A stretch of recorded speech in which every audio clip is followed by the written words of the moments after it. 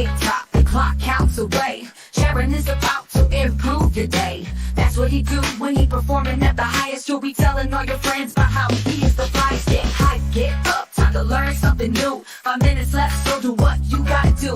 Grab a drink, text a homie, smash the like, share the show. It's almost time that he goes live from the studio. Ooh, you feel that energy rising? Nothing but the truth, we are never compromising. Open your mind, let's take a ride. Jiren's almost here and the crowd's electrified. Lights down low, crowd tuned in. Truth unlocked, let the show begin. Red pill, take a no, fake a no, shill. Jiren ain't no sellout, he always keeping it real. What's that? That was black, it was fake out the gate. Close a fact, I went back, now I gotta shake the hate. Bad research by bad guys with bad intentions, double lies. You can tell the shape of the ground, just look up in the sky. Always honest, and sometimes right. He's seen the lies and he fought the fight. Now he's on a mission here to flip the game. While he's been growing, you're remaining the same. Looking for the best, you got the place right. Home court advantage for Mr. Friday Night. Always push forward, leave the lies behind. Dig a little deeper and see what you can find. He's been around, he's seen it all. 10 years of flat, back to that ball. Share the show, smash the like. Ooh, Jiren's on tonight. Ooh, open up your eyes. Pay attention to the size. Earth's too big to see the curve. Eyes up here, you got some nerve. What's right, but that was black, it was fake out the gate. Close a fact, I went back, now I gotta shake the hate. That research by bad guys with bad intentions, filled with lies. You can tell the shape of the ground, just look up in the sky. Grab a drink, take a seat, light one up, move to this beat. You will laugh, you will cry to find the truth, expose the lies. It's not flat, now it's clear, he was wrong for hella years. He just could not come to grips with living on the sphere. Secret tricks, I ain't blind, truth over hype, I stay prime. Think for myself, vocal sign, do what's right, you're falling line. Skeptic minded, I recruit, no brainwashing, straight truth. Fast talk, don't make that real, show receipts so there's no deal. So buckle up, buckle in, the show is about to begin. Time to face facts, you know the earth, it ain't flat. Once you go flat, only the cool go back. What's that? But that was black, it was fake out the gate. Close a fact, I went back, now I gotta shake the hate. Bad research by bad guys with bad intentions, filled with lies. You can tell the shape of the ground, just look up in the sky. He's a man who admits his mistakes. The mother little boy just saying see if he was fake. Waiting on the man, myth, legend, and host of the show. The show's about to start. 4, 4, 3, 2, 1, go!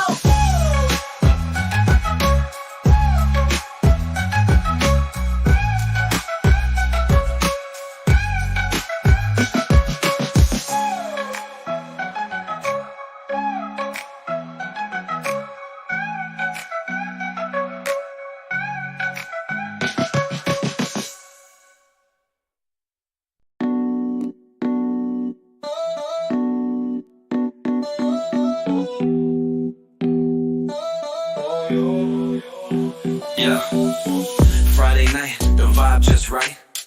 Always honest, sometimes right my plight. Weekend here, the hustle unwind. Kick back, chillax, leave the grind behind. F you to the stress, F you to the grind. F you to the worry, ease your mind. F you to the noise, F you to the hype. F you to the drain, we're living life. Unplugged from the chaos, remote control. Soul on pause, now I take the stroll. Breathing deep, city's heartbeat slow. Find my peace in the urban glow. F you to the stress, F you to the grind. F you to the worry, ease your mind. F you to the noise, F you to the hype. F you to the drain, we're living life. Honey in my tea, rhythm in my veins. Weekend remedy for weekday strains. Lyrics lace the night, moon spotlight. Unplugged symphony till the daylight. F you to the stress, F you to the grind. F you to the worry, ease your mind. F you to the noise, F you to the hype. F you to the drain, we're living life. F you to the stress, F you to the grind. F you to the worry, ease your mind. F you to the noise, F you to the hype. F you to the drain, we're living life.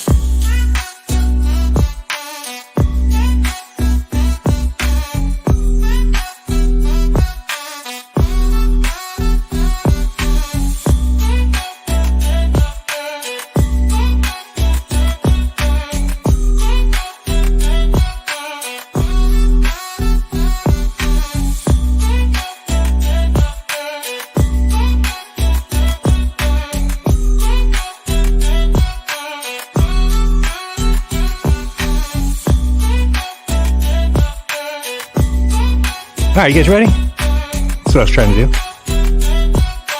I think we're good, maybe. Maybe not. Let's get started. Oh boy. Time out. Rewind it.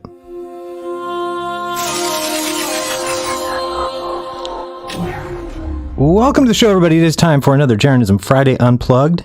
Hope you're ready. Season 2, Episode 2. 22 is my favorite number. I'm going to need a little bit of your help to tell me if we got a 5x going here because we've got a new mixer and it is difficult. Let's see, we're going to move this part a little bit. Maybe about there. Guys, tell me, give me a 5x on the sound if I sound good or if I sound Dave Weissy, which is Jewy, or anything other than perfection. If I'm clipping, it looks like I'm clipping a little bit. Let me fix this here. Get it lined up. Good. Thank you, human being. Appreciate that. I just need to take that down a little bit. Down on the compressor. Let's go down to like 6, 7. Is that a little better? Looks a little better. All right. He sound clear. Thank you, Mars Science. Welcome to the show. Hopefully everybody's well. We got to give it a few seconds for people to show up here. Since I was on time, and when you do that, nobody's here waiting for me. I get it. I think he washed his hands. Thank you. I don't know what that means, but good. Excellent, excellent. Let's see if that's any better. Yeah, I think so. Let's start out with Enrique. I don't know how he sounds. He's not going to be loud enough. That's usually the case. Enrique, they want to know if you can say hello or something. You know? Fierro pariente, dale gas, jefe. See, he speaks Spanish. I don't really get that. I don't really know what he was saying there. But he should be loud enough. Let me see. Can you play a sound effect right now, please? I understand, big boss man. Yeah. Have no fear. Your sound engineer está aquí. Okay, he's here. Está aquí. We heard him. We heard him. Let's check out that. Let's start there. Let's watch the TFE trailer, and we will be right back after this. We are trailer.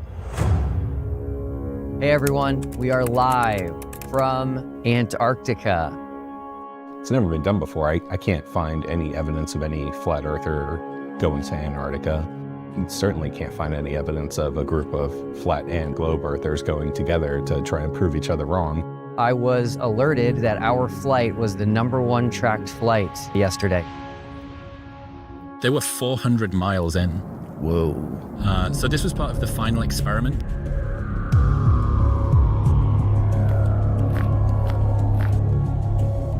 I was shocked that it's the 21st century and people are still debating the shape of the Earth. I didn't know what I was going to do yet. I just needed to find it. Just a perfect final experiment.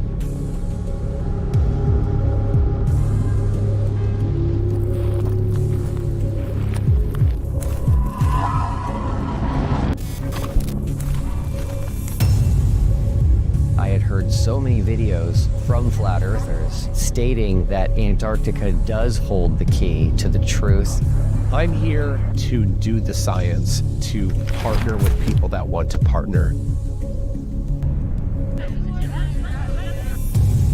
I think people will look back on of us going as something that is special. I just heard about it. I thought this was something that I wanted to participate in. I mean, it just excited me, the whole idea. He maintains that it is to move the discussion forward. What I ended up learning throughout this journey was something that I would have never seen coming. Big up to God because he has a funny way. He has a funny way of humbling people. This is not what we agreed to. You guys are changing the rules. If that's what you guys want your legacy to be, that's fine. We can't just have a discussion about maybe just staying here? I mean, I'm not even sure that any of us would object to it. I'll be there. It's too important to me.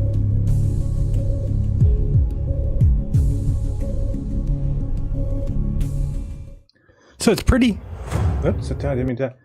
It is pretty. That's crazy. I've never seen this view. So this was us at the secondary camp. So the real camp is over in this region somewhere. And we are here. And there was the bathrooms that we were. This is where all our gear was set up in this kind of loop here. A loop. Yes. We were addicted to gaming. You didn't have to do that, man. I had done my daily affirmations all week, so it was going to happen. But thank you very much for that. I appreciate that. If you didn't see that, let me put that on the screen.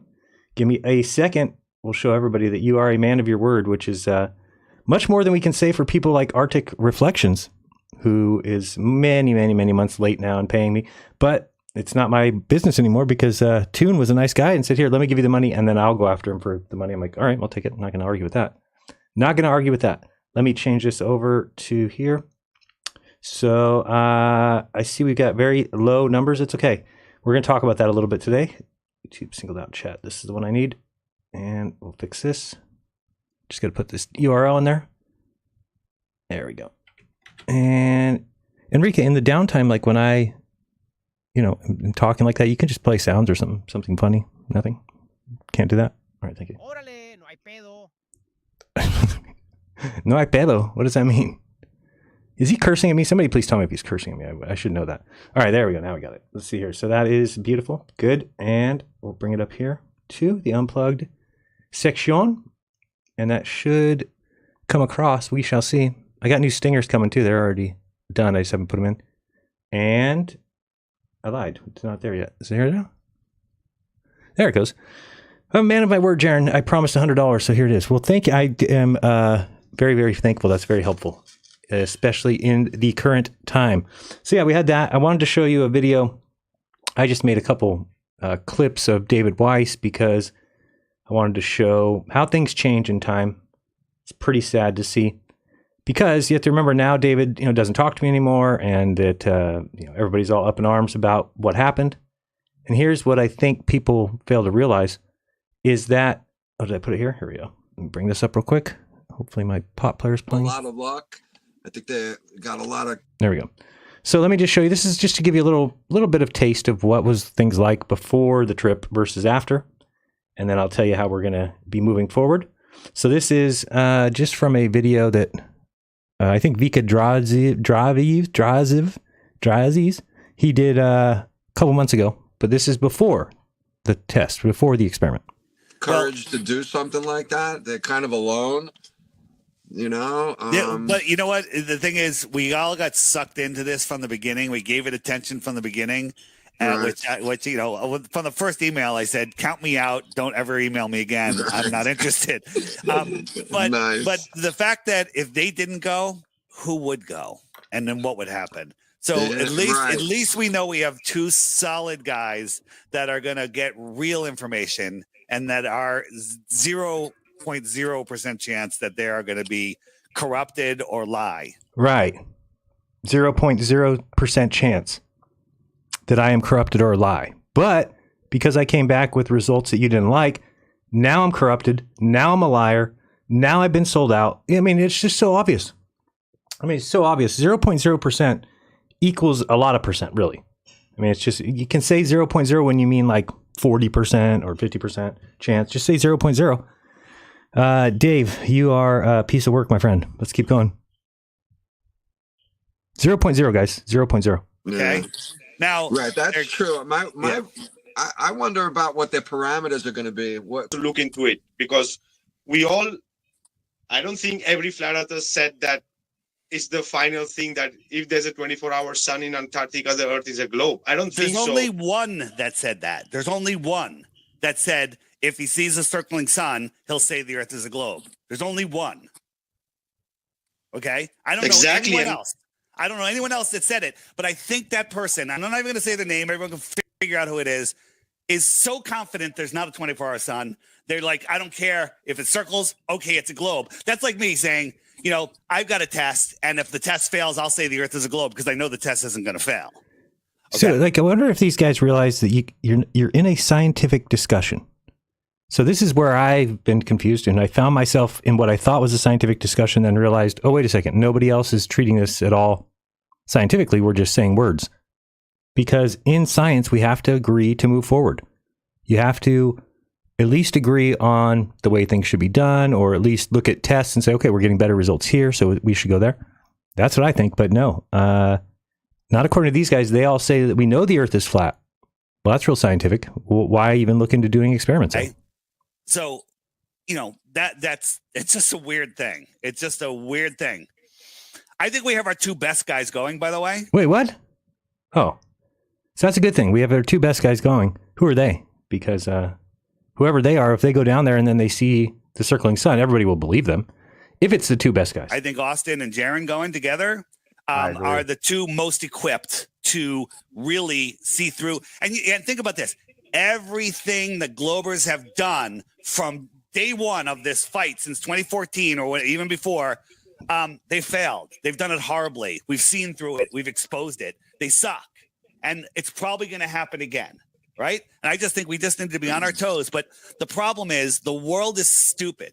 Okay, the world doesn't understand half the stuff we're talking about, and they'll have the mic of the mainstream media, right? Will Duffy's going to go on tour. He's going to be on Good Morning America. He's going to be everywhere, right? And that hasn't happened yet. I've failed to see that. He's going to be saying, and he's going to show some professional animation, probably made by one of those whoever's doing the Cool Hard Logic or something, showing people how on a flat Earth the sun would not work. The 24 hour, they won't even talk about the coffee cup caustic because no one will be able to understand that. So he'll be talking about that. He'll be like, flat earthers were there. It was daylight the whole time, whatever they want to say. And they'll have the microphone, right? So that's what they do, but it's not going to, whatever happens, it's not going to kill flat earth. It's going to bring more attention to it. That's for sure. I'll start with this. I want to say I completely agree with Dave that Austin and Jiren are the best representatives for our team to be. Man, how things change. The best representative for our team and two hated, lied about, rocks thrown, families called. It's just ridiculous. Down there, I would agree with that 100%. And people who keep calling them shills and all that, you need to stop. Yeah, absolutely. You just need to stop. Yeah. And the Globers are running with that. They're shills. Jaren's going to be a flat earther, whatever. No, there's 0% that either of them will become, globe earthers. Just to stop it. Everybody just stop it. Okay? Wait, how many percent chance? I forgot what he said. What are the percent chances that somebody becomes a glober? No, there's 0% that either of them will become, globe earthers. Just to stop it. Everybody just stop it. Okay? Joe Hamby, flat earther since, it's not 1994, it's 1884. He's been a human being. You got that wrong. He's been a flat earther for 114 years. We perceive our world through our eyes, which are optics. Thanks, Joe. Everything outside is optical. Yes. So to every flat earth, I've been a flat earther, I think roughly 13 years. Oh, it's only 13 years. Sorry, that was 113. One of the first mantras of flat earth I ever heard was the lights in the ceiling don't determine the floor beneath your feet. So I've always held that. These guys all shake their heads yes now. It's like, yes, we do. We all speak that language now. We are the first group in human history to think it's okay to dictate what evidence can be accepted and what cannot. Yes, it's very normal. Very normal to come in and just blanket statement. And it's, of course, is it the proof that proves flat earth? No, it's the one that proves the globe. So we can't accept that. It's we only accept the ones that prove us. That as a truth, because we can't get up there. We can't measure them. We don't know exactly what they are. We can speculate, we can theorize, but we don't know. So to say that because the light in the ceiling does something funny changes the measurement that I can perform on the floor beneath my feet was just always odd to me. However, from a growth standpoint, I think everybody here would agree that but this would prove it. And if the Earth is a globe, that flight could be made easily. Yeah. Oh yeah. And especially crossing over the South Pole. If you go from Chile to Australia over the South Pole, the debate is over.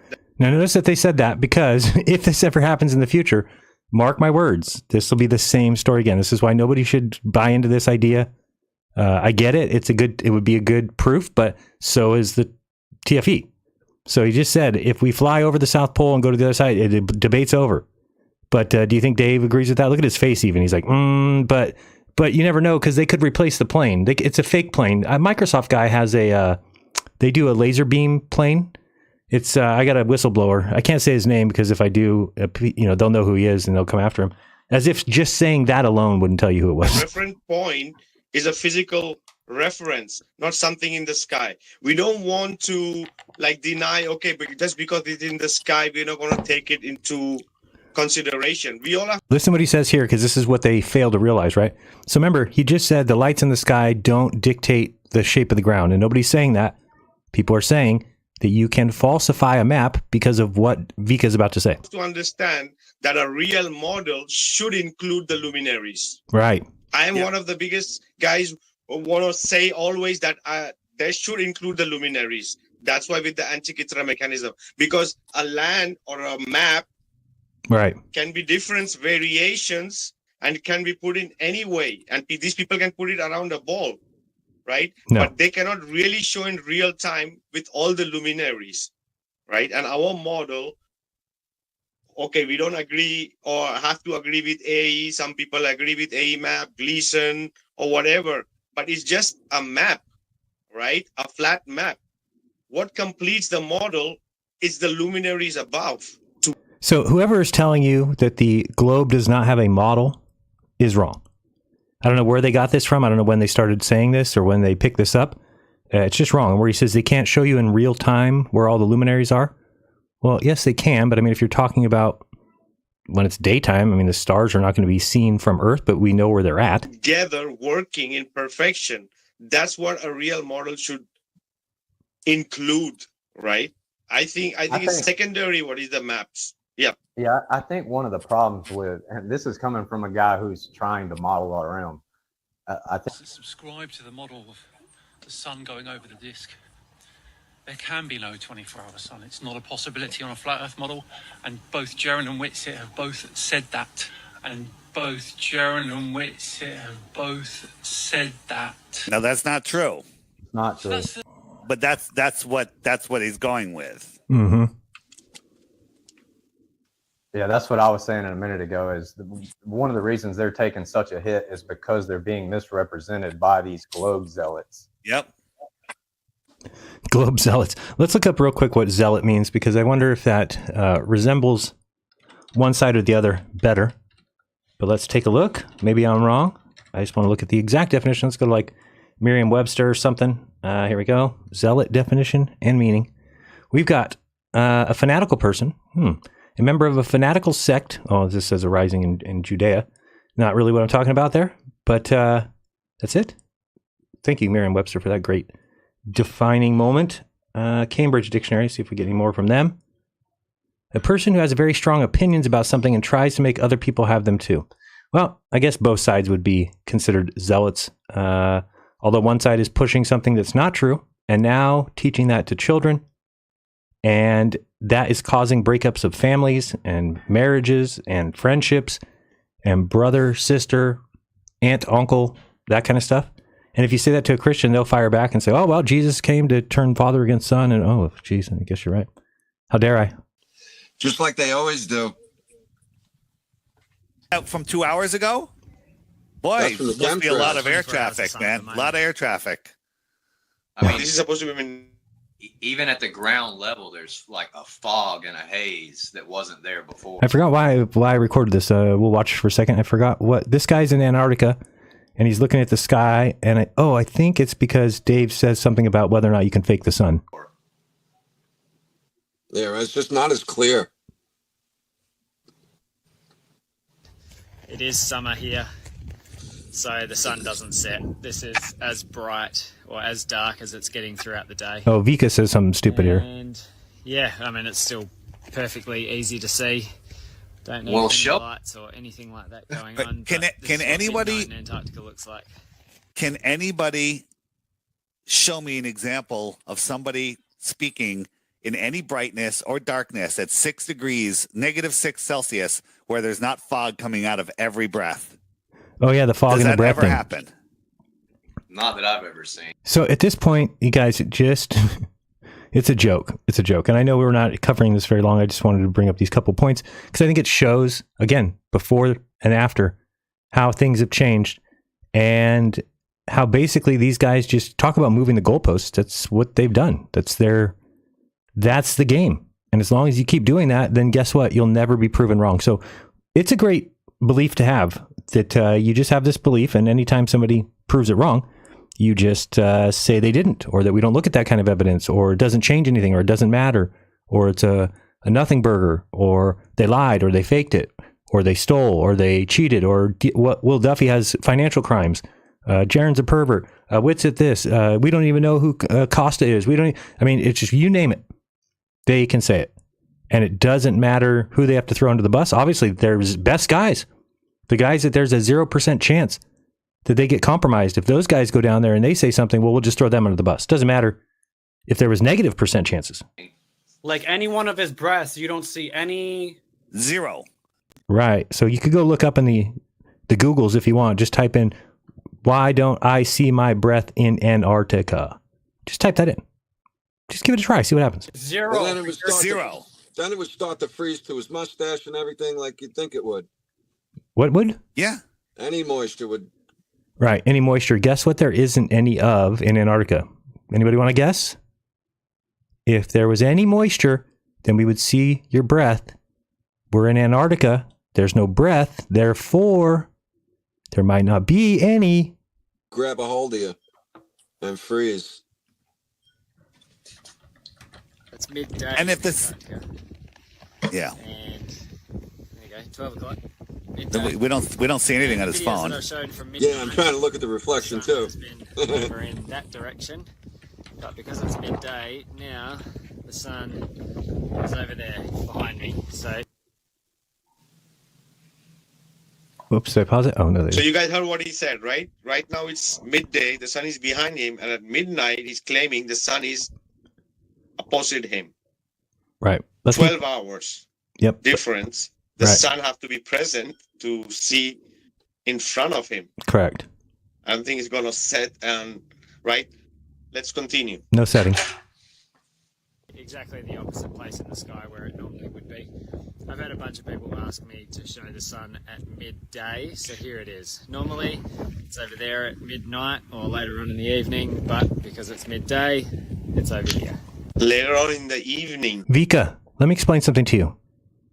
That when you are there, you still have in your head and by ways of food and sleep, you have evening, morning, afternoon, still stays the same. So he can say evening, my friend. Okay, what he means is later than 5 p.m. or something. It doesn't mean it has to be dark outside. Okay, so I said night. Oh, it's over there in the night. Well, I don't mean night like it's in darkness. I meant night as in sleepy time. Sleepy bye-bye's time. Okay, this is not difficult to figure out. I hate the people who sit at their house with being critics and who don't understand that it's okay if somebody slips and says evening. Doesn't mean it's dark. Okay. How could it be later on in the evening? Yeah. Look how high in the sky it is. Where the hell is he? How could it be that high in the sky? He's in Antarctica. At any point. Dave, tell me you don't know anything about the globe Earth without telling me you know nothing about the globe Earth. At midday, it would be at its highest point in the sky. Right. Well, what is the highest point? What did he say? What day of the month it was? Yeah, because I remember watching Dave, Vika, when I was sending you those videos from Everyday Antarctica. Apparently, when the sun is rising around September, you just see it grazing up above the horizon, and then like December, November, it's at its highest. Yeah. And then at April, it starts to set again. It gets low again. Right. So we have to. There's no way that it could be that high in the sky. Look how high it is. That's like my summer sun here in Connecticut. Yeah, really. Exactly. It's a good point. It's really high. Yeah, well, midday, even in the flat Earth model, where a 24-hour sun happens, the closer you get to the winter solstice, the higher the sun would be in the sky at midday. Yeah. All to the point of apex or directly above you Oh, here we during go. the winter solstice. Now Joe's saying that the sun is right above you during the winter solstice. So obviously got to bring out the PD Earth again. Just visually. But again, we have to remember we have an apparent sun. Oh, please not a remember that. physical sun. Please remember apparent sun, not physical. Yeah. It's not physical. All right. Speaking of that, that's all that I have recorded there. But speaking of that, let me bring up this real quick for you. If you guys would be so kind as to help. What's going on? Hold on. I don't know why that's happening. What? Why is my browser off? Hold on 1 second. I have to fix this. I got to fix it to the right display. There we go. All right. So we've got, everybody knows Austin Thompson. He That's weird. It doesn't fit there. He's done some great observations. Former flat earther who started to look at the sun after the eclipse last year. We obviously just did our first episode of the WWF show, which is the We Were Flat show, which, by the way, we have an episode coming up on Saturday morning. Saturday morning a la 10, 10 a.m., I believe. Yes. Episode number 2. Please check it out. It's going to be at 10 a.m. Pacific on Saturday, and that's with the guest David Weber, I believe is his name. He's from Facebook. He reached out and said that he has gone back to globe, and he wants to come tell a story. So we got episode number 2 of the WWF show coming on Saturday morning. So be aware of that.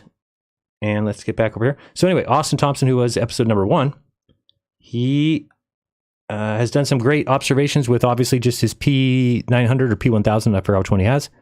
He also was the one that I gave the solar scope to. That was purchased for the Antarctic trip, so he's been using that. But he's been talking a lot about an hydrogen alpha telescope, which are about, the whole price on this is, for what it is, $3,200 or something like that. So we are trying to raise enough money to get him one of these, and here's the way we could look at it, is that it's like we all get one. We all get a hydrogen alpha telescope because he's already said that he would post everything that he does on his channel. So time lapses, tracking it on a day-to-day basis. He goes out there every day right now and takes images of the sunspots. So I think it would be awesome if we could get him a hydrogen alpha telescope. So if there's always strength in numbers, right? So if you have $5, if you have $3, if everybody went to this site, and let me give you the URL, I'll put it in the chat. It is tinyurl.com/mellowdome1. Okay, mellowdome1. We had to change the URL because the one we gave out first wasn't a crowdfund. So tinyurl.com/mellowdome1. There you go. Oh, did that not be a link? I wonder why that's not a link. Oh, I got to put HTTP? My bad.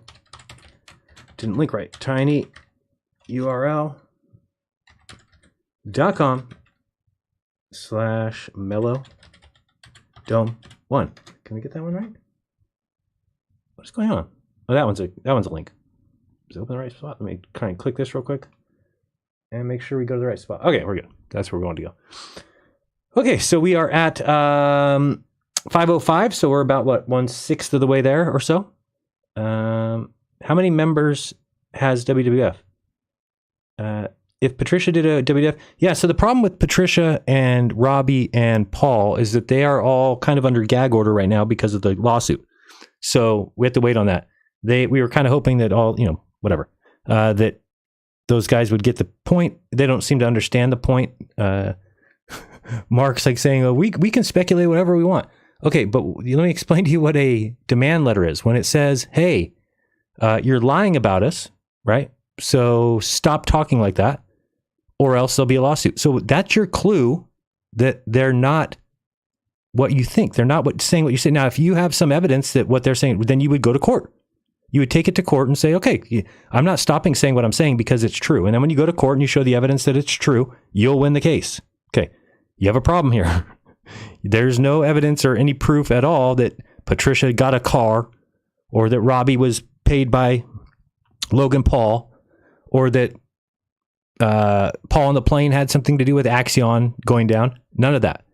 So that's the problem. So everybody else, I think, is going to get the point, the people that were sent that letter, and they'll know that they should shut their mouths and stop telling lies. But one of them doesn't want to do that and is going to continue to push the narrative because he plays to popular opinion, if you will.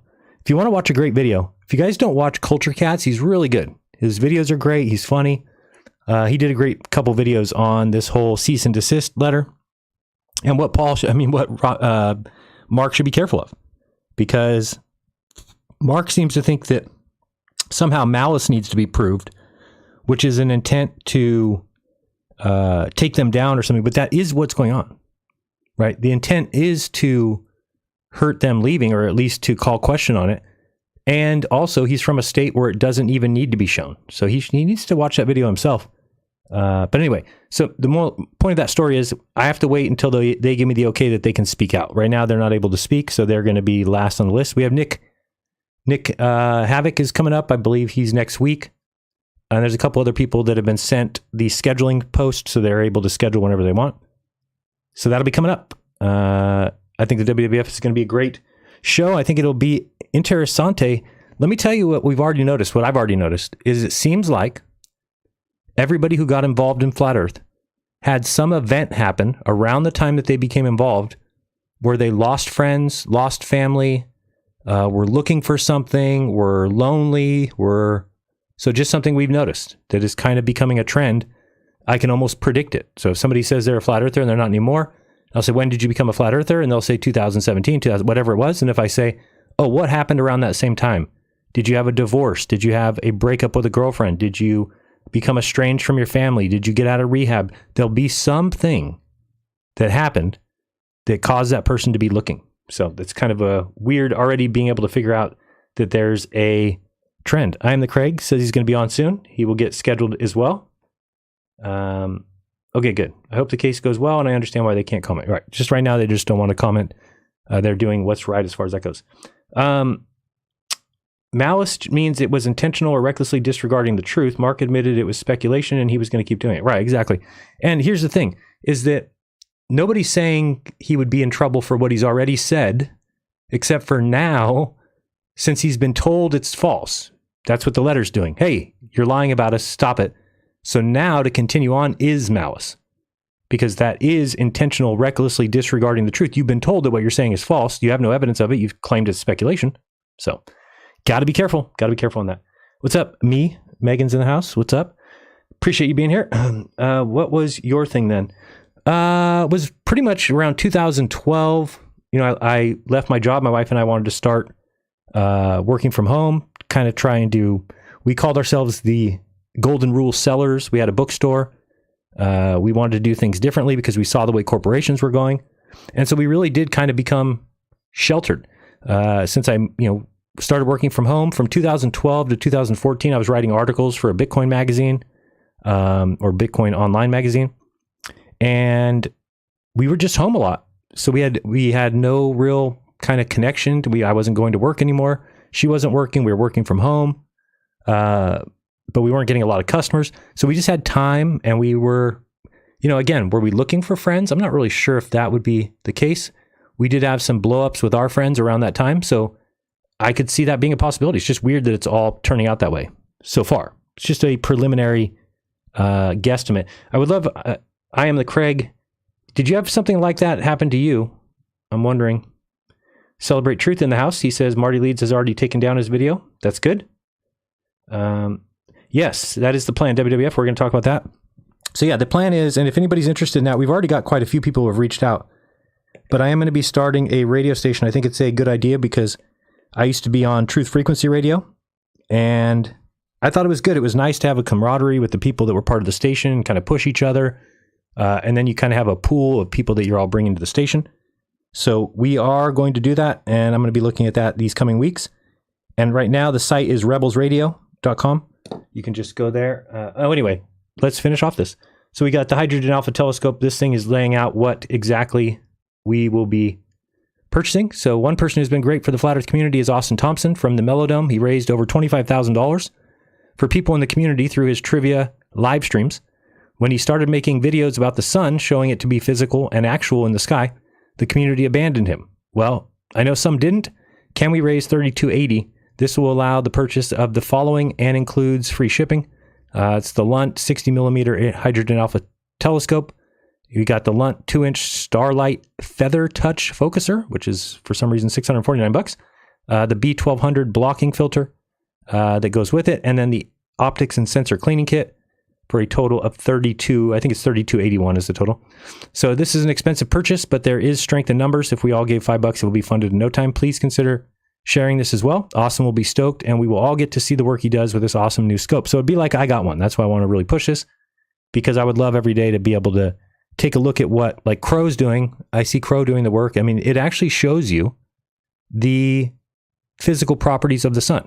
You can watch the filaments or whatever they're called, the spires. I don't know what they have fancy names, but I just think it'd be awesome if he had one, because I know he's been putting up all that content. And I think it would show him some love, because I know how hard it is when you've got a bunch of friends that you've considered friends or people that have been by your side for a long time, and then they all of a sudden ditch you and call you a shill. It's always fun. Always fun, right? So a WWF Discord and stuff would be cool. Yeah, I just don't know Discord very well. So thank you very much. Interesting. Thanks for the answer. The psychology of all this fascinates me. It fascinates me. It really does. I am really interested in this whole, whatever you want to call it, mental block. And as people come along, as we interview them, I'm wondering if we will see that they all had that and that they all see, because what I've noticed that too, we all look back and are very surprised that we were involved in it, are appalled by the people in it now. There is no really kind of connection that like, oh, I miss that. Oh, I miss being with those people because of the way that they have acted. It shows that we were not involved in a scientific pursuit. Because again, and for everybody saying Jiren left because he saw one thing, well, that's kind of true. And the truth about that is, again, the Earth needs to be, or the South needs to be a lie if the Earth is going to be flat. It's just required. And so I thought everybody knew that. And if, you know, in my mind, as a human race, we need to move forward with what is the truth and leave behind the things that are not. And this should have been done thousands of years ago, obviously, but at this point, it's okay. Like if all the flat earthers just said, okay, I still kind of feel it's flat, but I'm going to give up the pursuit of yelling and screaming in Facebook comments. I'm going to give up the idea of yelling and screaming at my family. I'm going to give up the idea of going to children's schools and trying to hand out pamphlets through the wire fence. You know, we're not doing that anymore until we have a model that can compete, right? And then you go back to the drawing board and you try and find a model. Did you guys see this model? I don't know if you've seen. Now, I want to give credit to this person because everybody else has not done this. Only Chris Crum went and worked on a model. I'll show you what he came up with. And it's not very realistic, but at the same time, I want to give him credit because nobody else has done this. Let me find it for you. Where is it? Over here somewhere. And I actually thought, hey, you know what? More love to you for at least trying. So this is his model here. And to be honest, it kind of matches observations. Now, why is the Earth spinning and the Antarctica spinning the other way? We don't really have necessarily an answer for that. But I mean, I give him credit because this is something that, again, notice it is an AE map. This is why I say every map has to be an AE map. You can't change this part of it. Oh, sorry, over here. You can't change this part of the map. Now, you got this here. I don't know why. Now, because this would show, for instance, the sun would set right to left here for this observer, right? This observer would see that setting to his, oh, maybe not. I have to think about that one. I don't think it would match that. I thought maybe it would, but no, maybe not. But it just would match the person standing here. So if here's Union Glacier, right? When we looked south, when we saw it above Australia, and then we would kind of still come around, and then it would be above Africa. And then when we get all the way around, it's going to be even here with South America. There we go. So it is kind of closer, but again, this is pretty much the extent of what you're going to see, right? There's nothing else coming out. There's nothing, and even this doesn't make sense because, I mean, flat earthers are in love with the fact that the Earth is stationary, and this, of course, requires the Earth to move, and not just move, but it requires Antarctica to move opposite of it. Again, there is a model that does that for you just as a feature of the globe, right? That's what it does. That's what it do. So, but you know, shout out to Crum for being one of the only people to actually do something. Try it. Oops. So I want to bring this up real quick. This one here. This is the best site for anybody who still believes that there's no model, because this is what this is. This is a model. And when they say it doesn't jive with the stars, it does. See the stars out there? So here, if you want to see why the North Star spins the way it does, if we kind of look from the bottom up, now you should know if we move the time or date forward, we'll move the time.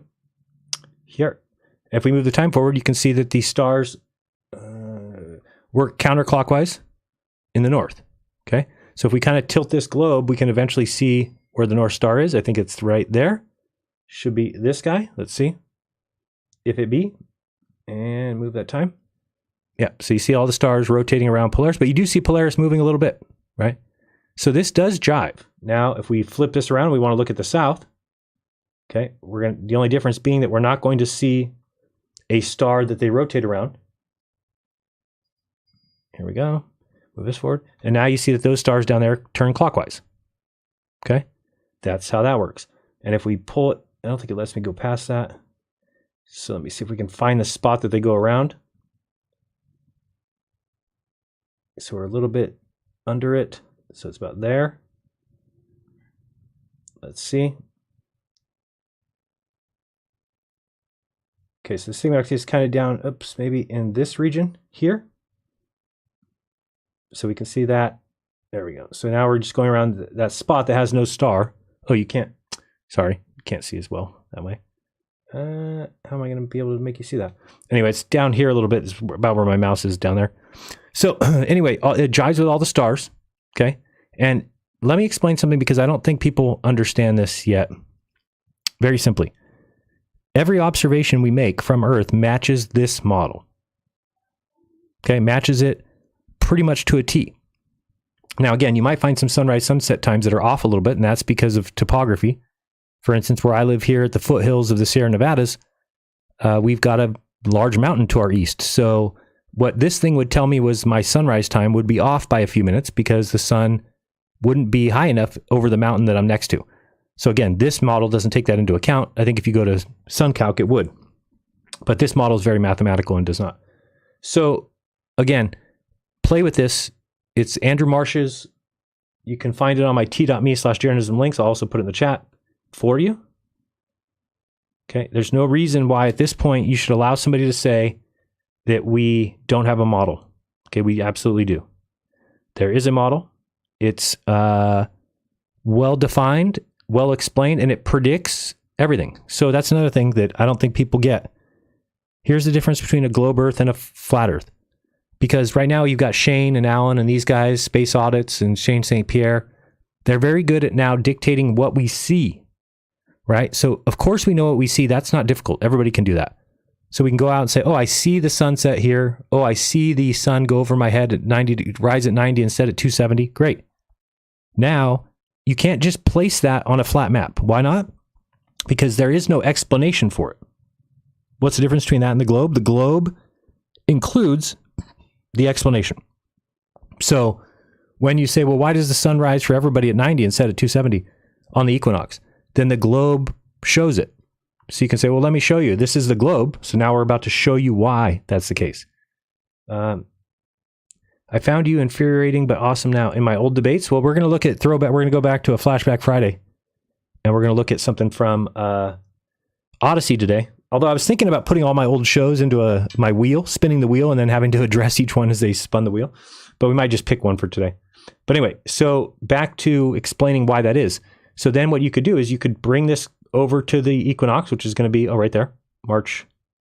We'll go to 21st. Okay, there's March 21st. We're on the equinox. So now we can take our latitude to, this longitude or latitude? Yeah, latitude, let's go to longitude. That one.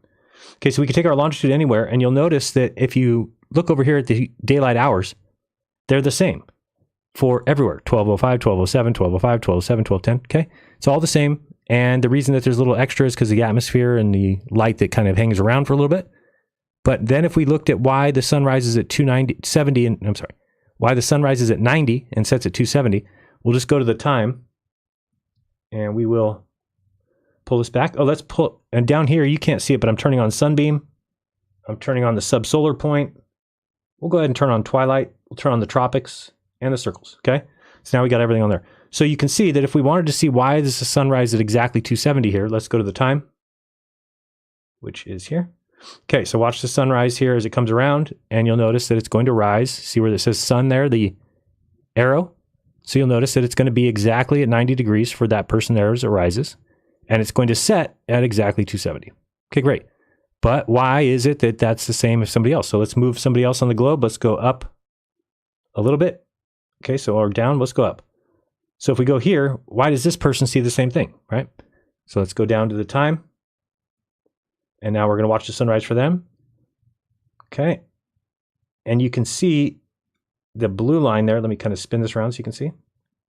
Because remember, these rays are coming in parallel like that. And you can see as the sun comes up and rises, it's 90 and 270 for everybody. So that's a nature of the globe. That is because of the equinox. And I think I showed you, and I can bring it up again. Oh, I've already shown it, where I showed that the solar system model that shows how the equinox works, if you kind of think about it, the equinox is when you'd be looking at the globe like this. Okay, let me show you.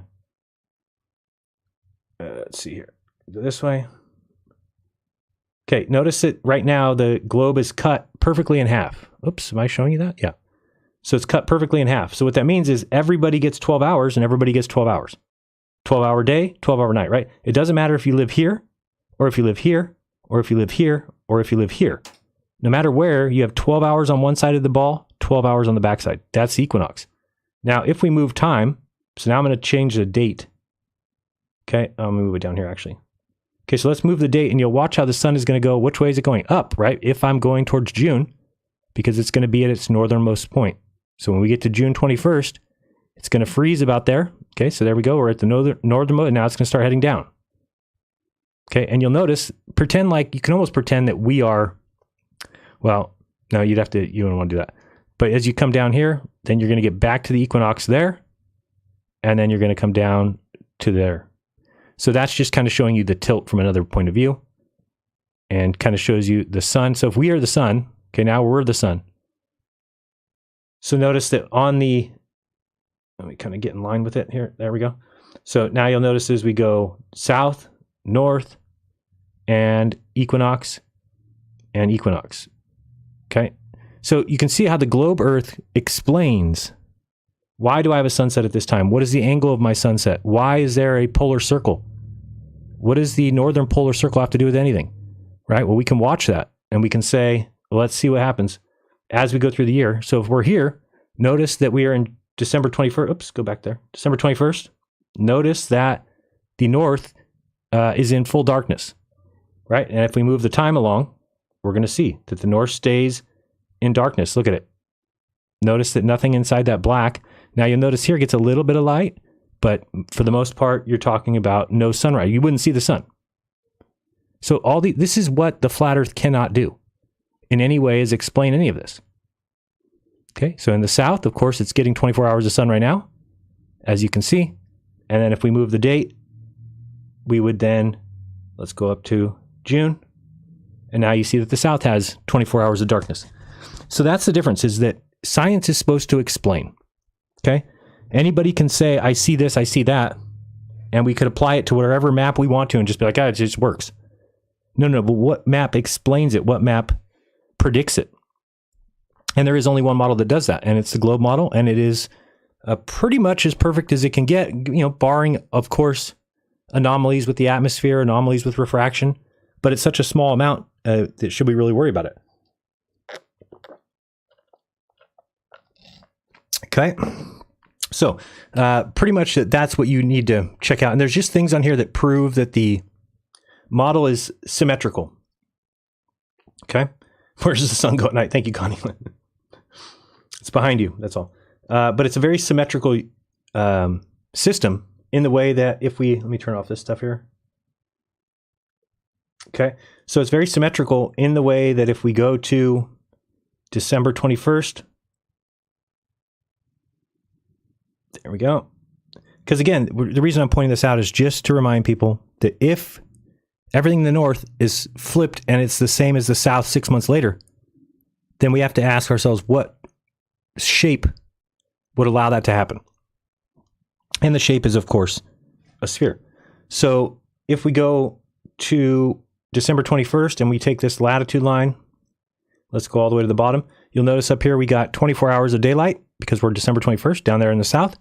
And as we start working our way up, notice that it goes up from 24, it's going to go to 22, 20, 19, 17, 18, 16, 15, right?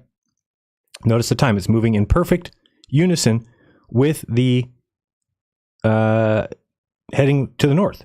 And when we get all the way to the north, we're going to have 0. Okay, there you go, 0 hours of daylight. And then the same thing is flipped. Now we go back to June 21st, and you'll see that the same thing becomes flipped. Now we can take this and go down. Oops, didn't mean to take that. I meant to go here. So now we can take this, and as we come down, you'll notice that it's at 24 hours, and then we'll go quickly to 19, 18, 17, 16, 15, and all the way down. So any question that somebody asks you about the Earth, you can answer with this model. So it does work, and it is complete, no questions, right? If somebody says, well, why does somebody in the middle have 12-hour days all the time? Well, yeah, everybody about right here has 12-hour days no matter what. Doesn't matter the time of year. Let's go to the calendar. And notice the hours over here, the daylight. And if I take this, you'll notice it doesn't change much. So yeah, 11:50 to 12:10, basically. They have a difference of 20 minutes, or 12:20 I saw. So pretty congruent with the idea of the sphere being symmetrical and doesn't fit a flat Earth. Just doesn't. Does not fit it anymore.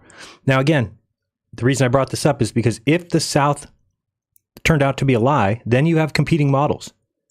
Then you have to start asking questions. You have to look into it. We have to figure it out. But if it doesn't set, which it didn't, then this model is correct. And you can figure out in the North. Now, Dave said he couldn't figure out why the sun was at such an angle. And then Joe Hamby thought it was right above the North Pole.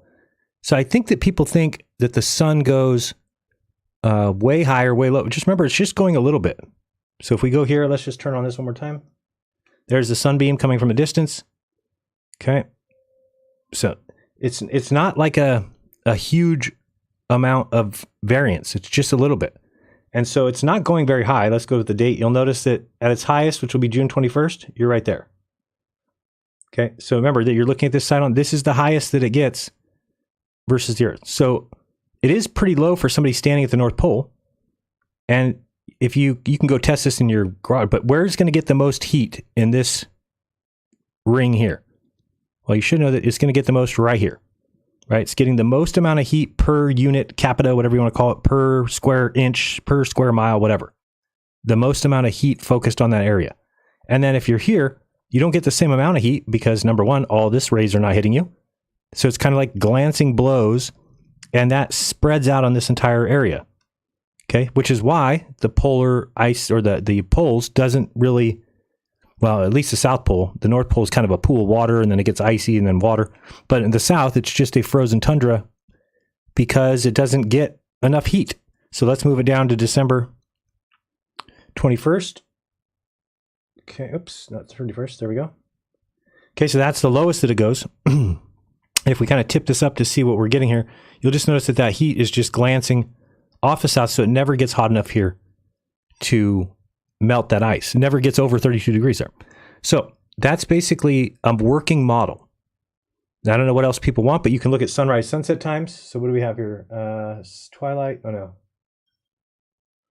Where is sunrise times? Site location, date and time, solar out. Oh, rise set. So here's the rise set, 6:06 and 17:59. And if we take this, I just want to check this, and we go like this. I don't even know. Okay, 6:15, 7:29. So you can just see it's basically the same. I mean, it must take into mountains into account. And then also maybe even time zones. Not really sure on that one. But everything is explained.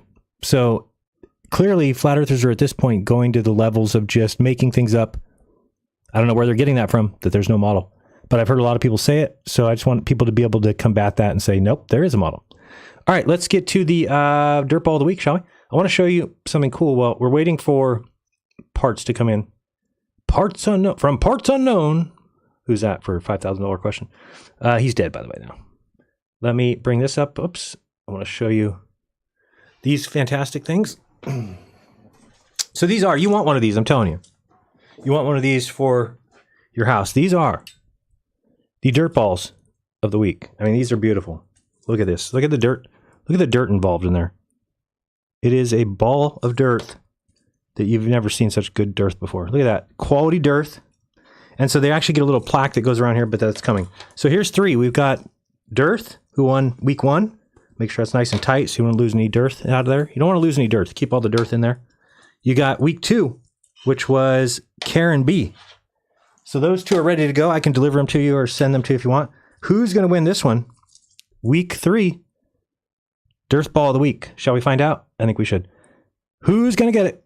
It's time to find out right about now. Dirt Ball of the Week. Let's go.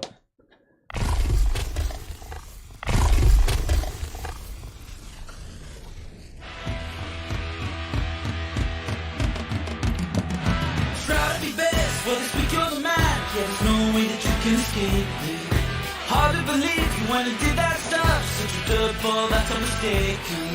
History repeats itself. Try hard and you'll succeed. Every Friday when we name another dirt ball of the week. You're the best around. Devil of the week, enjoy your crown. You're the best around. With dirt ball levels are just a sound. You're the best around. Ain't nobody that can keep the dirt ball down. Who's it going to be? Always got to watch out for that shovel. The winner is, of course. Oops. Oh, there we go. That was a weird screen change. It is Facatzoid, or Factleszoid, or Ratzoid, or Keith, or Creality, or Creality Jesus Saves, or one of these stupid names that changes not. Dirtball of the week. Keith, you win. Around the very best double pound for pound, you're the best around. Not just in your town, you're world renowned. You're the best around. It wasn't even close, you won't have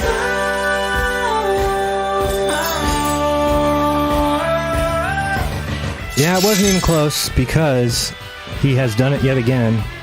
Besides the lies about, of course, Lisbeth, he gave a really bad apology and didn't apologize to me. Imagine that. The guy is a liar, but more than anything, he's a dirtball. So Keith, congratulations. around. Double the way you control your crowd. You're the best around. With double levels of justice now, you're the best around. Ain't nobody that can keep the stuff on down.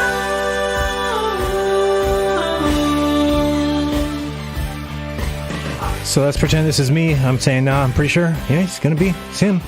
Yeah, 100%. Flatzoid? Dirtball. What? I'm no dirtball. I never told a lie in my life. Jesus Christ is my savior.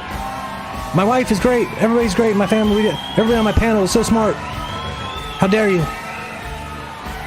Don't ever do that to my show. We're misrepresenting me.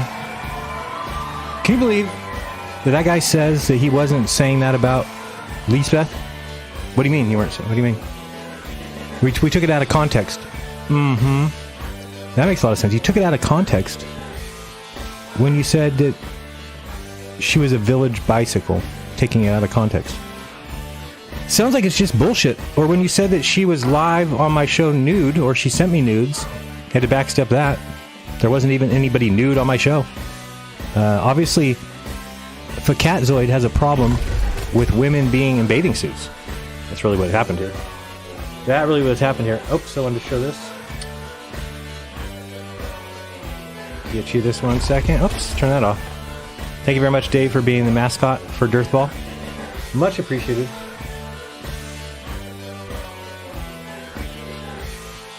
Wait, so now he made a video. Let's just watch him for a second because I've never seen this. Where was this? It's new. Okay, guys. So let's watch the Dirtball, shall we? I just seen that he made a video about us. I didn't know this. We're going to find out what it's about. But you are the Dirtball of the week. If you'd like me to send it to you, I can do so. Just wait for the plaque to get here. Let's see. Hey guys, now we are live on Restream, rather. Waiting for the others to come in. It ended because someone clicked leave stream and it ended the stream. So what? Yeah, I saw that button. I thought to myself, I better not touch that one. These guys are the worst, man. I can't even. So it ended the stream for some reason. But we're all here. This is going to be a bit easier.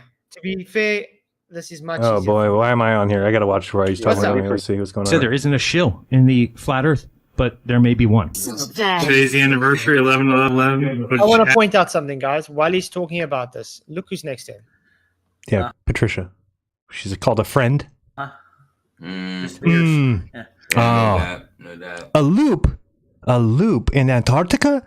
A loop. Hey guys, why is there no 24-hour sun in Punta Arenas? Did you ask that? The South Pole? It's a ceremonial pole. Where is it? It's where they put it.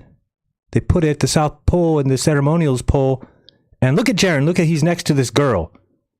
How dare him? Hey, well done, babe. Well done. And this is a long time ago. This is 15 years ago. How many years? 15? What do you say? What a young Jiren, I'm telling you. Youngest Deborah was 33?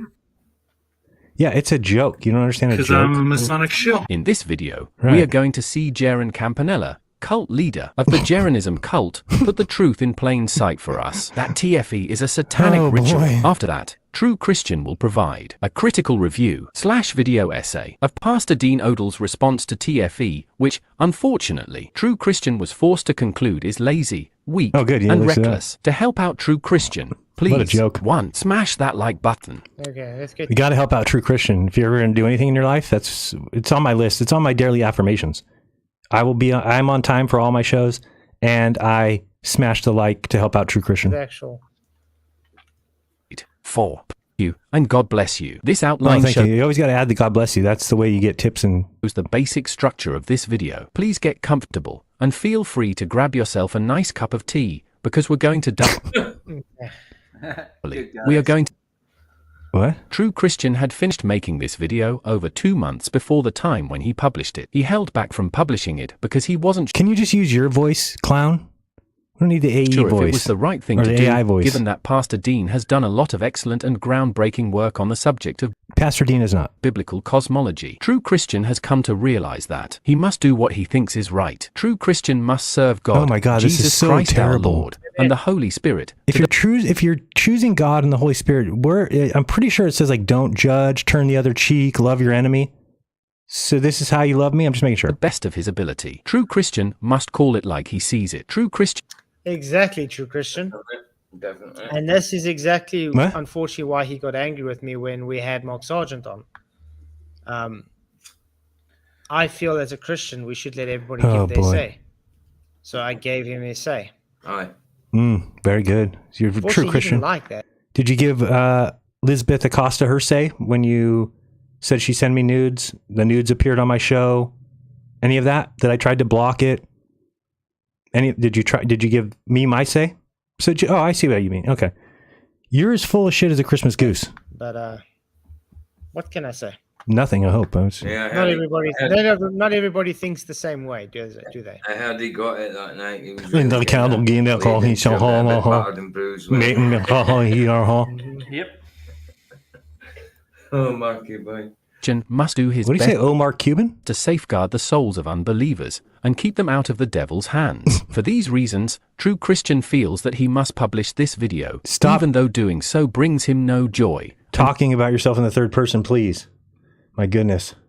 Is this all just words? Let's see. Really don't. It must be a weight on his shoulders. I'm telling you, it must be. He never looks at the camera. He always looks down. Always looks down. You never see his eyes. I think that says something. Mm-hmm. What do you mean? When are you looking at the camera? Dear viewers, I have a stream to run. Christian regrets that he must now subject you to Jeranism's satanic ritual. Unfortunately, there is no other way which he can expose this evil for you. True Christian What? recommends that you pause the video now and pray for spiritual protection from Jesus Christ our Lord. Wait, you need spiritual protection from Jesus Christ? Okay, let's everybody pray. In the name of the Father, and the Son, and the Holy Ghost, I pray that I have protection from Jesus Christ. Please keep him away from me in all ways, because he's very scary. Wait, that doesn't seem right, though. Is that what he meant to say? You're supposed to pray for protection from Jesus Christ? He must know something I don't know. I thought Jesus was like a nice guy. For continuing, as you watch and listen, please pay attention. We've already watched this. This was, again... I mean, this is so funny to me that I'm like embarrassed. I don't even know how to explain it. So I sit down and make a video that's just funny. It's funny. I put a little emoji here, or whatever this is called, little GIF of a devil. And then I go to a sound effects site and find satanic music and the satanic laugh. And this guy's like, you will also hear the satanic music, the satanic laugh. Yeah? What about it? the Globies do.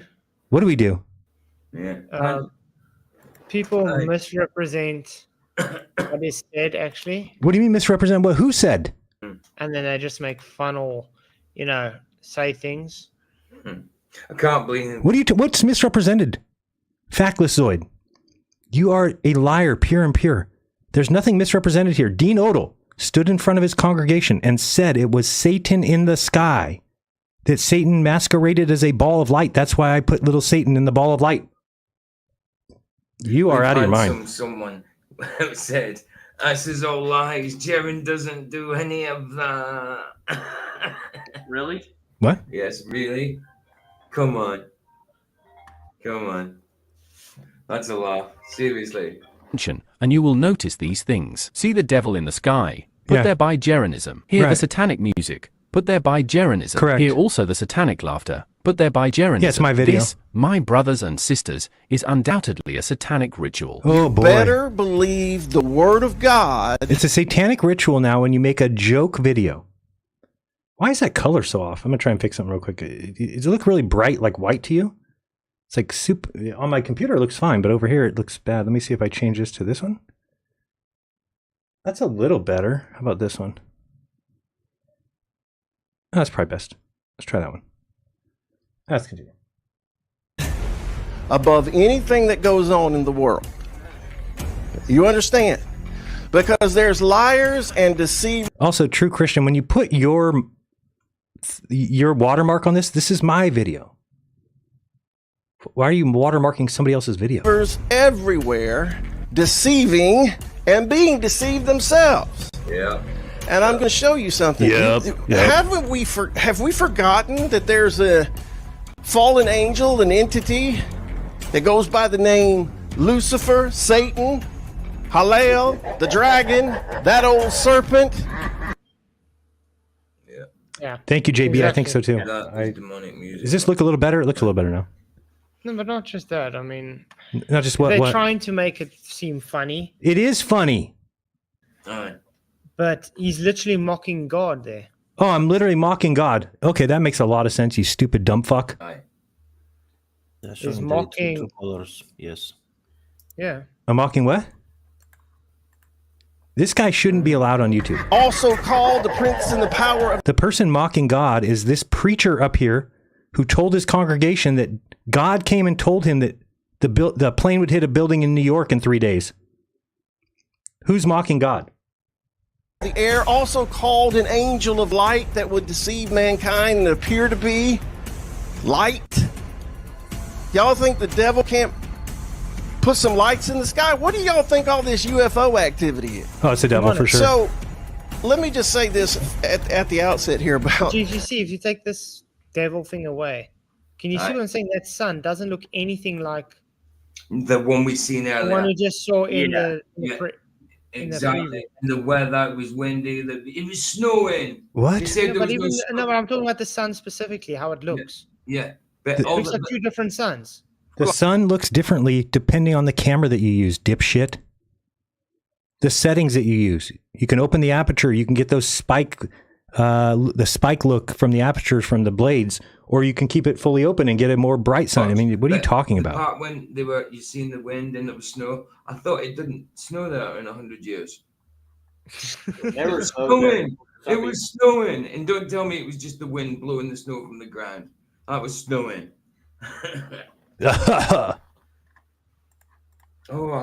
Babe, yes, I have heard from him. The so-called final experiment and them allegedly seeing the sun move in a circle around them in Antarctica. Let me just go and tell you right now. You don't think Satan could pull that off? Oh, yeah. And let me tell you something else. You know, one thing I found interesting, that area they went to, Union Glacier, it's almost always overcast. Oh, almost always? You know, Antarctica's the place of the winds, high winds. And don't tell what's it that, because he says there's no wind because it's in between mountains. Here we go. Yeah, because when that guy says there's high winds, it must be everywhere. Everywhere's high winds. No mountains ever block the wind. Guarantee that there would be good, clear, sunny weather that day. Now, hold on a second. Who can manipulate the weather?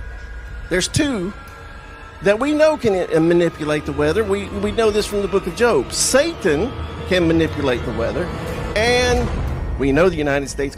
No. The thing is God had to make himself not exist, nothing would exist. Exactly. Because everything is hinged off God's existence. Yes. God had to, Amen. If God Amen. could make him not exist, I think it would be possible, but then nothing would exist. So therefore, it's a mute. Yeah, Oh. Yeah, exactly. But it's a good thought, isn't it? It's a weird thought. What is this guy's name? Shut up. Yeah, good. Right. Gets $60 million a day to continue to put. Why did Jiren abruptly change the size? Because I obviously have the wrong size in there. Did TFE's CGI fake sun glitch? Why don't you go check the real video? Not my rendering of Push it. the lie. Oh yes, the Satan did abruptly change size. So what? Clearly, we have just seen that with this video itself, Jeranism has presented to us a satanic ritual. I mean, this is just disgusting. It's so dirtbag. So happy that I named you Dirtball of the Week. Because you deserve it. You're a nothing human being. You provide nothing. You contribute nothing. And I expect the same to continue. I don't think you'll ever contribute a damn thing. Because you sit around and talk shit and lie about other people constantly and then try to pretend you're Christian. And try to pretend that you are doing God's work. I really pray that God is real. The God that you believe in is real. Because me, who's lived a good life, but simply doesn't want to say that Jesus died for my sins, because I don't need anybody to die for my sins, and I don't think that we should be getting salvation from a 2,000-year-old dead person, doesn't make a lot of sense to me. But trust me, there's no God in any world that would ever send somebody like me to hell, because I didn't say, oh, I believe in your son that guys in a book told me about, and then let you into heaven, who sits here and lies every goddamn fucking day. Do you understand? By saying that I'm doing a satanic ritual, you are lying. By me making a funny video in which no way is a satanic ritual, is no way mocking God. And I'm being honest. I'm making fun of Dean Odell for saying it was Satan. So this is the difference between you and I. Amongst many, many, many other things. You're a disappointing human being. If you want to call him that. Moreover, with this video, Jeranism has shown us that TFE itself is also a satanic ritual. Right. Good. That's a good follow. It follows naturally.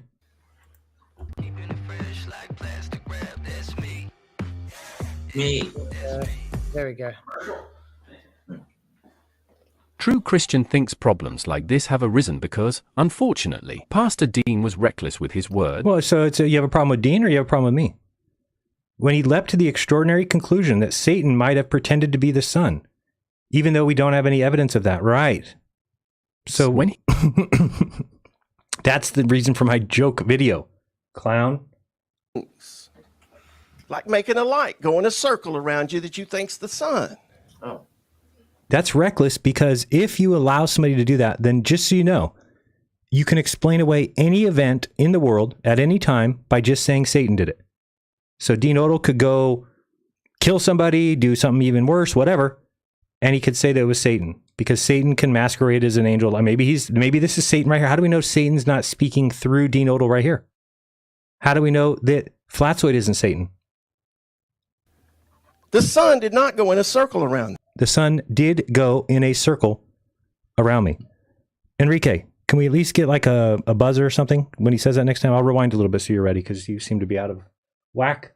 Just a little bit. There we go. Now be ready, please. Okay. These magicians, these Satanist people who operate in black magic, power of the devil, are going to do things like Janez and Jambres did to try to deceive people. Oh, Janez and Jambres. Supernatural thing. Right. Like making a light go in a circle around you that you think's the sun. Right. What was the sun? The sun did not go in a circle around them. Enrique. The angel of light did. Thank you. Good timing. It's as simple as that. I don't have to get into shadows and footprints and drone footage and all that's a waste of time. This is true. They are liars. And if they're not lying on... So I wonder who's the liar, though.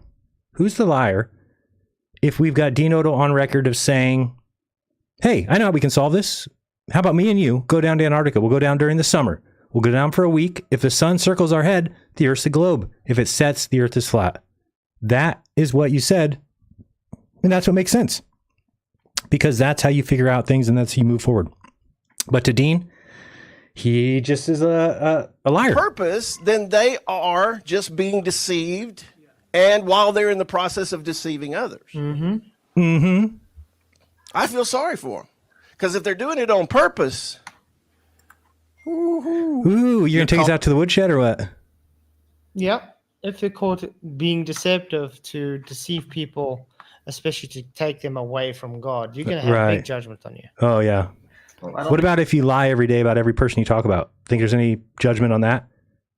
If a nice, sweet girl goes on a trip to Antarctica and you say that she's the village bicycle or that she was brought along in order to fulfill needs, Do you think God cares about that or no? Because you were doing it for God, he's okay with that? Man, the God you believe in is so great. Jiren was with God to begin with, personally. No, I think he's part of it. And the ringmaster is Duffy. I don't know about the rest of those people. Well, yeah, everybody's a Satanist. It's what we do. Whether they were misled through any of it, but yeah. Let me just say again, 100%. The trip was above board, 100%. And this is what I wish people in the flat earth would recognize, besides messaging me all the time and calling me a sellout or whatever, is I just keep telling them, just want you to imagine for a second, just pretend that you went on a trip and everything was exactly as you reported. Just pretend. Now pretend you're me and looking what's going on. How would you feel? I think, especially McToon, too. But let's look at it this way. No, let's not. Okay. Let's say there are Freemasons and... But why just say that? I've never even been in a Masonic meeting or been a Mason or been approached by a Mason.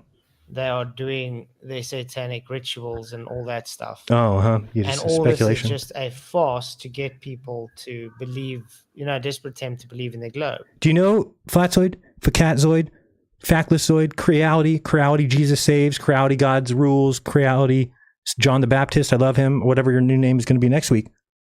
This is what you need to think about. Okay, that if... Whoops. What puts Sorry. it to them to just, Go ahead. do what they're doing? Because deception is fine, according to them. I mean, Duffy also said itself. Yeah. Deception is not a bad thing. He didn't say that. You've never watched his sermon. You just keep lying about people. It's all you got is lies. That's all you got is lies. And you should recognize that if what we're saying is true, how bad do you look? How disgusting of a person are you? You know what I mean? Good take on that Anybody one. can just say that it's not a bad thing, but until you're actually a part of it, then you'll realize that. And it will be worse for him because he's supposed to be a pastor. Yeah, the Bible's very clear that if you do teach God's word, there is more stricter, harsher punishments on you. Oh, then you're done. I would just go burn yourself at the stake right now. Just end it. I mean, there's really no use in going through the rest. How are you going to make up for lying about everybody, not apologizing to anybody? How are you going to make up for that? If you are leading people astray.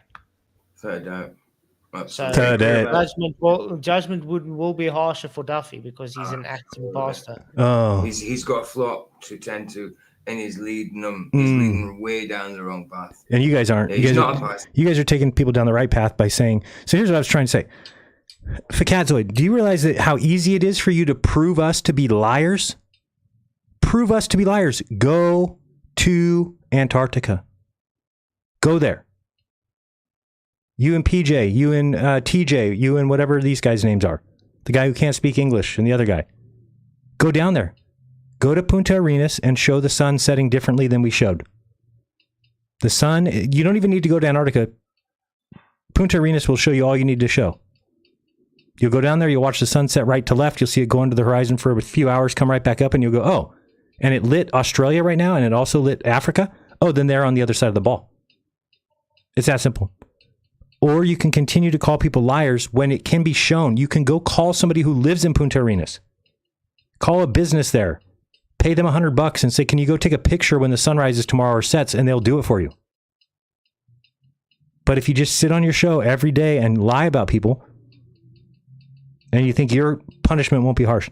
Sadly, I think that you can't be a Christian. You just can't be. Because if you were, you would be careful about the things that you accuse others of. Not so reckless and just saying whatever you want to say without a fear in the world. He shouldn't be a. He does not. He may believe in Christ, but he's not a Christian. Oh, do you need me to look up what the definition of Christian is? He may believe that Christ is God, but he's not Christian. Oh yeah, that makes sense. Good one. No, he's not a Christian. He's a heretic. He may fix plumbing for a living, but he's not a plumber. No. I mean, does he do construction work? He's not. Yeah, no, he's not. Absolutely, just like bloody Sergio and people like that. What? Can I just read? I got a text from Chilling. I asked him. I said, you okay? I said it in Scottish, like the way we talk. You guys got to learn to speak. I'll say it in English for you guys. Vicky said something about brain damage. I said, what the heck, Loon? What's going on? What is with all the text on the screen? I do. Let me just point this out to anybody who makes videos. If you make videos like this, stop it. Stop it right now.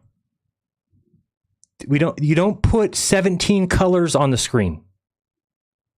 It's not good for anybody's eyes. Don't do this. I mean, what are you putting italics for? I mean, the whole thing's just a mess. Learn to make a video. Believe that. It's too much evidence against it. Good call. Yeah, JB Gaslight says, already know the sun moves from right to left for him. Well, and one thing I'm trying to point out to people, because they keep thinking I'm saying the wrong thing, and then they're like Kyle, and Kyle's like, oh, I could shine my laser on the wall, and depending on which way I look at it, it's different right and left. When I'm talking about the sunset in the south versus the north, I'm talking about you are facing west. So there is no relative. It's not relative. If you're facing west, your right and left become absolute. Right would be the north, left would be the south. Okay? So since on a flat earth, the sun is always moving around the north, if you will, then it goes to the right. This is why us in the north, we see the sunset left to right, looking west from the north. As soon as you cross the equator and you're in the south, now all of a sudden the sun goes right to left. Why would that be? On a flat earth, you'll never be able to explain it because there's only one direction of the sun. So in order to see the sun change from left to right versus right to left, then the path of the sun would have to change. That's required on the flat earth. Why is that not required on the globe? Because the globe's sun stays still and the earth is spinning. And if you're on the right side or the north side of the equator, then what you're going to see as the sun sets is going to be different than somebody who's on the left side or the south side of the equator, because the spin is different. And so one is causing the sun to appear to go left to right. The other one's causing the sun to appear to go right to left. If you go all the way down to Punta Arenas and you see that sunset right to left, then it will hit you. How did it needs to go to the right. The right is where Australia is. The right is where the sun needs to head if it's a flat map. It's not. It goes left. Why is that? Is there a model that calls for the sun to go left there? Of course. And that is the globe model. Don't think I want to hear much more of this. Just more text on the screen. Let's see what we got here. Does the Bible really say that Satan would transform himself into the sun? Yes. Is he able to kind of manipulate people into making a fake sun? Oh, so Satan, he comes and he goes, hey, we're going to make a fake sun. Are you in? Even a fake CGI sun or whatever? We're going to make a fake CGI sun. I'm Satan. Yes. Definitely. Oh, he does do that. But I wouldn't say Satan himself would transform into the sun. He just... I think that's taking it maybe a step too far. Oh, right. Yeah. So that's why I made the joke video. Not a satanic ritual to put an emoji little image on the sun. When somebody says the sun was Satan, then you put a little image there and you make it go round and round so you can highlight the hilarity. They're giving Satan too much credit. You are giving Satan too much credit by saying he exists. Do you know Satan doesn't exist in my life? Do you know there's no demons in my life? No demons, no jinn, no Satan. You know why? Because to me, they don't exist. Do you understand? And the people who ever come and tell me that Jesus, there's demons coming after them or that Satan's doing this and that in their lives, they believe Satan exists. Isn't that weird? So if they just followed my lead and said, you know what? I'm going to be like Jiren and say Satan doesn't exist. Guess what? He immediately ceases to do so. Seems like a figment of your imagination, doesn't it? Today, we are introducing Activated version 9, featuring the world's first ever product illusion generator. Hit skip. Let's go. Finish this off. Let's go on. As regards to when Pastor Dean says, the Bible warns us that... What is with, look at the text. That's correct. Get the text off It's the not screen. about you as a person. You can't take it personally. On that assertion... Okay. We should not believe the TFE satanic Shill's Look at what claims. True Christian found when he asked Google if Antarctica is one of the coldest places on Earth. Google AI has affirmed that yes, indeed, it definitely is. In fact, Google affirms that Antarctica is the very coldest place on Earth. Okay, All so globe what? believers always believe every single thing that Google ever tells them. Therefore, they must accept the fact that Antarctica is indeed the very coldest place on Earth. It is. Be honest, does this look like Antarctica to you? Or... You are so dumb. You are so dumb it hurts. First of all, were we at the height of their summer? Yes. Do we know the temperature there at that time? Yes. What was it? 10 degrees Fahrenheit. Okay. Can people live in 10 degrees Fahrenheit with their shirts off and their pants off and they just live naked? No, they cannot. Can somebody take their shirt off for literally 40 seconds? And the answer is yes. You're not going to die. Okay, it's not negative 30 Fahrenheit. It is 10 degrees Fahrenheit.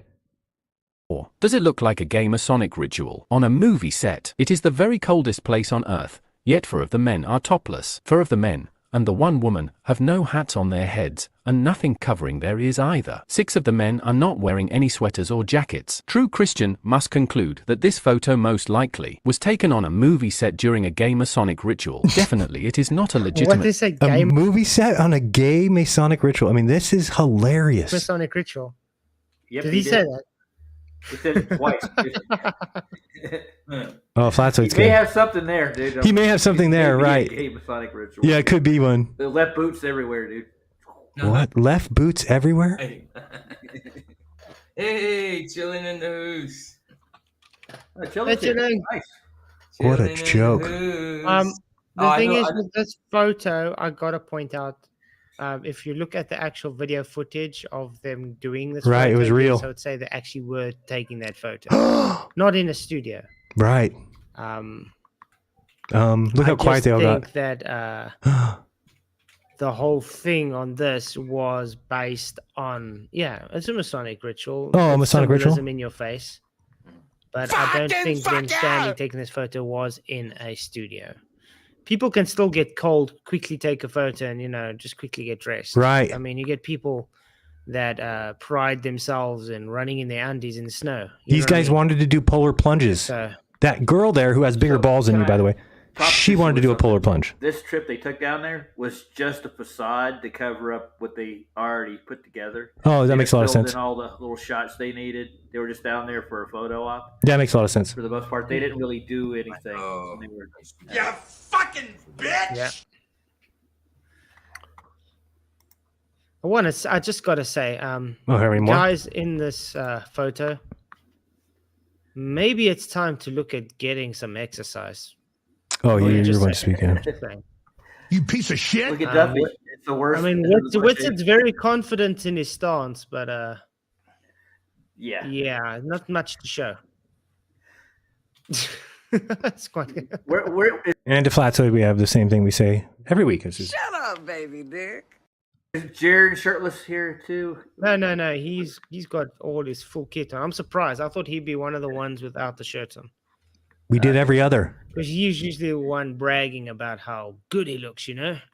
You always do Here he that. hands out pictures to people. You're mocking me. aren't you? Yeah.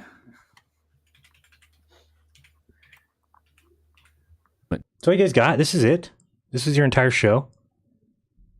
This is terrible. If you had to find out, obviously God knows what's going on.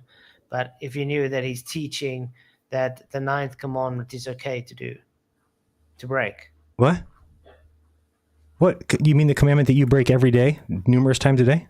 Consequently, the atheist made the creationist look like a total idiot and one who, 1, doesn't know what his own holy book actually says, Right. and 2, doesn't care what his own holy book actually says, and 3, doesn't believe What a terrible video.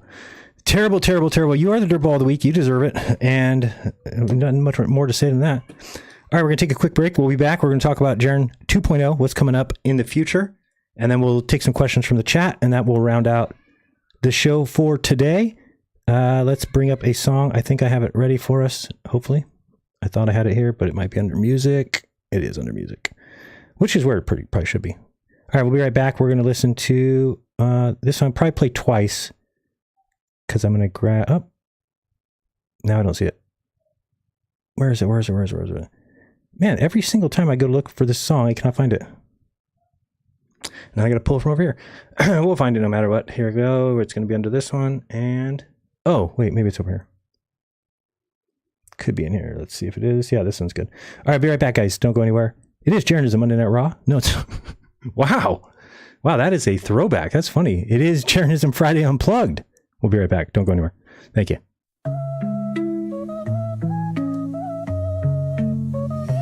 20 on the shot clock. Hold on, don't start. Snack stash deep, hit the fridge, hit the cart. Popcorn popping, microwave sound singing. Phone buzz loud, group chat still pinging. Wait for it. 2 minutes just a flash. Grab a drink, text your boo, make it fast, blowing O's. Chill vibes as they flow. it breathe, let it marinate. Time's quick, no trick, don't overcomplicate. Couch dip low like sitting in quicksand. Showtime soon, countdown in hand. Clock ticks, you can almost taste the beat. Feet up, zoned out, time sheet delete. Living in the pause, it's the in-between. Scene setter, making moves with the routine. Wait for it, 2 minutes just a flash. Grab a drink, text it, boom, make it fast, going O's. Chill vibes as they flow. Spread the word, share the show, let them know. Break's almost done, clock reels us back. Snacks in hand, energy intact. Hit the playlist, seat warm like a throne. Show locked in, it's yours all alone. Wait for it, 2 minutes just a flash. Grab a drink, text your boo, make it fast, blowing O's. Chill vibes as they flow. Spread the word, share the show, let them know. Wait for it.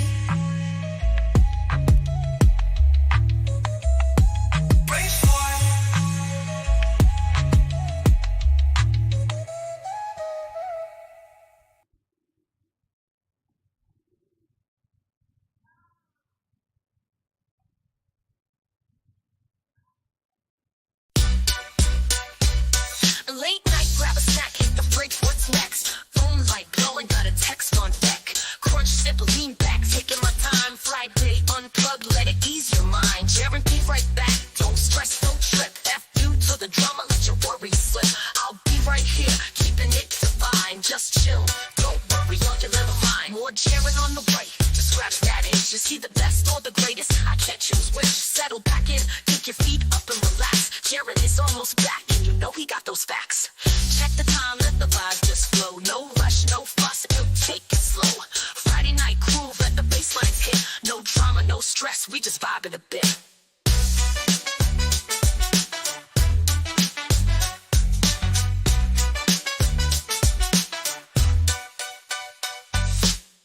Mic down, kick back, let the world fade. Next round coming, but the mood won't change. Grab a snack, sip something, let the moment ride. Jiren shall return, and you know we do it live. Jiren, be right back, don't stress, don't trip. F you to the drama, let your worries slip. I'll be right here, keeping it fine. Just chill, don't worry on your little mind.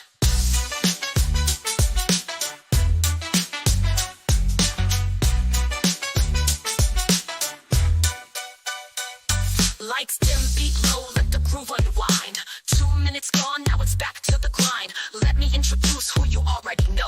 Here's Jiren Unplugged now and back to the show. It is Jeranism Unplugged. It's Friday.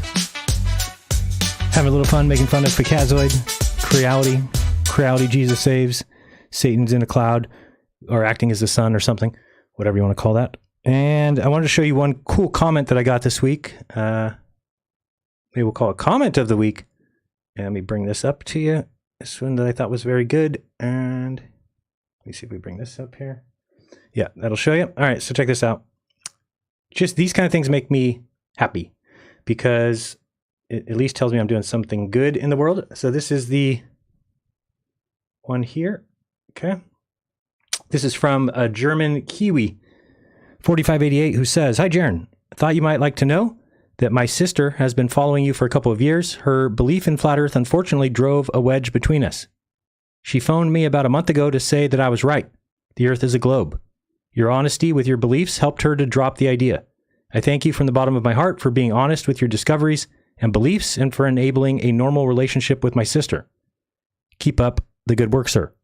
So that's very nice. Makes you feel like you are doing something right, bringing families back together as opposed to others who are driving wedges between them.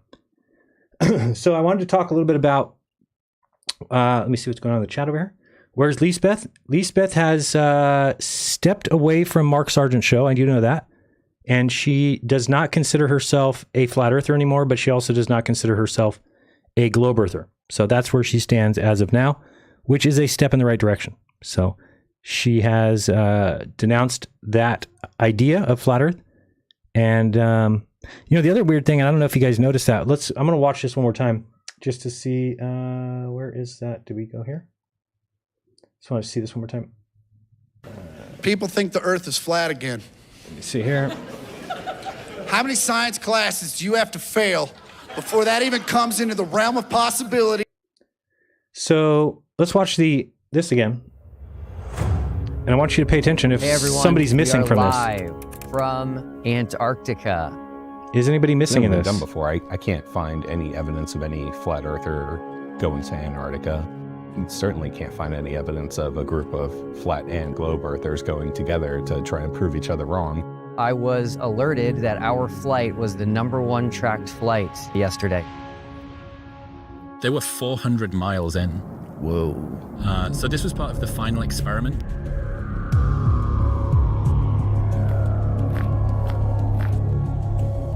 I was shocked that it's the 21st century and people are still debating the shape of the Earth. I didn't know what I was going to do yet. I just needed to find it. Just a perfect final experiment.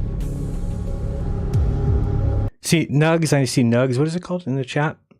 See, you must know how bad I feel for you guys because I was on the trip. I saw it. I know what's true now. Okay? Whereas you come in and say, Jiren, I hope you know you are lost. What do you mean lost? If there's anybody who's lost, it would be anybody who still believes in an impossible world.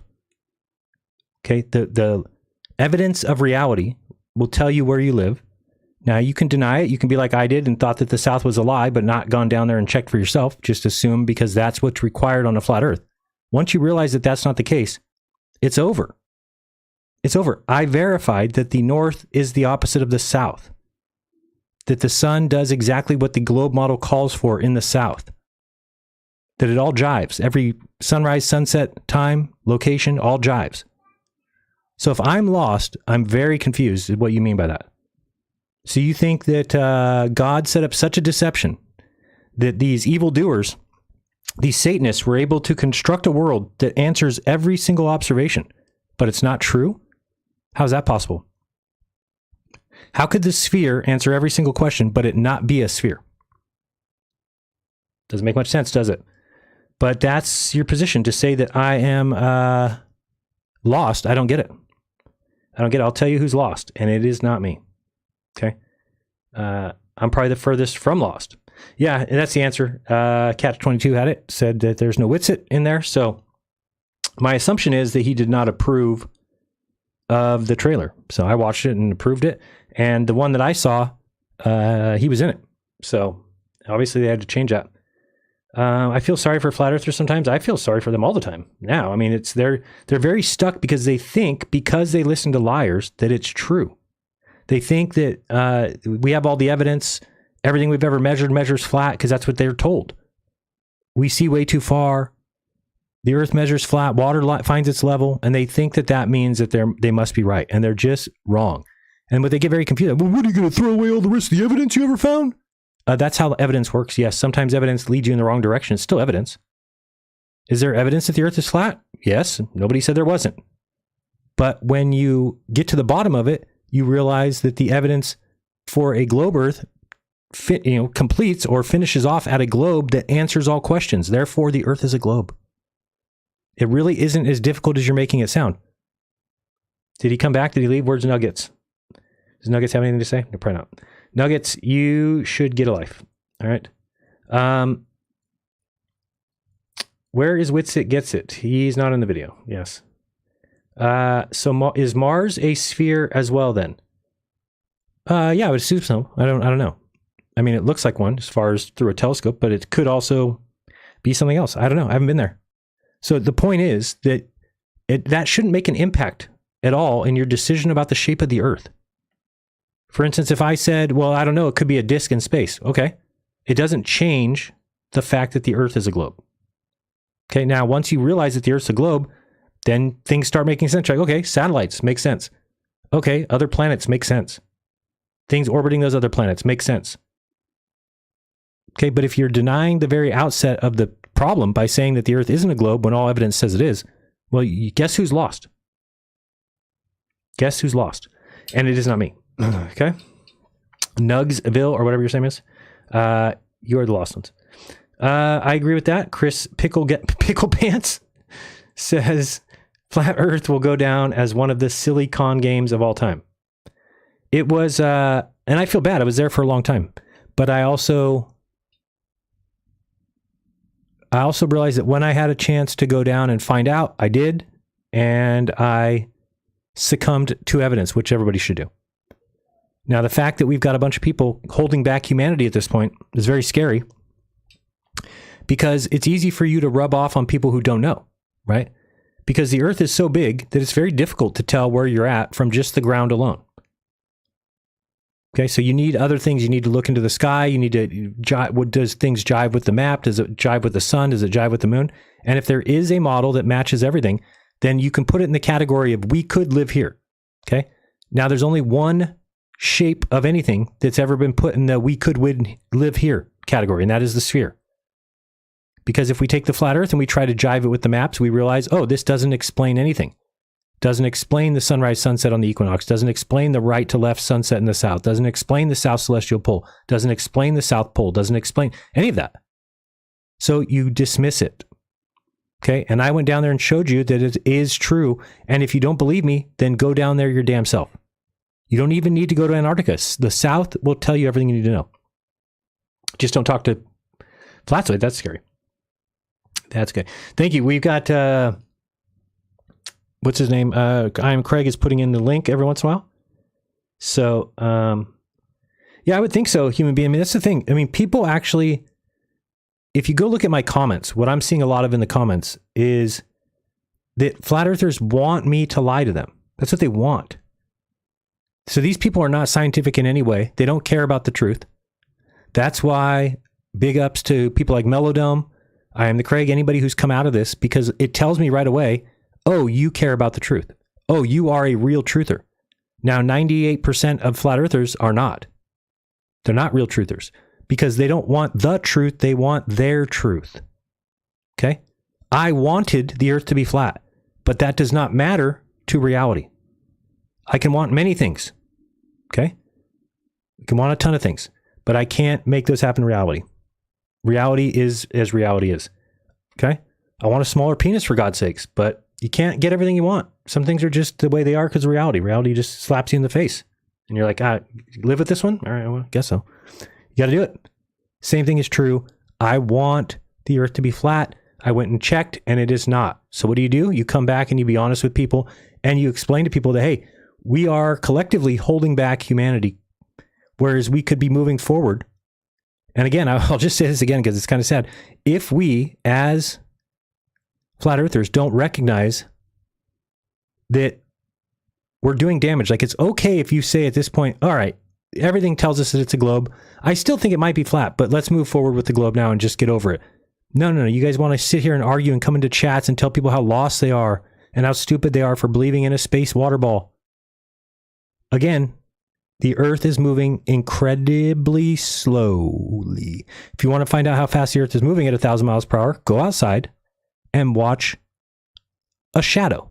Find a tree, find a shadow, and just watch it. Stare at it and go, how fast is that shadow moving? Because that is 25,000 miles per hour. I'm sorry, 1,000 miles per hour. That shadow moving is the sun moving, is the earth moving. Okay? Let's move along now. So we're going to talk about Jeranism 2.0 or Jiren 2.0. What I mean by that is just what am I going to be doing in the future? Is it different than what I've been up to? And the answer is yes. So people mentioned the radio station.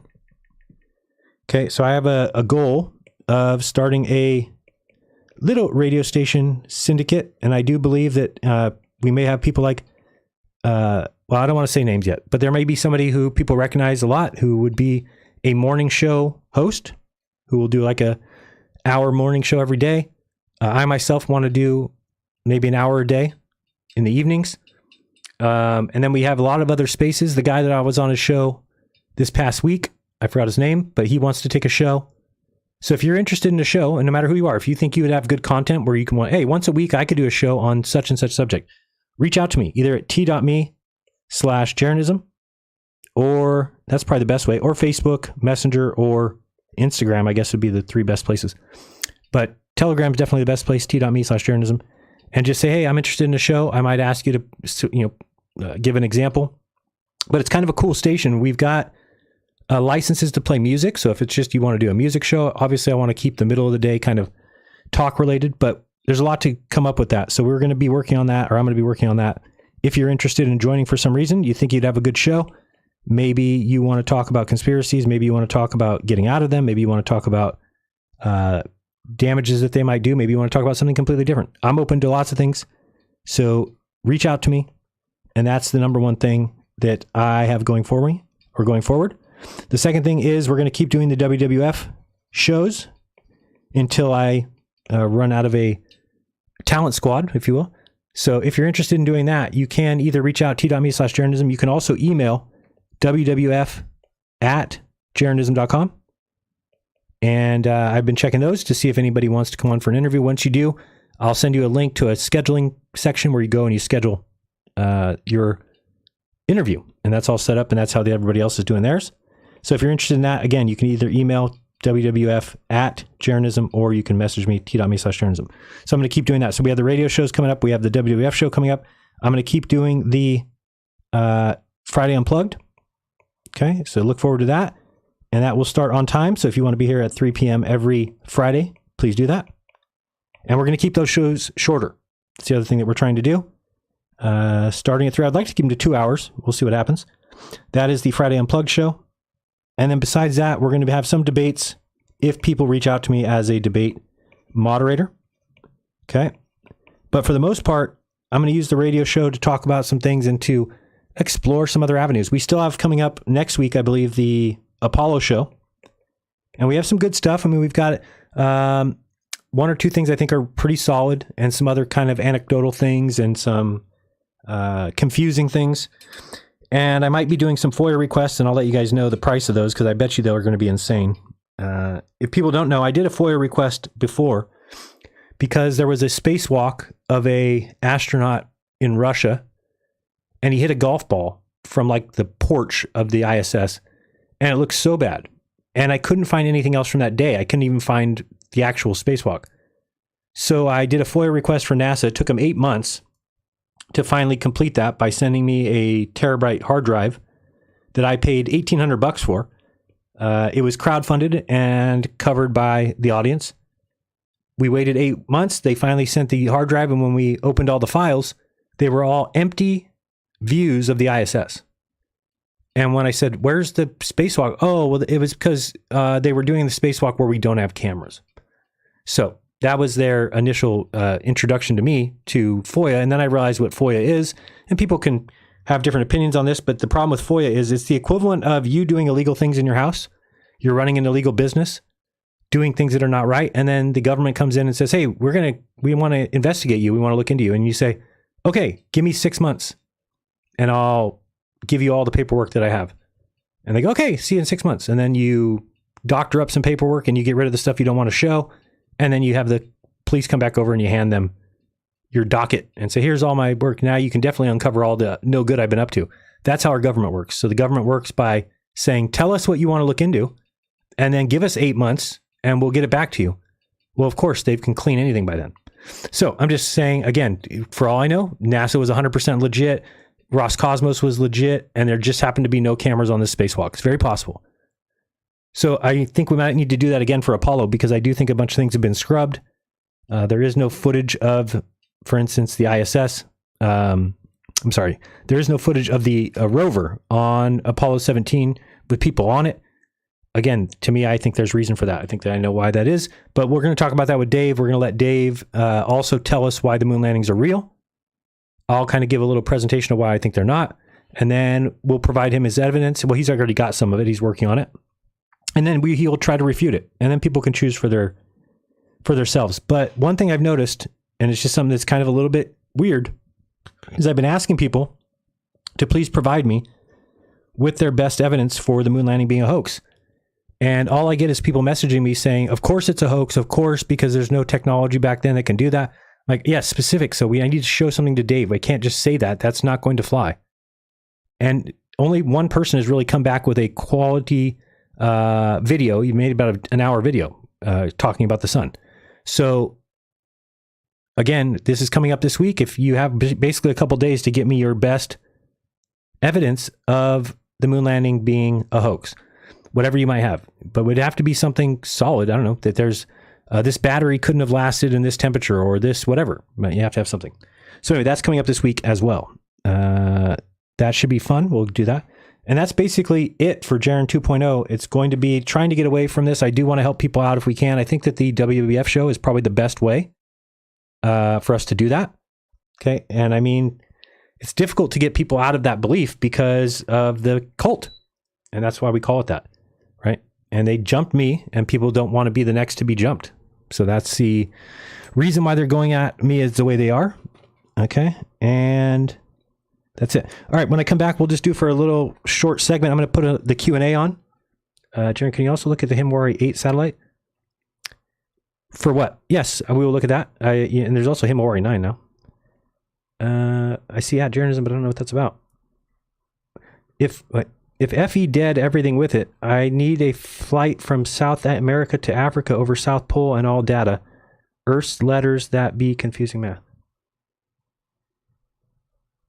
Yeah, the problem is inhuman ways, is that what we did is almost that identically anyway. So I don't really know. I don't trust flat earthers anymore to say things like that. Because if we went and did that, if somebody went and did that, you would deny it. That's clear. Flat Earth is not looking for the truth. That left the building a long time ago. Not even a little bit. So I'm going to start this Q&A and I'll be right back. Have you watched the Everyday Astronaut video yet? Yeah, I watched it. The one on the moon landing. Yes, but what do you expect him to do? I mean, he's not going to be somebody who says the moon landing was fake. We should know that. We can be that smart. Start a Q&A. Please ask me anything. Please don't try and be in here too many times. I don't want to have the same person asking a million questions. It's just your opportunity to... Oh, this thing, they did it again. Hold on, I don't know if I can actually do this. What if I move this up? It's not going to let me. Sometimes this bar at the bottom here gets in the way, and I can't get there. Man, why does it do that? Oh, there it is. Okay, I got it. All right, sorry, we got this. Okay, there's a Q&A. I'll be right back. I have to use the restroom real quick. And what are we going to play? What are we going to play here? Let's see. How long is this one? At least has something after it. All right, I'll be right back. Don't go anywhere. It is Jeranism Friday Unplugged. One more song. I'll be back with the Q&A.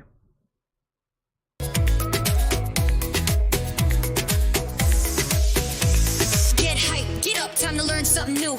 Always honest, sometimes right. Ooh, you feel that energy rising. The truth is calling, but we'll need some analyzing. Open your mind, let's take a ride. Jeran's almost here, time to toss the lights to the side.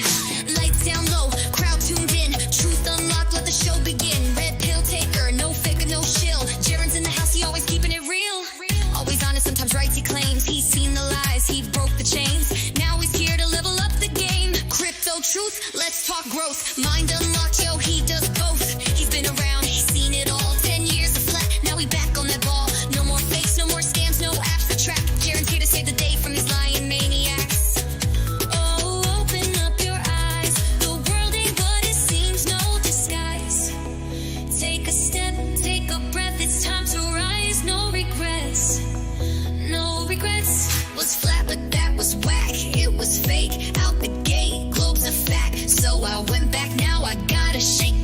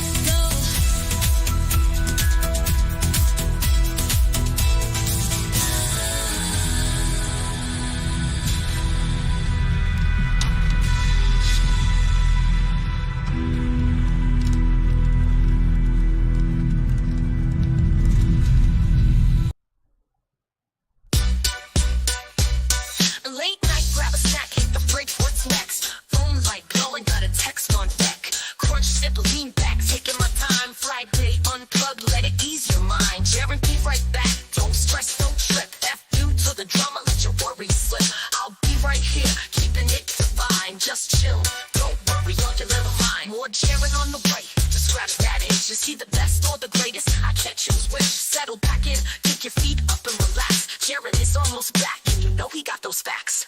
Check the time, let the vibes just flow. No rush, no fuss, no take it slow. Friday night groove, let the bass lines hit. No drama, no stress, we just vibing a bit.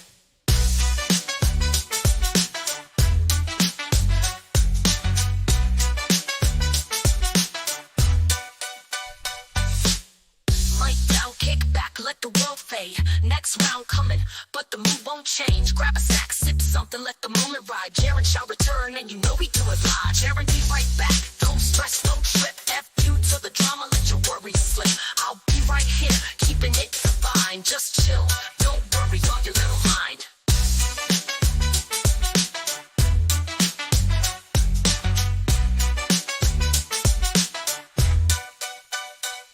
Lights dim, beat low, let the groove unwind. 2 minutes gone, now it's back to the grind.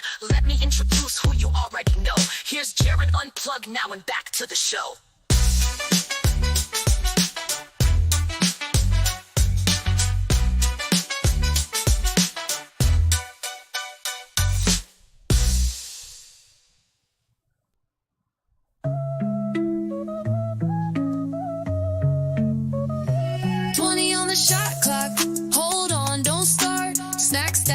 Hit the fridge, hit the cart. Popcorn popping, microwave sound singing. Phone buzz loud, group chat still pinging. Wait for it, 2 minutes just a flash.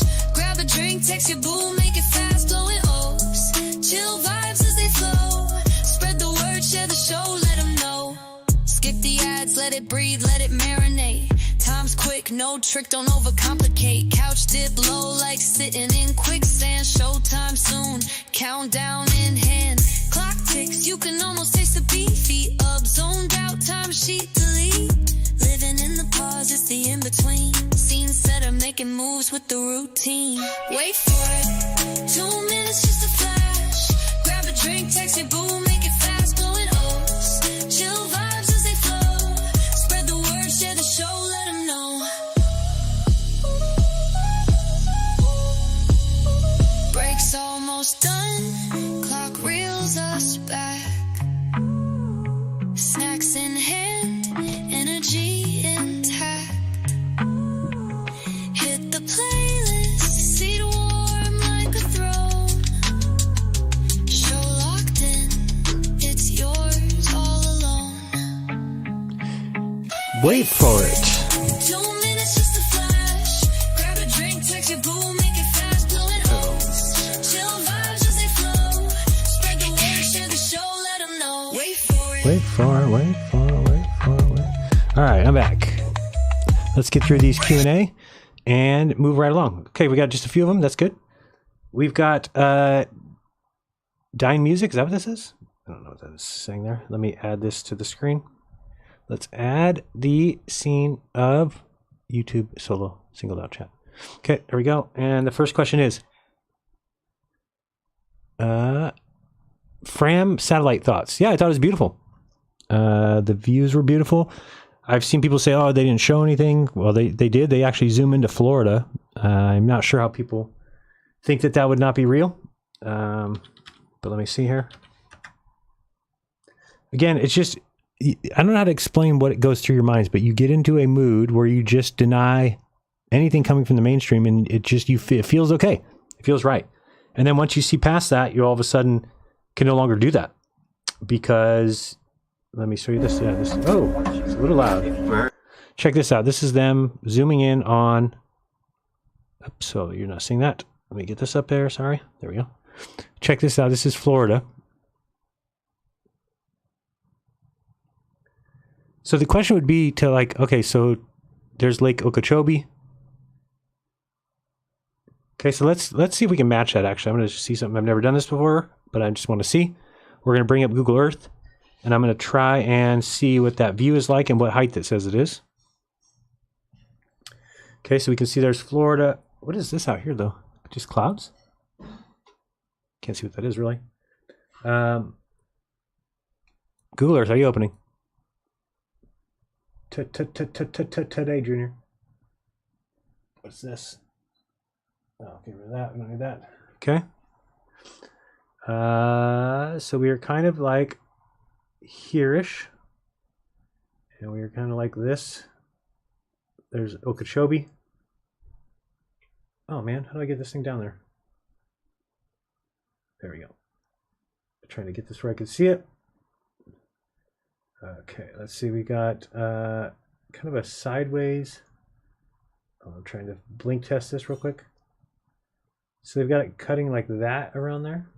Okay. So we're going to be out a little bit this way, almost like this, and then kind of look up. I'm trying to like flatten my look. There we go. Okay, so we're kind of like this. It kind of goes that way. So more like, oops, wrong way. More like this. Okay, and maybe like this. Let's see how high we are here. Now, I don't know how, I know they're not the ISS height, but maybe out a little bit like this. And back to this one, oops. Okay, so let's just stop there for a second. It looks decent enough. Where are we at? So we're at 299 miles. They were probably a little smaller than that, but I don't know what their actual height was. But you can see that, and let's watch them zoom in here. Quiet down. But I mean, this would be very difficult for somebody to just say this is all fake or make-believe or something.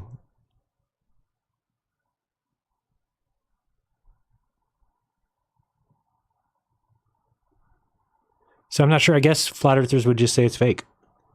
I mean,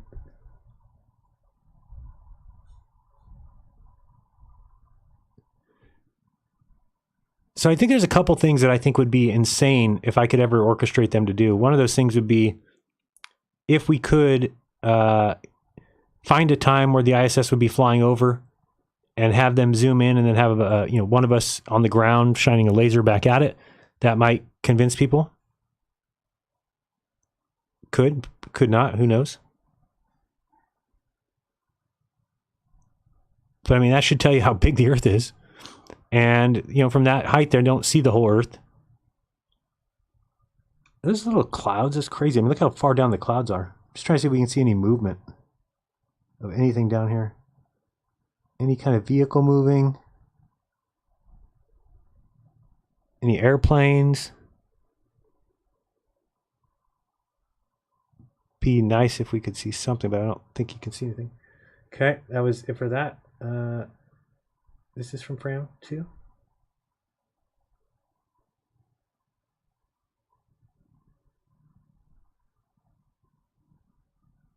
I haven't seen this one. I don't know where this is looking. Can't recognize it.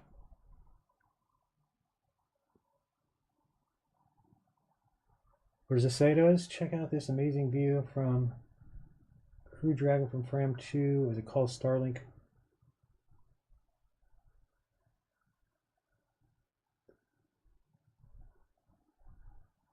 It doesn't really say. But this is a...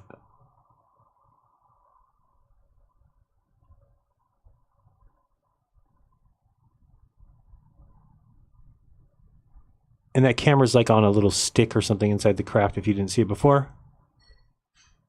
I'm just trying to see something move so that people cannot say that it's just pretend or something.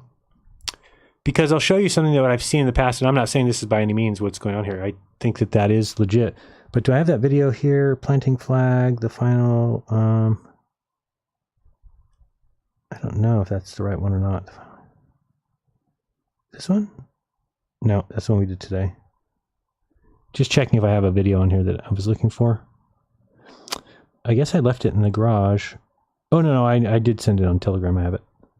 But I want to show you this because it is interessante. Where did I put it? Oh, yeah, it's in the VIP. Let me go there real quick and got to find my own posts in here. Let's search for person me. Yes. And we'll go through. All right, so let's see which one this is. It is this one here. Where is it at? Come on. I thought I posted it in here the other day. So it would have been Saturday. Saturday, and there's a video right here. This one? Nope, not that one. It would be... Yeah, this one. Let's watch this real quick just so you can see something interesante. Precisely to everything that happens on the lunar scooter. Even if the astronaut shifts his weight only slightly, it will show up here. In the vehicle, the effect is so realistic. So now this is what I was saying, is what I think, again, I can have my mind changed. That's the good thing about me, is that I've open-minded. I think this is what they're using when they drive the go-kart. Okay, they're using a screen, so it looks like you're driving. The cart just sits here. The guys don't bounce up and down. They don't make noise. That's why there's no inflection. But that's what I think is being used. But I'll show you another thing. Let me back this up a little bit to here. Let me show you this. Looking at the dials and the instruments and controlling the switches. But before they can make any decision at all about the switches, they have to consult with this computer here, which has been programmed with every possible bit of information they're likely to need on a journey like this. And there's always the view out of this window above me up here. The astronauts will see through it, and I can see through it now. The Earth... So you notice that this is a ball Earth replica, okay, where people all act like they... How could they fake the picture of the Earth from space? Well, this gradually going backwards. They had this, listen. As the spaceship gets further and further out into space. In fact, short of actually making this journey into space, this is as near to the real experience as anyone on Earth will ever have. We have the wrong FDA. I selected one. Just select FDA. Everything that happens in the capsule during a simulated flight is watched over in this main control room, and another one at the Space Administration headquarters in Houston, Texas, 1,500 miles away. It's all recorded for study afterwards by both control room staffs as well as astronauts who are trying out the equipment. Short of reproducing the actual physical and psychological stresses of spaceflight, they've tried to bring realism to everything else here. Views of the Earth from this globe 6 feet in diameter, taken through a special television camera. It has a series of prisms built into its optical system and servo motors to rotate them. Every minute movement of the spacecraft is reflected here, and as the prisms turn and roll, the astronaut gets a vivid impression of the Earth. I mean, this is technology they were using in 1950, right? 1960, so... it's not that far-fetched as people want to say. Miles below him. Spain and the North African coastline. It took 6 artists 6 months to paint on all the details. So yeah, it took 6 artists 6 months to paint this ball. Now, does that sound legit to you? If you're going to be, hey, we need to practice flying above the Earth, so we need 6 artists to take 6 months to paint the ball. Does that make a lot of sense? It doesn't to me. By hand, working mostly from satellite photographs. Some of the areas on this map are accurate to half a mile. The astronaut sees it through the picture window above him, over the Red Sea and the Sinai Peninsula. This is exactly what you see if you pass at orbital speed. And despite people who might be spiraling on that, it's okay. It's okay to ask questions. In fact, we need people to be skeptics because you guys are not. Let me just explain to you. People who consider themselves skeptics are skeptics of everything but what they're told, as far as from people saying, well, you don't be skeptical of this. Be skeptical of religion, be skeptical of supernatural things, but everything science has ever said or done, don't be skeptical of that. Over the Middle East, the ground is covered with vegetation for the But it's okay to be skeptical as long as you're able to change your mind when you get the right information or when you get the evidence that you need to change your mind. I don't have a problem with people who question things, but some people do. And some people want a complete and total subjugation, if you will, to whatever the mainstream's pushing. And it's just not me, and it'll never be me. So if that's what you're looking for, you're at the wrong saloon. Of August. So check this out. Another television camera produces realistic pictures of the stars in the sky. They roll gently past Apollo's window as the craft spins in deep space. 1,353 of the most important ones, all the correct size in relation to each other, and all simulated on a 2-foot diameter sphere which has reflectors embedded in its surface. During a simulated flight, control staff are as busy as the astronauts, checking the mass of computerized information, watching a bank of closed-circuit television monitors, and keeping in constant touch with their counterparts in Texas. Though all navigational controls are completely operational, the crew has to cross-check every decision with the onboard computer before altering course. You see that? Look at this. Year, men could be flying across the moon's surface and... So, I mean, it does kind of look like what we see from their lunar orbits. Just saying. That, by the way, is not real.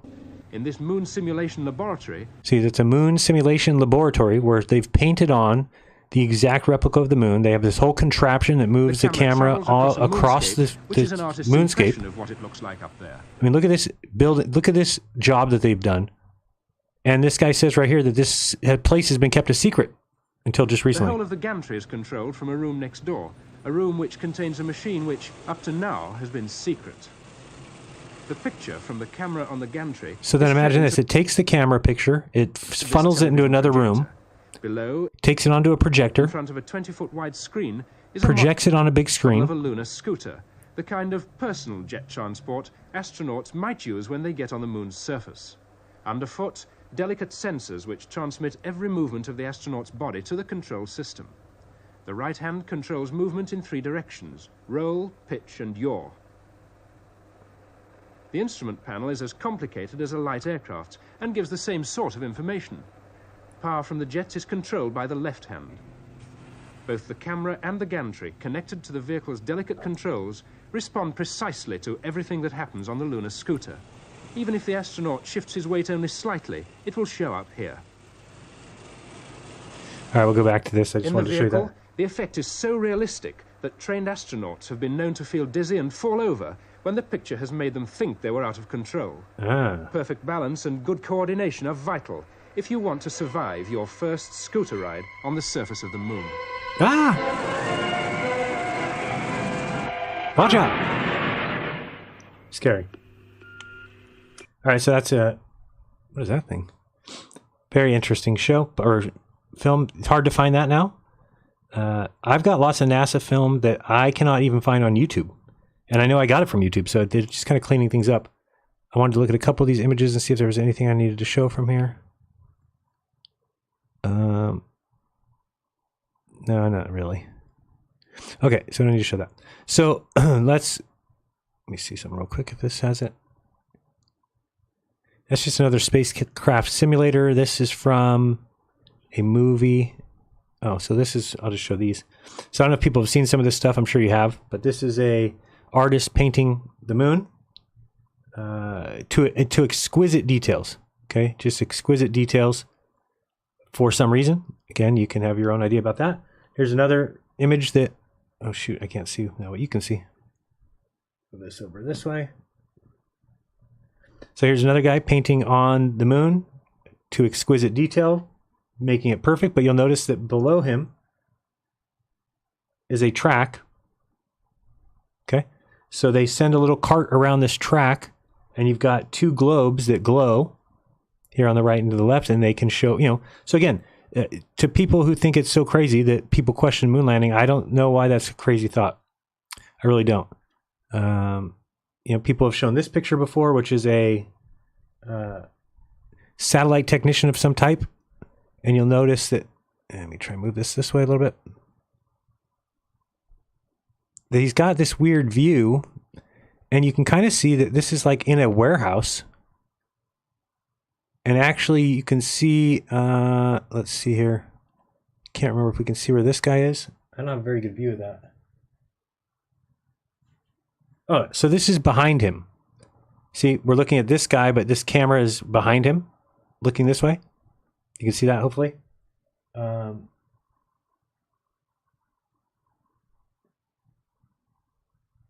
you can see this too. I've seen this before. This is an arm of a craft that's holding something up. Oh, you can maybe move it over a little bit.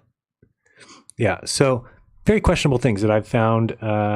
Just questions we have. Questions are okay. Especially when you find these things here. Here's them painting another moon ball. Put that over there. Taking much time and effort to paint a moon ball. Okay, we've got, here's another picture of the screen that we talked about. Yeah, it's large, everything's large. Okay, there's that screen, which again, you can just say, well, they used it for practice. But I'm not so sure. That's the wind tunnel. Okay, we got that. We're good there. I'm just checking a few other things here. If there was anything Apollo-wise to show. There's another, oops. Well, that's a satellite going up, or whatever you call it. It's on balloon. That's these guys who are at NASA. That's Arthur C. Clarke. That's Deke Slayton. That's Stanley Kubrick. And to his left, I think, is George Miller. Can't really see him. He's off screen, I think. We've got that one we looked at. We are looking at... What is this again? I don't know what this is. Let me bring it up. Oh, it's the Aldrin letter. Nothing. Another one of that. I mean, I think this should tell Flat Earthers something, though, because this is a picture of Nixon. But, I mean, clearly right behind him is a AE map with NASA in the middle of it. So that was on the wall somewhere. So I don't think they're doing a good job of hiding the shape of the Earth. If they're like, put it on the wall right there for everybody to see. Okay, we'll put it on the wall. Then everybody will never know that we're tricking them. I don't know. We got to wait and see. We'll see if there's anything else here. Oh, is this? Oh, you can't see it there. But I don't think there's a problem with people questioning things as much as people think there is, except for if you don't bow to evidence. When you're shown the evidence that something is true, then you need to be able to admit it and move on. And many people don't. I mean, this is the whole Mike Collins fakery for people who are saying NASA doesn't fake anything. This was him in a training airplane. And then this was put out into the media as a real spacewalk. And it turns out it's just a flipped image of this and blacked out the background. So again, NASA has not always been the most forthcoming, and you have to admit that. And see if I got more of this. This is the Echo 1 satellite. You can see how big this was. Okay, but this is a repeater satellite. So this is a balloon that they put up in the sky, and then they're able to reflect signals from it down below. So again, everybody who said there's not problems with, can't have a direct TV without having a real satellite up there. Well, again, that's not necessarily the case. I get it now that we have to look into things further, but to just say there's no reason to ever question the moon landings, for example, again, they could have gone back. They haven't. That's on them. I'm trying to find this one other picture I have that shows something that I wanted you to see. Let me actually bring it up this way so I can see it better. Let's go view. Let's go large icons, medium icons. Let's go large. Okay, I just want to see the bottom of this. I'm looking for specific. That's the flight there. That's okay. Them in the pool. There's that.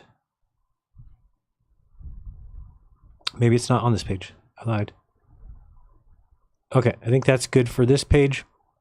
I mean, a lot of people had problems with these patches, these mission patches, because I forgot. See, these are in Latin, but I don't remember what they say. But some of them are like, don't ask, don't tell. They involve the devil. A lot of them say something about the devil. Nothing is beyond our reach. The nemesis with the, the Star of Baphomet, as you're going to call it. Here's them painting. Oh, you can't see what I'm doing. Here's them painting globes. Like there's a picture of Jupiter. And this is a patent for the Earth illuminated cloud ball. What's it called? Device for producing illusionary effects. So, why do you need to make a device that has illusionary effects? Kind of seems weird. Okay, we've got, here's them painting their various balls. Moon ball, Jupiter ball, Earth ball. Okay, so, and it's okay. For those of you losing your mind, you should be looking at it saying, okay, I kind of get it why people are asking questions, just asking questions. And if the answers are not good, well then, what do you expect people to do? And I thought some of the answers were not good. What is this picture here? I can't see what that is. Oh, my favorite of this picture is, look at these guys on the Buzz Aldrin's face. Hilarious. Yikes. Funny face, funny face. All right, but that's not still the picture I was trying to show you. Let me make sure I've got anything else here. What's on here? I don't know what that is. It's ISS stuff. We've also got, I've got an image somewhere of the green screen that they've accidentally shown inside the, see if it's in here. Inside the ISS pool, or not the ISS pool, the neutral buoyancy lab. They got something in there where a view, large. And then on the wall, I don't know if you've ever seen the wall of the lab. Here's another guy painting the moon. There. We did that one on the track. We did this guy. Did we do this guy painting? There's Werner von Braun painting the moon. Okay. Is that necessary for your training? I'm not really sure. I don't think that that's if you were going to choose a place for them to land, then you wouldn't need to paint the whole moon in exact detail. You would just do that one little spot, but they seem to have done a huge ball of that.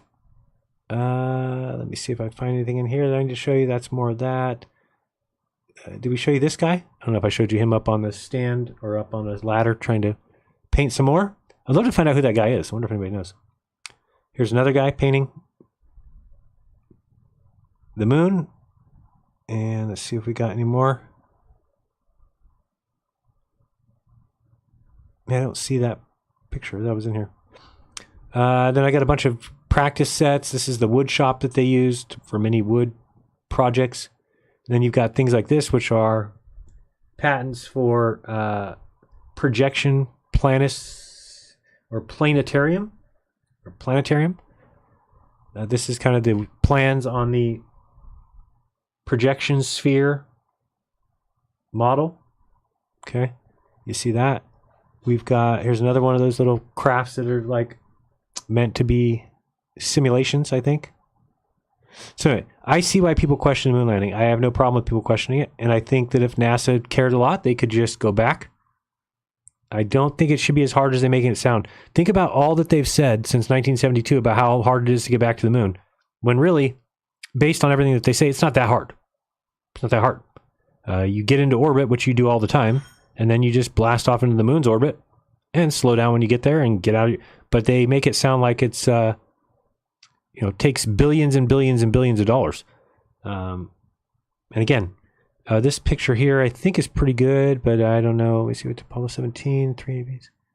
Yeah, I'm going to bring this up with Dave, but this is just a listing of how many photos were taken per the EVAs and things like that. So Apollo 11 had 121 photos in 151 minutes, and you'll see how that grows here, and we get to the point where we're taking 1986 photos in 1324 minutes by the end. That's a lot of pictures. I'll give you that much. I'll give you that. I'm just checking if there's anything else that I want to show. Who's that? I don't know who that is. Huh, I don't know where that image is. All right. Oh, this one I didn't show you, but this is from I believe it's a movie set. I don't think this is anything official. But you'll notice how they put the one light source back there, and then they've got the astronauts actually on balloons, because you could easily simulate a 1/6 gravity with that. And let me see what new photos is. Let me check this. Did I put in here? Extra large. No, it doesn't look like I recognize anything here. All right. So let me go back to the questions. But anyway, just wanted to show you some of that stuff. And I have no problem. I think it should be okay for people to question things. That's how we get to the bottom of it. But you have to be able to. Oh, this is the.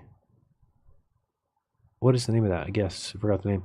This is the big steel ship. Well, it's like a big metal balloon. The same thing that they just reflected things off of this. This is a better picture of it here. Okay. I think that is it. I've got so much stuff in here. Let me see if it's under here. This is under NASA. Oh, these are all. I'm sure you guys have seen all the movie posters. That's just, again, it does seem funny that our money's going towards that. Just like I was upset to find out that Edward Hendry is telling lies about me because I'm not giving my money in taxes so that they can go hire lawyers who are going to lie about me online. I don't really need them to go to take all these movie pictures and do all these costumes and everything that they do for all their astronaut missions. If it's just a job, it's just a job. But people want to treat it like it's, it comes with all this extra stuff, and we get to film people inside there, and everybody's got to clap every time. It's just weird. It's just weird. Let me just say that. All right, let me go back to here and see what we got. So we got, okay, let me try and get through these. Wait, what happened here? Did the names go away? Or I don't remember this one. I thought the first one I had answered. Somebody says, why do Koreans such bad drivers? Well, I don't know. It might be because of the slant eye, maybe. I don't know. Maybe they just need to open the eyes a little wider. Hey, I married an Asian. I can say that. What it do? Thank you, human being. That was good for you. Where are you when it comes to your beliefs on the space program more broadly? Not the moon landing, just other stuff. Meanwhile, flat earthers still think rockets are just big balloons. Yeah, rockets go up. Rockets do get into orbit at this point, in my opinion. As far as outer space, I still have questions. I mean, again, I've showed you the Saturn pictures from Cassini and stuff like that. They are questionable to me. But I think I'm coming around to the, at least before I would have said, oh, it's impossible, they're fake. And now I'm saying they look fake to me. That's my opinion. And I don't have a full enough knowledge to make a determination at this point. So even getting to that point is a step in the right direction in my mind. So the good thing is that in real time, you should get to watch me either convert other people or actually be converted myself, one way or the other, because I will be given the evidence, and either I'll say, hey, this evidence isn't enough for me, or this evidence is enough for me, and you'll get to see that in real time. And I think that will be helpful to anybody watching that, to be honest with you. I want to check this here. What's in here? Large size view. Okay. I'm just seeing this is a SpaceX folder, but I don't think that's what I'm looking for either. Yeah. And one more time about this. Just want to see something. Oh, I thought I saw it for a second. Is this it? Nope. Man, I don't think they're scrubbing things off my system, but who knows where this is. So I do have a couple of them, but I don't see it. Maybe they're in my external drive. Is this the one here? No, no. Yeah, it's just a picture of this room here. I'll show you the room. And this is at the Neutral Buoyancy Lab, where they do the swimming in the pool and stuff like that. And they have these monitors set up. I'm trying to find a better picture of one here. About this one. Yeah, they basically have this whole system. Oops, wide open here. This whole system set up. And we've seen before where in one of these monitors, they will have a green screen. And then they show that they're like editing out the divers' scuba tanks. And I can show you that here shortly as soon as I find it. This is another thing that a lot of people have found questionable. So this is a mural that's on the wall at the Neutral Buoyancy Lab. But this is pretty telling here that you have this guy coming and handing him a tool, the Vitruvian Man. But you'll notice that leaving this glass enclosure is a rocket breaking out of the glass. Okay, so these are just reasons why people believe this stuff, that they're being lied to. That's just weird. It's just weird to put that up on the wall, in my opinion. Okay, we got this one here, which is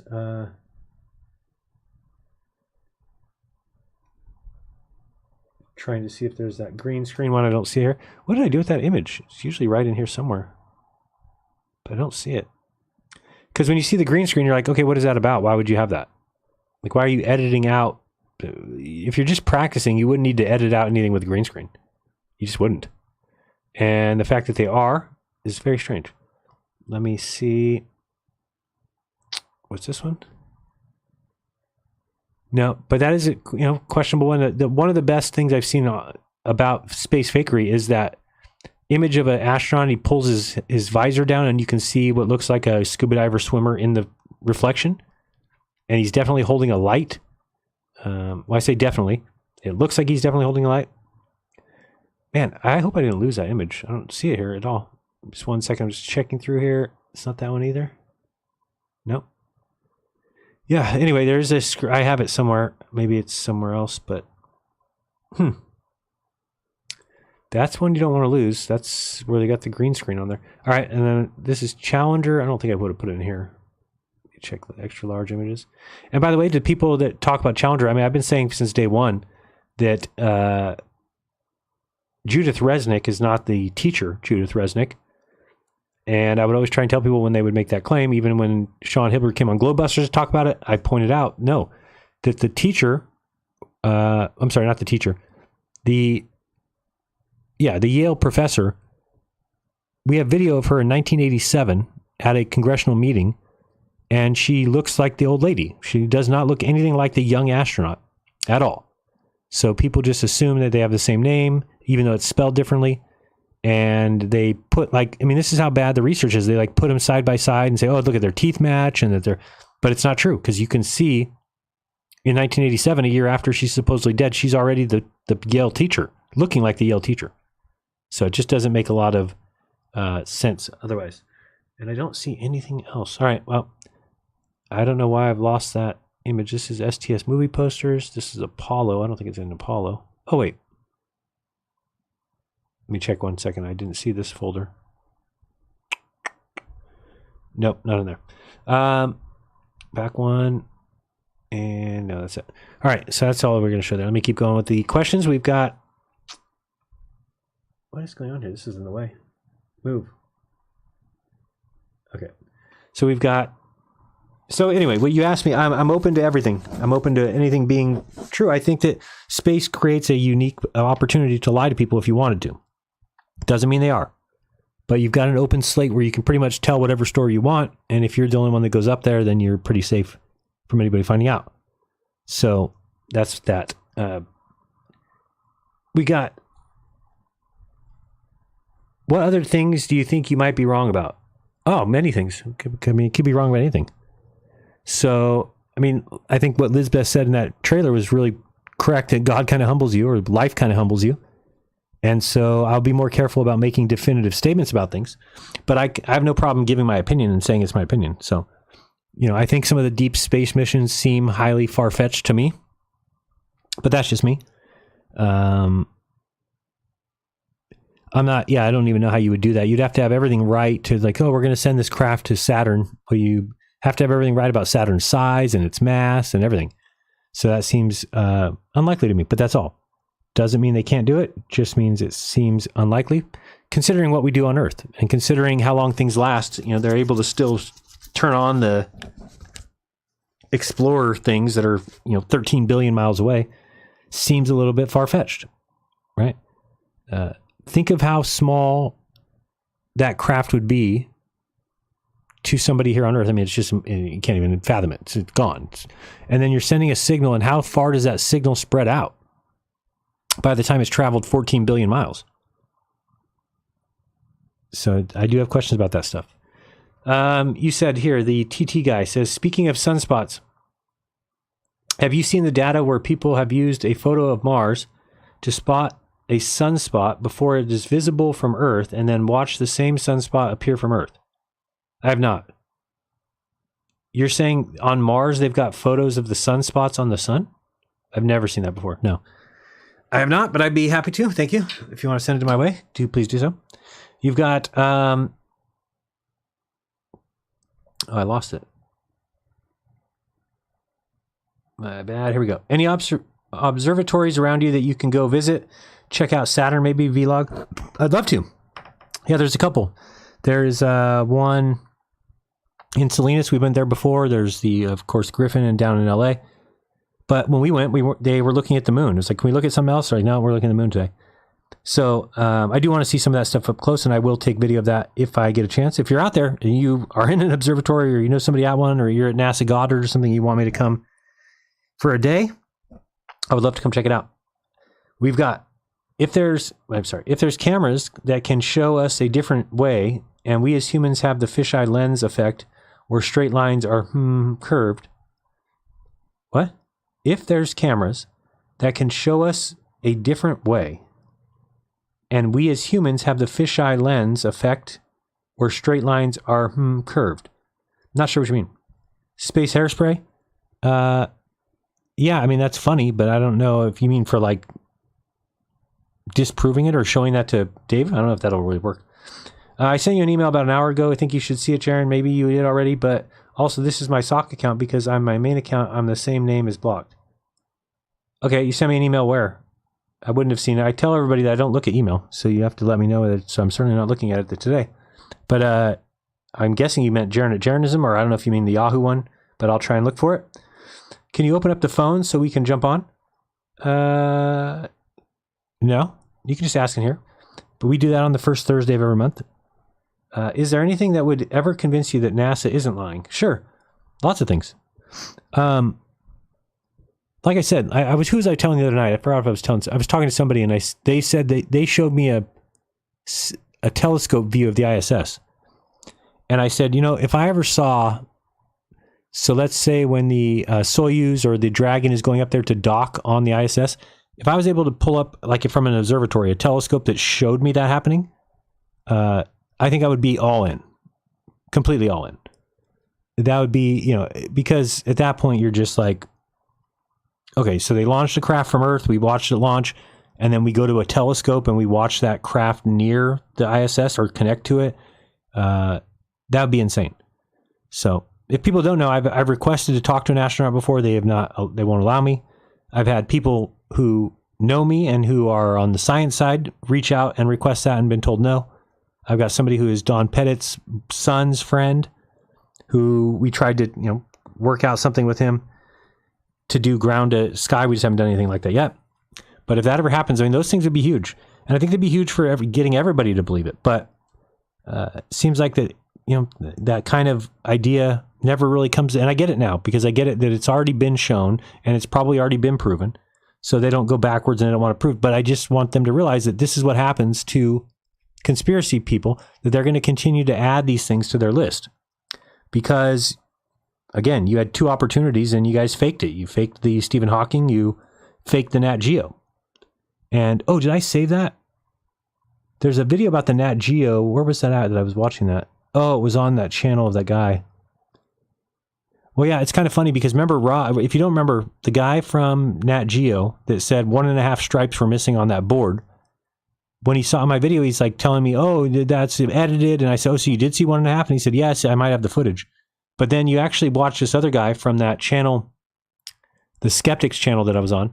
And he actually says that he was there and he goes, oh, and we just lost the bottom of the first stripe. That's all we lost.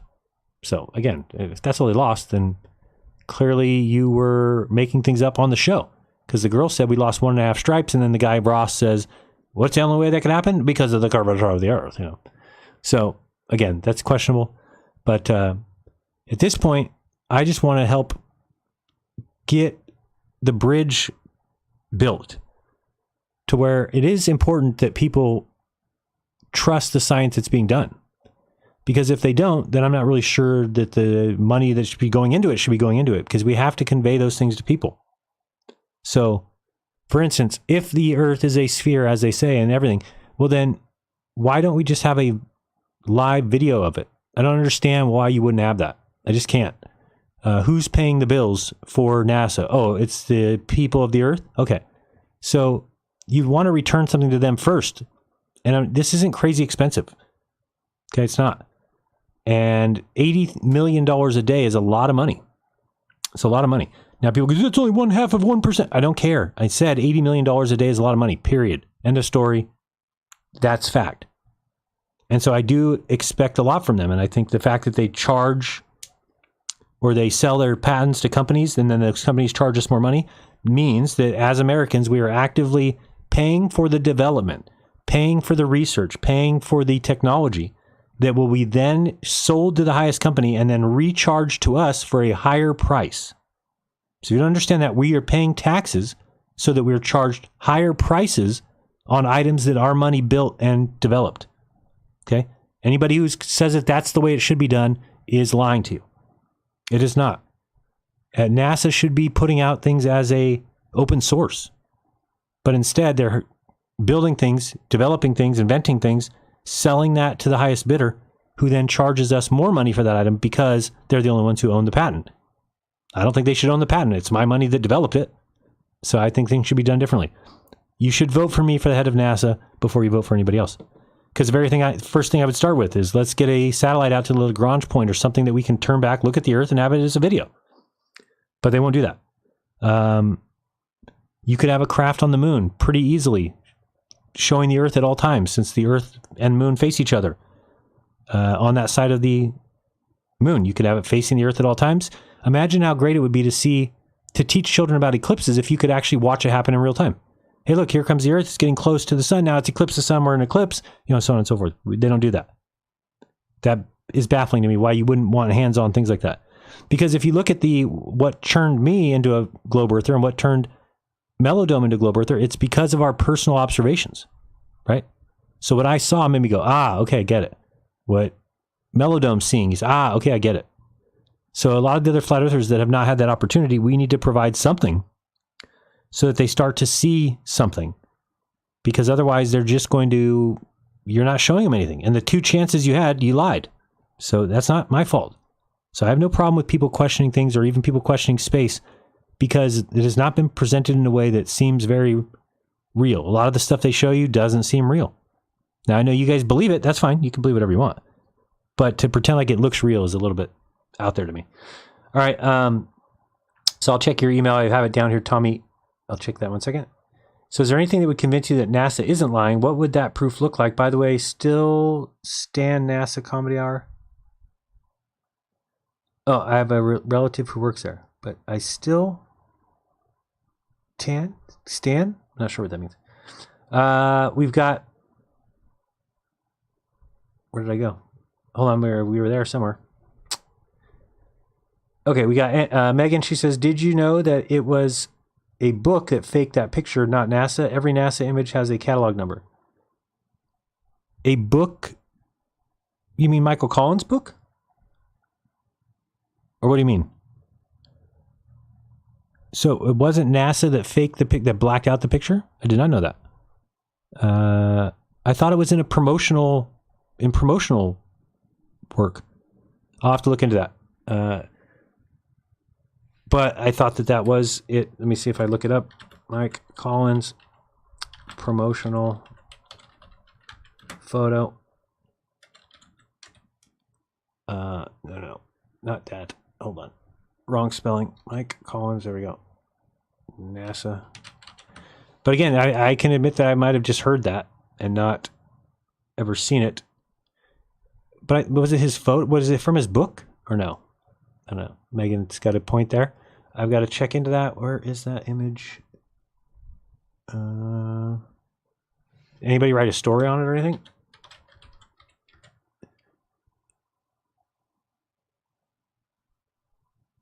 Huh. I thought it was in here. Reflects on carrying the fire. I think it was that one. But maybe it was that one that had the training in it in the book. Let me see here.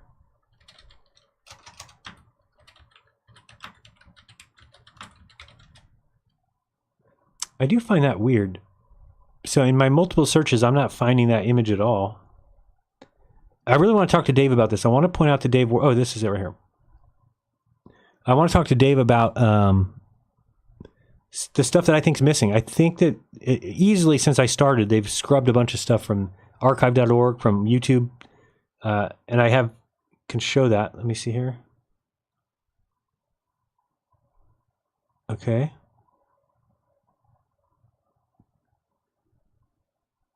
Okay. Reading about it here.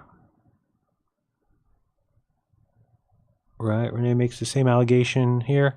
Some basic fact-checking shows that the allegedly doctored version of the photograph does not appear in any NASA publication. It only appears in some editions of Collins' autobiography, the 1974 edition and the 1975 edition, and even there it is not described as being taken during the Gemini spacewalk. The caption clearly states it was taken during a training in an aircraft. Indeed, Collins himself notes with regret in his book that there are no photographs of his Gemini 10 spacewalk. One of the great disappointments of the flight was that there was no photos of my spacewalk. I was really feeling sorry for myself, unable to produce graphic documentation for my grandchildren of my brief Sally as a human satellite. In 2003, James Oberg offered Renee $10,000 for any edition of Collins' autobiography that described the doctored photograph as a spacewalk snapshot. Renee was unable to provide one, and so nobody else has either. So that's a good point, Megan. So what they're saying is that... what is this? As revealed by the next page, which can be read. Freeze frame. In summary, the entire allegation of fakery against Michael Collins and NASA is made up. Instead of demonstrating absolutely that the U.S. Space Agency faked a photo. So if I'm reading this right, they're saying that that appeared in his book. Oh, wait a second. Hold on. According to the moon hoax theorist Ralph Renee, the autobiography of lunar astronaut Michael Collins, Carrying the Fire, contains a fake spacewalk photograph. So the image is all blacked out. So are they saying that somebody else blacked it out? Renee claims that the autobiography describes this picture as Collins during a spacewalk in Gemini 10, although it's actually a photo taken during a training inside an aircraft. And then, says Renee, altered by NASA, figure 52-2, the other version of the photograph, okay? According to Renee's book, NASA Mooned America, these pictures absolutely prove that NASA began to doctor photos. Renee makes the same allegation in Willie Bouquet. Some basic fact-checking shows that the allegedly doctored version does not appear in any NASA publication. It only appears... So it was faked in the book. So that's what it says, right? The allegedly doctored version of the photograph does not appear in any NASA publication. It only appears in some editions of Collins' autobiography. The caption clearly states that it was taken during a training in an aircraft. Indeed, Collins. So then all they did is they blacked out the background. I don't know why they would do that, and then put the caption that says it's not real. Can we see the caption? No, it doesn't show it. Okay, well I'm good. I'm glad that these things are starting to be eliminated. First they show the cover of Carrying the Fire, then they crossfade to a page that contains the allegedly doctored photograph with the caption Gemini 10 Spacewalk. In figure 52.3, the Brunner and Wyszynski documentary crossfades the cover of the book with Renee's book stills from the broadcast, the Italian documentary. However, the page is not taken from Carrying the Fire, it's taken from Renee's book, as revealed by the text on the page, which can be read freeze frame. In summary, the entire allegation of fakery is not true. All right. Thank you, Megan, for that. Good on you. All right, we got Dylan Schumacher says, does the Earth spin, and is it heliocentric or geocentric? The Earth probably spins, and that would make it heliocentric. But I'm open to geocentrism too. I just don't really see a difference between either one. I think that they are relative. So if you're on the Earth, you could say the sun goes around you. If you're on the sun, you could say the Earth goes around you. And I guess if you base everything on the gravitationals or gravity, then you would say that most likely we are heliocentric.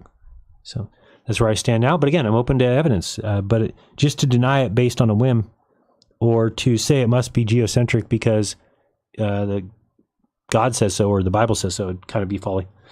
All right, we got Mosifer. Do you know whether or not there is actually an IRL penalty for the documentary? I'm sorry. Do you know whether or not if there actually will be a premiere of the documentary? I do not know that at all. They have not talked to me about that. So we've got, would you classify the flat earthers as experiencing the Dunning-Kruger effect? I think the creators, yes, more than the people that watch. I think the people that watch are getting fed the wrong information, right? So usually people that watch YouTube videos and things, they don't also go and research themselves. So they don't do any background research. They don't follow up on things. They're just listening to talking heads and they take what they say as fact. And so the people listening might just be hearing only the good stuff, right? So for instance, if you think of somebody who watches Dave Weiss's stuff, well, they just hear him on every interview. He's just talking about how great the flat earth is and how true it is and how much of a lie TFE was and all this stuff. And then they're not following any of that up. So they have blocked probably all the Globe channels, so they don't learn that they're wrong. They blocked me by now. So when Dave answers my question about why do we see the rockets a minute and 5 seconds after they take off, and he says it's some cloud deck, people just believe him. So I'm not sure if they're necessarily Dunning-Kruger, but certainly the people at the top are if they're not liars. Tommy's back. He says, Jiren, I sent you an email at Jeranism as it on your channel info. Okay, cool. I'll check that. Doug says, have you considered using basic geometry to explain the shape so you can tell they left out the third dimension from their model? What? What are you talking about? Have you considered using basic geometry to explain the shape? Basic geometry for the shape of the Earth? So just like Karen B said, every observation matches the sphere that she ever made. So she stopped making observations of the sky. Right. No matter where you're at on Earth, if you make observations of the sky, it will match the sphere model. So how is it not a sphere? Flat earthers at this point believe the impossible. They think it's possible that you matched observations of what we see, but you placed us on a sphere and lied to us. In which case, of course, it wouldn't match observations. This is required of reality, right? If, for instance, I'm sitting in my desk here at my house, okay, so if somebody then says the things that I see from my desk, right? Could they lie to me and put me somewhere else? And then my observations still match? No. If the observations match, then I'm where they said I am. That's the point of it. So how could they tell us, here's the sun, and the sun be doing exactly what it would do on a sphere?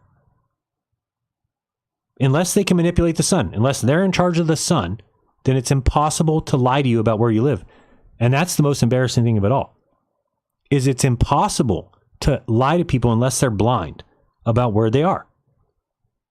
And yet people don't get it. I still see flat earthers say, I went into a TikTok live the other day just to yell and scream at people because I was just going through TikTok and I stumble on this live, and then right when I turn it on, the guy says, and we don't know where they went in Antarctica. They could have taken them anywhere. I'm like, you sons of bitches. I'm like, that is not true. There is a globe model. So if they tell you they're taking you to 78 degrees south, 181 west, whatever it is, you can go and find out what does the sky look like from there if the Earth's a globe. And then when you go down to that location, if it looks the same, then you are proving to yourself that what they say is correct.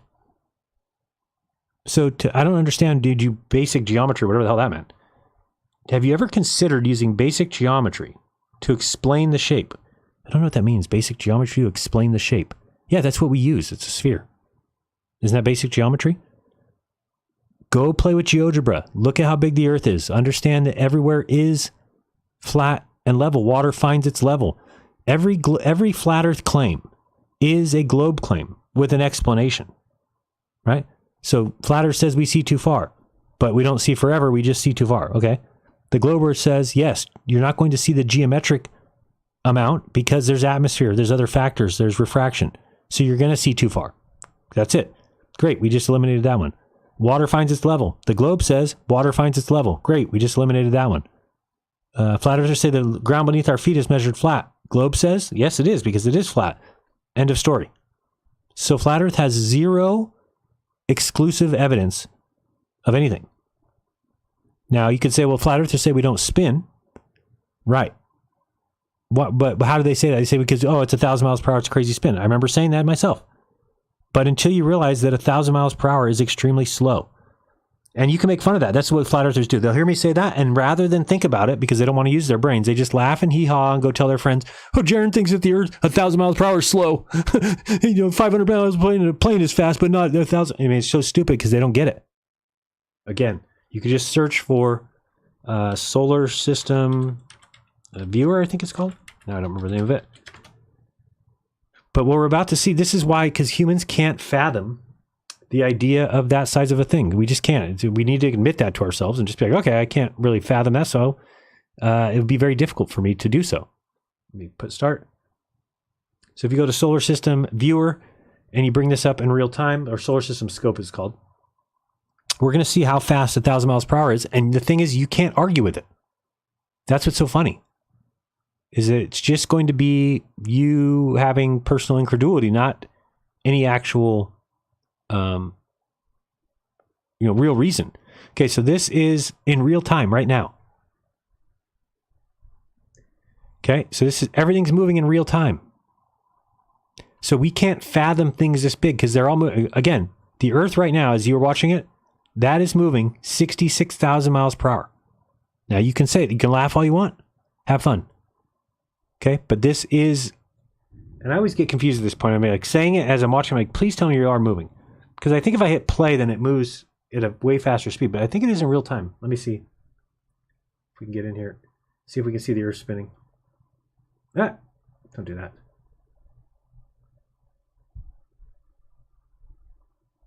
What happened to the time? Let me go back to this.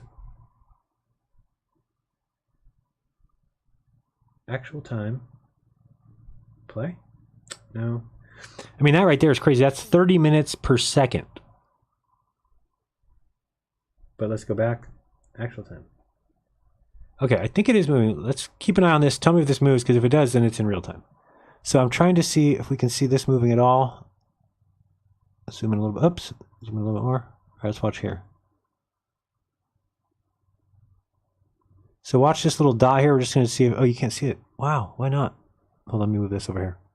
There we go. So I'm just watching this little dot to see if it moves off of the screen. You can see the same thing. I can't. Oh, you can't see my mouse. Here. Nope. There. That little dot there. Just watching that to see if it moves. If it heads towards the edge of the screen, it is. Let me focus my. Yep, it is. So you can actually see that it's being occulted by the side of the page here now. Watch it. You'll notice that this will start to go. Oh, that was real great. Accidentally double clicked it, sorry. Let's go back to here, play, actual time. Well, let's see, is that where the sun would be now? It's what time? 6 p.m. Yeah, that's about right. So I think it is in real time. I think it is moving. The clock's moving. And again, this is what's so weird about this, is that this is spinning 1,000 miles per hour. So anybody who's ever said we would fly off the Earth, we would be thrown into space, doesn't get it. Look how slow this is moving. So it taught me a lot. It taught me, okay, so if the atmosphere is being weighed down, which it is, it's 14.7 pounds per square inch. So the atmosphere is being weighed down. It has weight. So it's being pressed against the earth by its own weight, right? Same thing with you. Same thing with everything. It's being pressed to the earth. So you can call it pulled or pressed, whatever you want to call it. But then if the earth is moving this slow, why wouldn't the atmosphere move with it? It's being pressed on the earth and the earth is moving this slowly. So wouldn't the atmosphere just stay right on it? Why would it go away? Why would it move? Why would it stay there and the earth move underneath it? That almost seems like more impossible because it's being pressed down. So it would just move with the earth. Now I don't see if the clock is moving, but that's crazy if this thing is moving because you don't even see it. You can't even see it moving at all. Doesn't look like it's spinning, but it is. So anyway, if this is, and that's even just 1,000 miles per hour, look how we can't even see it moving. But then if you get over here and we look even further out, we see that there's the Earth-Moon system. And by the way, to Dave Weiss, who keeps telling people on every interview I hear him do, he says, oh, and the Earth, or the sun doesn't pull on the moon, but it pulls on Pluto and all these things. It's like, no, it is pulling on the sun. I mean, on the moon. The moon is orbiting the Earth, but it's in orbit of the sun. Right? So anyway, but this is moving 66,000 miles per hour. Now, one way that's easy to grasp that is because, again, Dave Weiss tells people, oh, well, we're moving in a circle, right? So he's like, well, this is constant acceleration. Look how we're moving in a circle. But really, the same thing is true when I zoom in on the Earth on the geodera, and we see that everywhere local is flat. The same thing is true of our orbit. Wherever we are at one time, if we get down in here and we look at the Earth right now, it's moving on a straight line. If we were to look at its path, it would be a completely straight line at all times. But if you back up, it becomes a sphere or a circle. Now, a lot of people can't grasp that, but we are too small to understand. We just are too small. So, again, here's another thing about lies. If somebody's going to tell you a lie, it has to be somewhat true or at least in the realm of possibilities, right?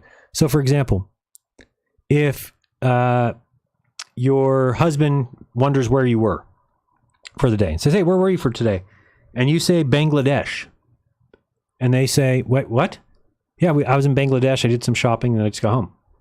That's going to cause a problem because the lie doesn't seem very believable in the fact that how did you get to Bangladesh and back in one day? I just asked what you were doing today, right? So you can't, a lie has to be somewhat believable, meaning that wife needs to say, oh, you know, I was over here in town, somewhere that is actually feasible. Okay. So if they were going to lie to us about where we live, then it would need to have some truth. It can't just be made up nonsense. How would that work? Okay. If you just make up nonsense, well, then it's going to be easily shown to be false. So for everybody who thinks that the heliocentric model is just made up nonsense, how could it be that it matches everything? Right. So then you have to say, okay, well, maybe a lot of it's true. Right. Maybe it is. So they can't lie to you about the shape of the Earth. It's really a lesson in giving yourself more credit than that. Right. Because we basically, and we've known this, I've always said to you guys that we give the elite too much credit. We make it sound like they can just do anything. They can fool us on it. And they love that, I'm sure. Thinking that they can lie to us about the shape of the Earth, that's just our folly. Because you have to think, there's pilots, fighter pilots, military, DOD, NSA, teachers, professors, scientists. What you have to then believe is that all of them are so stupid that they never figured out that any of this was not true. Right? That's what, and again, I get it. We used to believe that. I used to believe that. But then when I saw through it, I'm like, wait, how could that be the case? Because what you're talking about is we are saying that this is such a crazy model. It's just fully made up. Well, then how is it matching observations at all? So it's not made up. It's basically dictated by the sky. And that's, you know, and then you got people who say that like, well, the heliocentric model was built based on the sky. It's like, yeah, we know. It's called making observations and then creating a model that answers those questions. So if you don't like that, if you don't like that the heliocentric model did that, then you go do it for a flat Earth. Simply take observations of the sky and then make it jive on a flat Earth. You can't do that. So I don't know what you mean by basic geometry. Okay, I don't know what you mean by that, but yes, that's what they use. Max says, Astronomy Live has footage of the SpaceX Dragon docked to the ISS. Very cool. Let me look at that.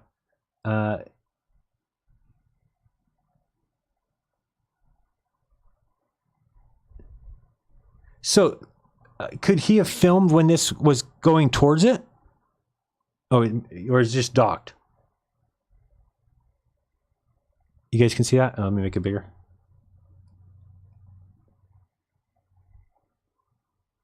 By the way, somebody sent me a video the other day for their first ISS transit. I want to check on this computer. I don't know if anybody else is having problems. When I tried to find that transit finder yesterday, it wouldn't come up. Transit-finder.com. Oh, it is working today. All right, sweet. That's one of the easiest things you guys can do. It's still the only flat earther, I think, that's done it and posted it to their channel, so people should do that. Select from map. Oh, I'll show you over here. We're still watching this? You speed it up a little bit. Playback speed. Let's go to. Go.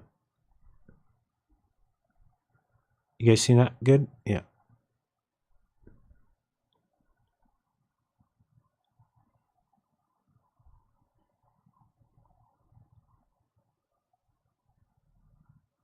Yeah, I mean, I think that if I saw that, I'd be all in too.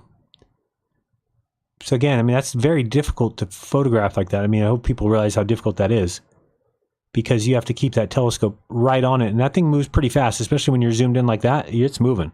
So you have to program a telescope. You have to have it, you know, tracking it at the right speed and everything. It's very difficult because now you see it's going away from you. So what was basically happening is it was coming towards you. See how it goes like that? So it's coming towards him and then kind of goes above his head and then off and away. That's crazy. And I've seen it. If you go to Odyssey, you can find both my moon and sun transits.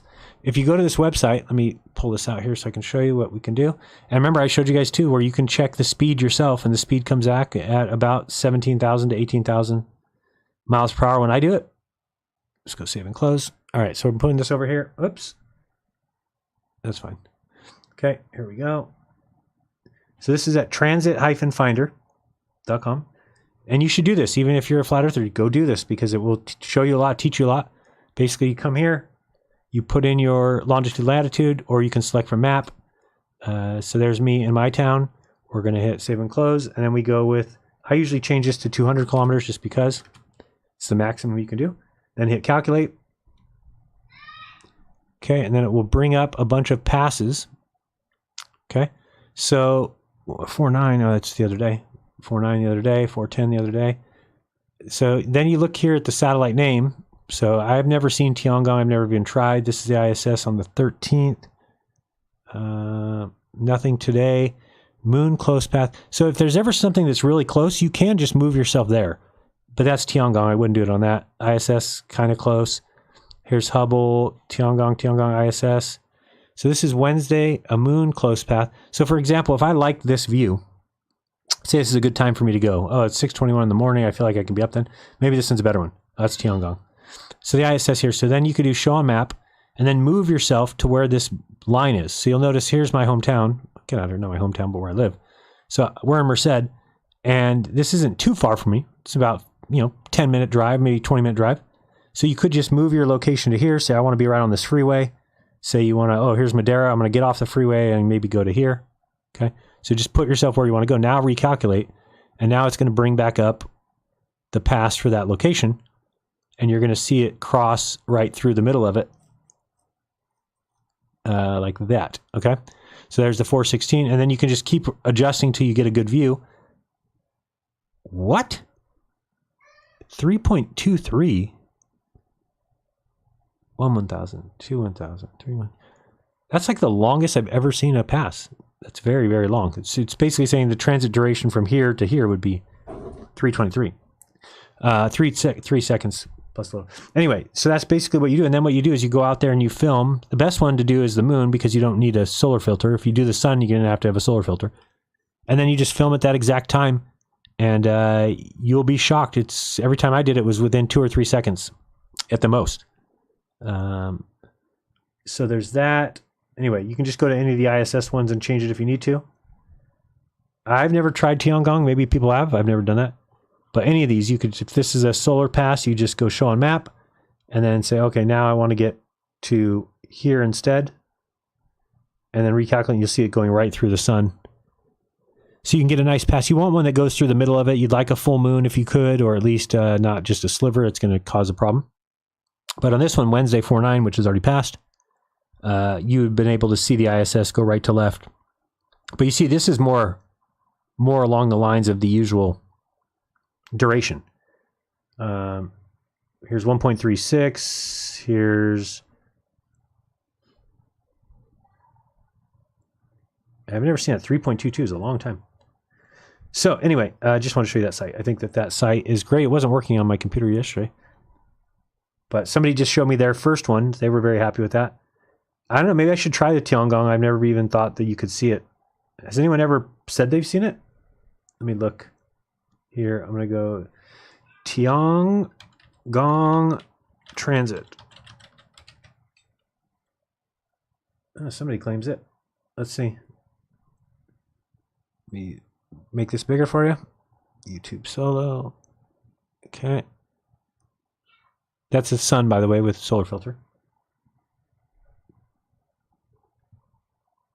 Where is it? What? I missed it.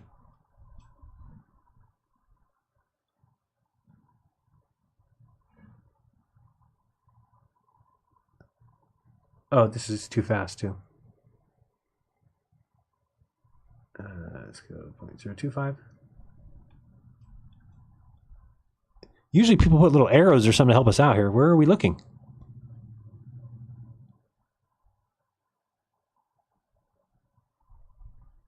It's about to be over. Where is it? I never saw it. Oh, there it went. I do see it. Well, that's really very tiny. You guys see it? It starts about here-ish. I'll show you. Watch this region. It's going to go right past this sunspot heading this way. Watch it come out of here right about... I must have missed it. There it went. Nope. I lost it again. It's going to come this way.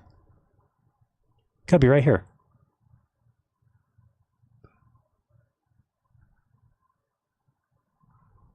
Come on.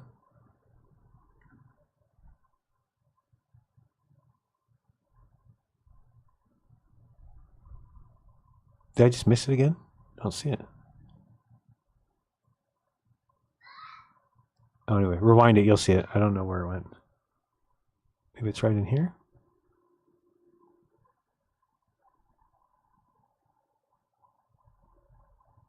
Oh, I don't see it. Unless I just missed it again. I keep looking to the side and it might... Oh, there it goes. Oh, it's the other star. Let me just back up just a hair. Let's go pause. And go back like that. Now we can see it. Stop that. Okay, so now you see it. That's the first time I've ever seen it. It's very tiny. We can see it right there, right? Oops, that's not what I want to do. This one. So there you go. It's right here, right above my mouse. There you go. So I've never seen anybody get the Tiangong. If you have a P900 or P1, it's actually better than this camera, whatever they used. Let's see if anybody else has one.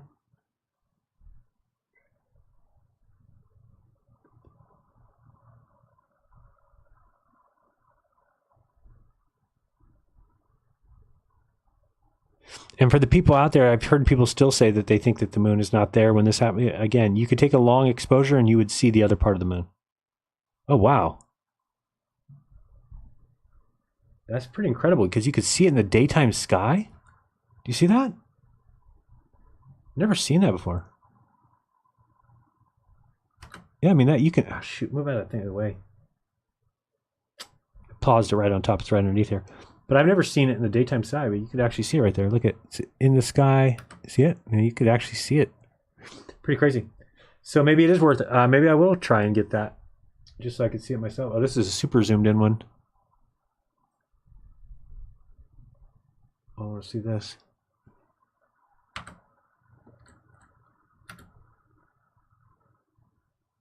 Huh. Very, very tiny compared to the ISS. The ISS, you can actually see the shape. Anyway. that's the way if you want to do it yourself and try any of these, hey, it's fun. Give you something to do. Give something to kids to do. Again, go to Transit Finder. But, and again, we got onto the subject by saying you can definitely see how slow everything is. And we think of 1,000 miles per hour as extremely fast, but we are tiny little things on a big, gigantic Earth. And so you wouldn't feel it. Nor would you be flung off. Nor would water be flung off into space like, Dave Weiss says. All right, we got Les says, in your opinion, heliocentric or geocentric? I probably would say heliocentric, but I guess I'm open to it being geocentric. I just, it would take a lot of reworking of things. And I don't even know, you'd have to change the mass of all the things. I mean, again, it's possible. But I think relativity kind of says that you wouldn't be able to tell one way or the other, except for the fact, of course, that, if you then realize gravitationally that things go around larger things, well, then it makes it obvious that, probably what's happening. In your opinion, you read that one. Here's a link to the sunspot thing. What does that mean? Science tracking sunspots from Mars summer. Oh, I see what you're saying. Let me grab that. Tracking sunspots from the Mars rover. Let me see what that looks like.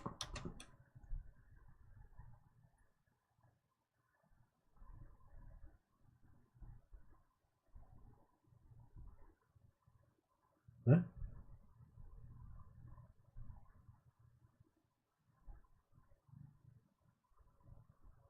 Yeah, it's just not proof to me. I mean, I don't really know how that would be proof to anybody, but that's okay. What is these pictures of? I don't get it. The sequence of 7 images in this animation shows sunspots as viewed by NASA's Curiosity Mars rover. So, okay. I mean, I just, that takes if you were to do this on Earth, you need a solar filter, number one. And second, this is like a full zoom P100 or P1000. So the Mars rover has a camera that's capable of fully zooming on the moon. On the sun. I just didn't know that. I didn't know that. Whereas something like this would be very easy to create. So, just saying.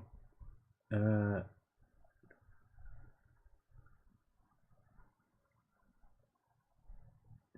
images were taken by the right eye camera of Curiosity's mast camera, which has a 100mm telephoto lens. The view of the left of each pair as the sequence has a little processing other than calibration. The sun completes one rotation once a month. Yes, okay. So you're just saying that they're able to predict sunspots coming around the corner from Earth, is what you're saying. Okay, I get it. Yeah, I mean, we'll check in that. It seems like they list the camera type there. Let's go to the next one. Yes, I will, Ronnie. I see that about Kerbal. We've got... I will consider streaming that. It is installed on this computer. Just haven't done it before. Zay is Z. Thank you. I don't know what that means. Dylan Schumacher says, is a vacuum next to a pressurized system without a container now a thing in your opinion? No disrespect, just seeking clarity. Yeah. I think that it's the idea of you need a container is a little bit a misnomer, because if the Earth is, again, if what they say is true, it's very large and it has gravity, then it's going to hold that atmosphere down. So I think where I messed up in the past is I said, okay, well, if we have a small box of air and it's next to the vacuum and we release it, then the air would go into the vacuum. That is true. That is still true. However, the air of the Earth is a lot of air. It's a mass of air, and it's got weight, and it's massive. So it's not quite the same as if you have a box of air inside of a vacuum chamber and you open it up. Well, of course, it's immediately there's a heavy amount of gas exactly adjacent to the vacuum. So, I mean, I still have questions about it. I still have questions about the vacuum of space. I'm not sure it is a vacuum like we might think. So again, it is a vacuum in the fact that it's a lack of anything. But I think when we think of vacuum, because to create a vacuum on Earth, we have to suck the air out, right? So we're vacuuming the air out, and then it's a vacuated system. But in space, I'm not sure that nothing's sucking the air out, right? It's just a natural one. So it's much different than we might make on Earth. When we make one on Earth, We're actively pulling the air out of it. And so if you're doing that, then you are sucking the air. So then if you open a box of air inside that vacuum chamber, then it's being sucked. So it's not just existing. So I think there's a difference there. Whereas if you had weight and you had gravity, then you would keep the atmosphere on the Earth because there's nothing actively sucking it, if you will. And yeah, it's a gradient, and the gradient goes up to the point where the gravity isn't strong enough to hold what's there left. So it does make sense. Their idea does make sense. I think, is it true? Could be. Could be. But again, to me, none of these things are going to change the shape of the Earth. You can't change the shape. If it answers every single observation, then why would you ever deny something? It just doesn't make sense. No matter even if NASA's lying every day, you can prove the shape of the Earth tomorrow. Easily. Go to anywhere in the south and watch the sunset. Because there's a model. I'll show you the model real quick. Here's a model. It's called Google Earth. Okay, and this explains everything that you observe. There, you can go anywhere and say, is this what I observe? So if I live here and I went down to the Monterey Beach, okay, if we go down here to, I don't know, Moss Landing, here by this is the stacks, if you've ever seen where am I at? Where's the stacks? Here they are. You can barely see them. They're right there. These things are huge, tall smokestacks. You can see the shadow there. But if you go down to that beach, let's drop ourselves down here. And let's go to this beach. Well, so here's what I mean by they can't just, if they told you were taking you to this spot and somebody says to you, oh, they could have taken you anywhere, you wouldn't have known. No. If they told you what day it was going to be, this has to match the sky, right? It has to match what is called for at that location. So if you hit exit Street View here and we go down here, oops, don't go too high, stay there. Okay, so if we go down here and we zoom in here and we're going to go look at the sunset, you could bring up the day, saying look up, up, up, up. Thank you. Okay, so if we're looking up, here we are at the beach, and we're down low. We are at how high? High altitude of 43 feet, 35 feet, 25 feet. Okay, so there's 25 feet high. And if we then take this and we turn the sun on. Okay, so if it's today, you would be able to see where the sun sets.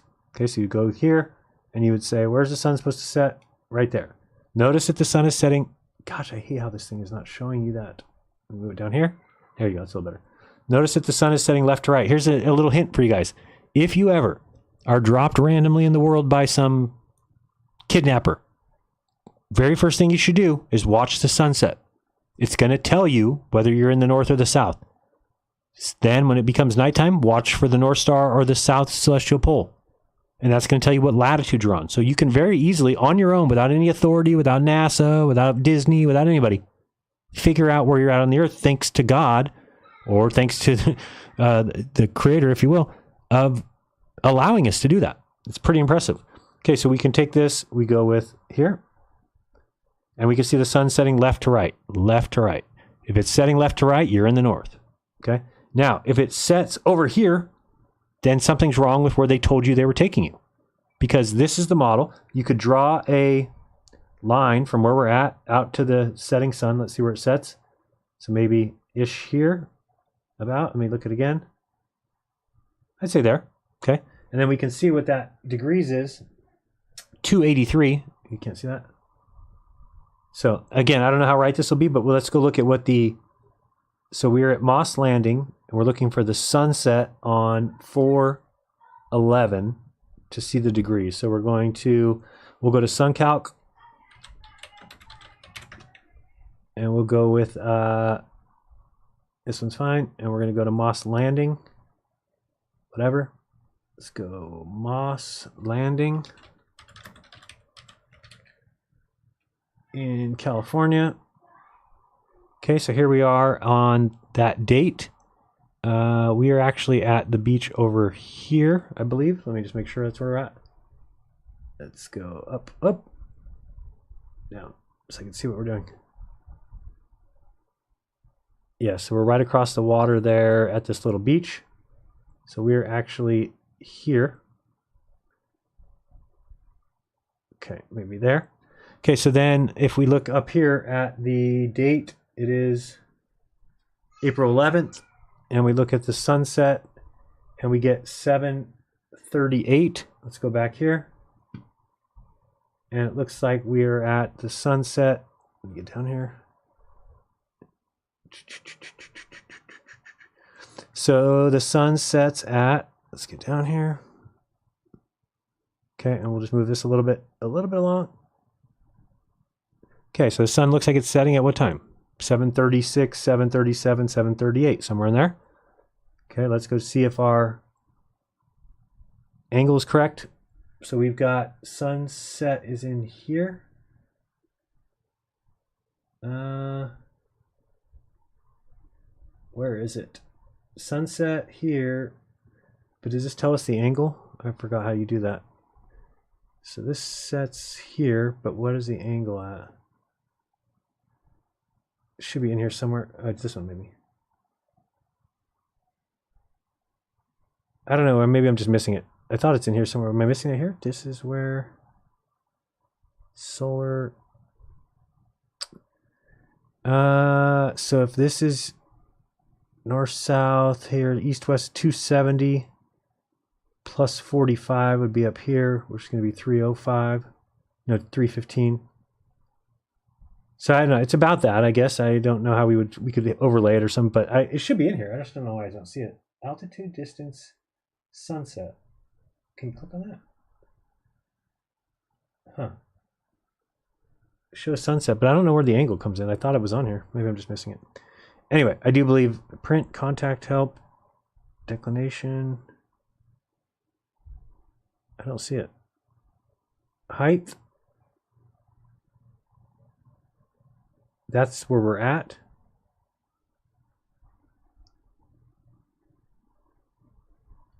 UTM. I don't know what any of these means.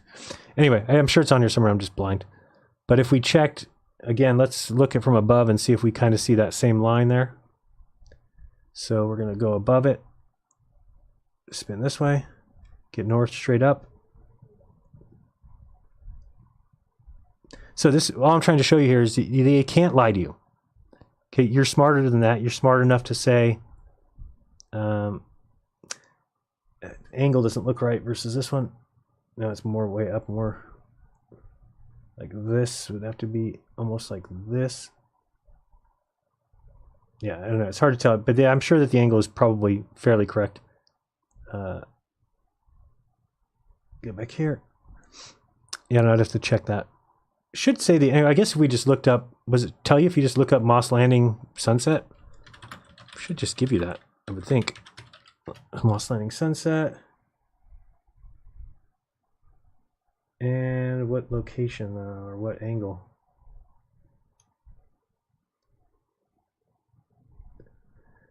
I don't see where it says it, but it's 30 minutes before sunset. Sunrise, sunset time, Moss Landing. Oh, it's time and date that shows it. Now I remember. That's why. Okay, there we go. So it's showing today a 7:38 and a 2:82. And what did we have? We had a line. Yeah, so 282, 283. And again, I was just doing it quickly. But you can see where everything has to jibe. So it cannot not be something else. Imagine what we're saying that they did. That they were able to take the observations. Because here's what, let's think about what flat earthers believe. They believe that there is a flat plane, okay? And we all live on it. Okay, great. So we have to have places that we live specific to that flat plane. If somebody was going to lie to us and say, now we're moving you onto a sphere and we're going to pretend that you're on the sphere. Okay, great. But whatever was happening on the flat plane would no longer jive on the sphere.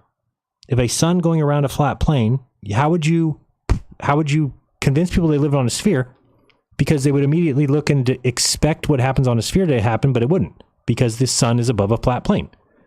So we're in a position where we're told we live on a sphere, and the sun acts as it would if you lived on a sphere.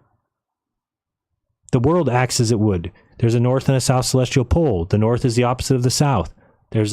All those things tell us the things are in the south are going backwards. The things in the north are going the other way. Okay, so how could those things be true? Unless, like for instance, if you're on a flat plane, then there is no time where the sun would be setting a different direction.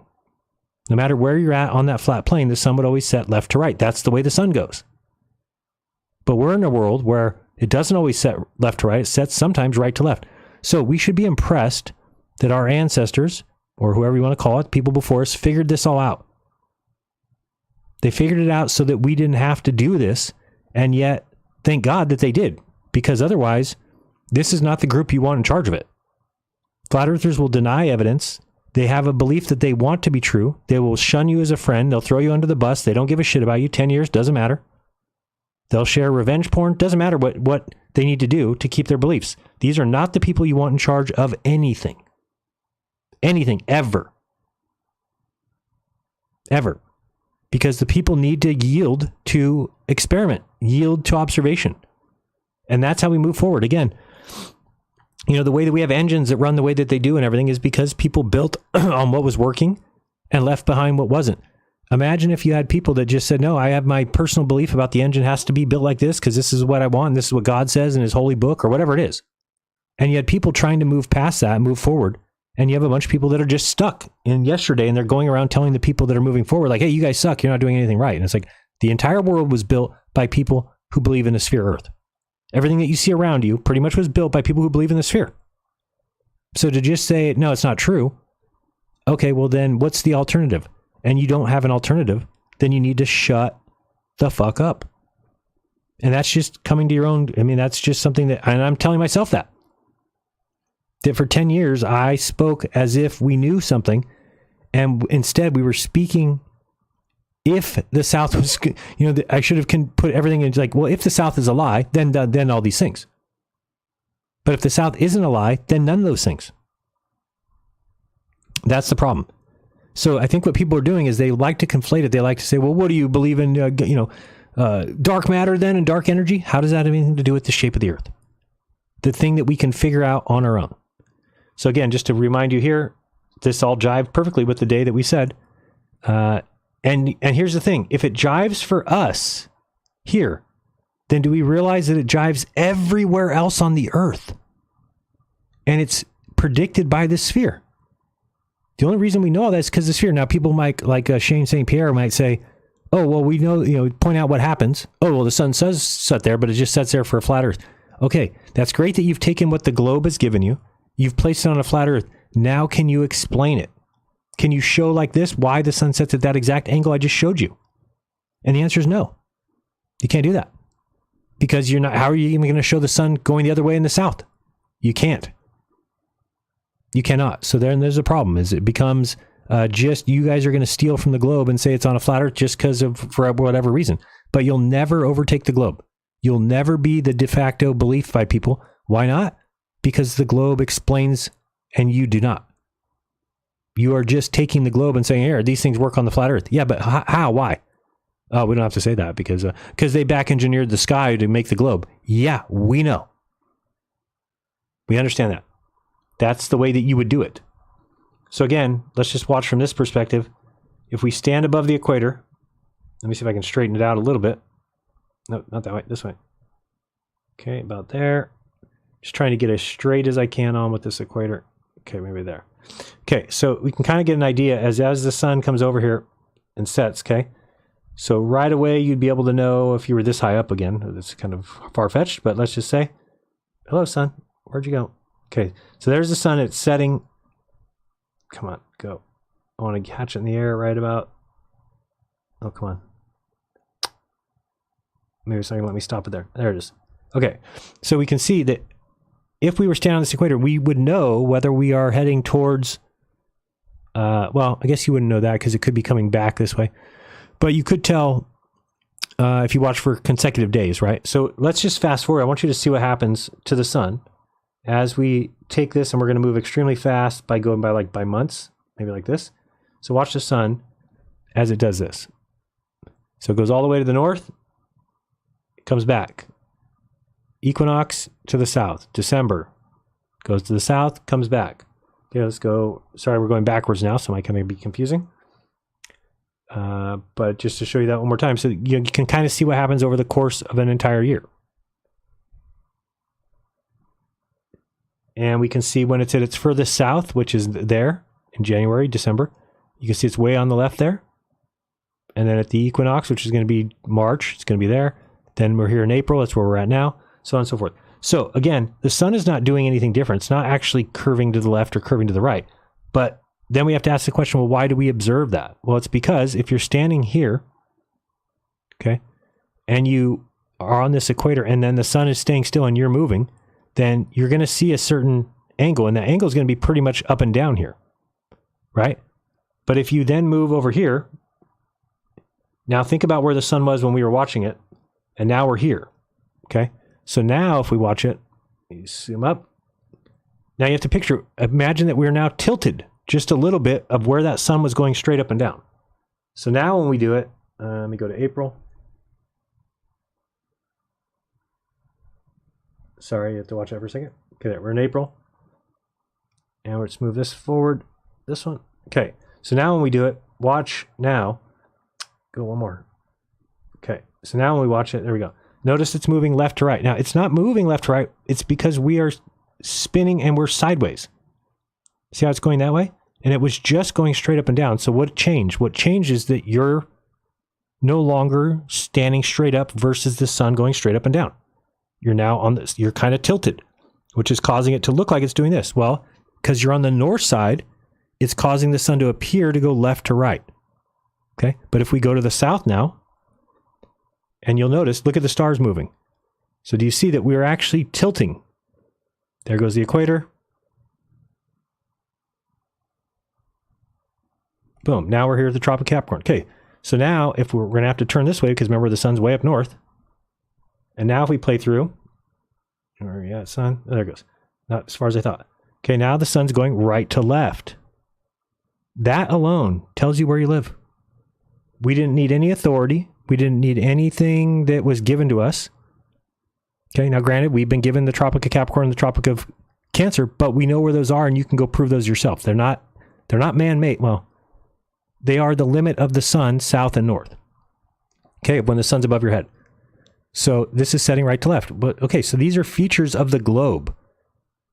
This explains why. If somebody says, why do I see the sun go right to left, Jiren? Because you live on a globe, and that's what the globe calls for. If you ask somebody who believes in a flat earth, why is the sun going right to left? They don't have an answer and never will. There's no answer for that. Because in order for it to go right to left, when the other people see it going left to right, it has to change direction. It has to itself go left to right or right to left. But on the globe, that's not the truth. On the globe, the sun's supposedly still in the sky, staying still, and you are turning underneath it, and depending on where you're at on the ball, which way you're leaning, is going to cause the sun to appear. Oops, don't move that like that. Sorry. Okay.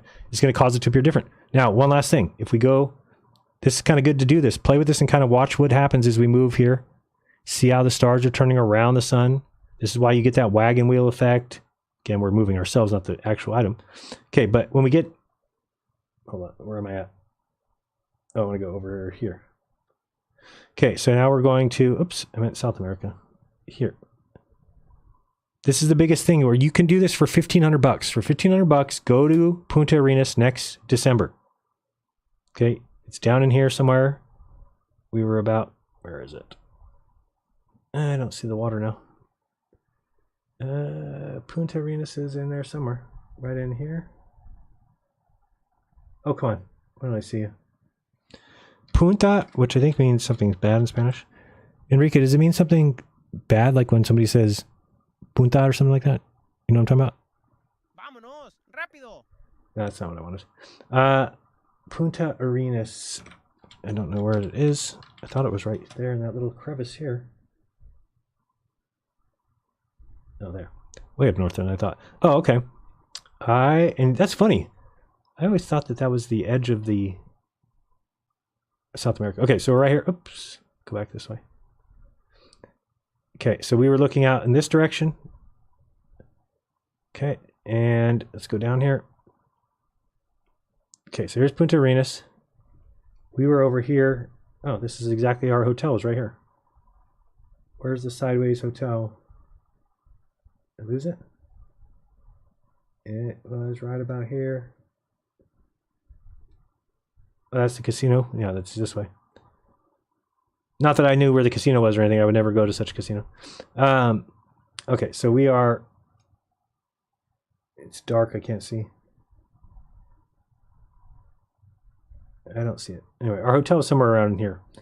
But we were looking out in this direction, and then we watched the sunset. So let's go to December just so you can see what we saw. Okay, now let's go to this way. And we're, nope, one more. There, go to December. No, I'll go to this December. Okay, so there's December 16th. That's around the date we were there. Oh, that is our hotel right here. I don't know how I ended up exactly where I wanted to be. So this is where you saw us live streaming from, right here. We were really there. I smoked a joint here. Okay, and here. Oh, sorry.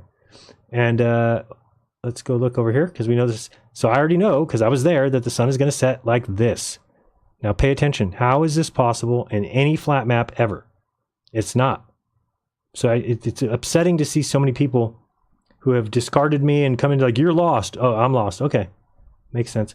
Because look what the sun's doing. It's setting right to left. Okay. So it sets. And once it goes underneath there, oops, go there.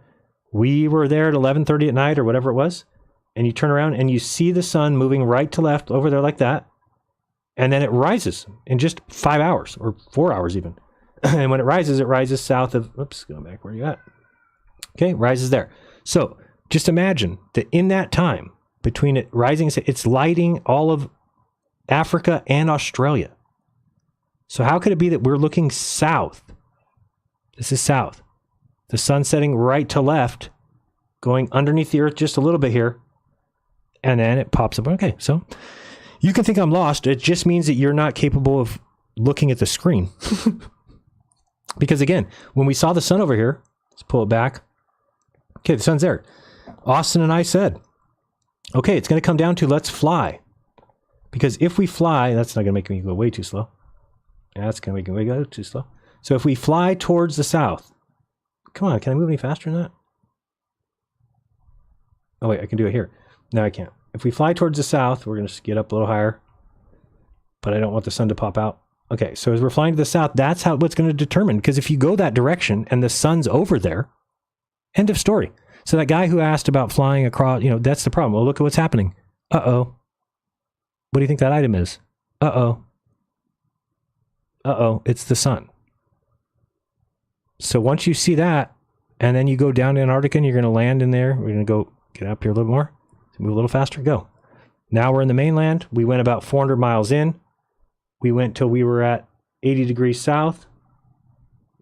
Okay, so what are we at here? We're at 120 west, 82 south. Up to 82 south, go backwards.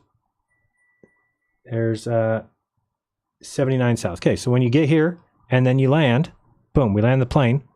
And then there's the sun. Now, granted, by the time we landed the plane, the sun was over, oops, the sun was over here. Let me get this.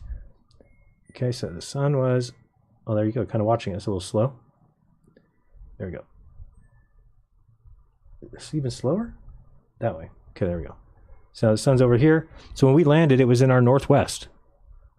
Okay, so we went over here. There's north. That's going to be northeast. So it's a little bit further than that. Okay, it was like there. Okay, so Dave Weiss saying it's too high. Well, is what the model calls for. Okay, so now as it goes around, you just are watching that, and now you realize how the world works. Because you can't see that on a flat plane. If you can understand that this is why anybody knows that the Earth is a ball. There's no question. Okay, so as it goes around, it's going to get to its, and this is what I realized in my head. Nobody told me this. It was because I started to understand. I was like, oh, now it's all making sense. That the lowest it will get is south. Okay, so it gets to its very lowest right about there-ish, right? So I realized that, oh, that makes sense. If I were to go in that direction every day, I just kept walking towards the southernmost part of the sun, that I have nowhere to end up but the South Pole. And eventually, even though this kind of goes around and goes high, low, imagine each 69 miles I went in this direction, what happens to the sun? It pops up 1 degree.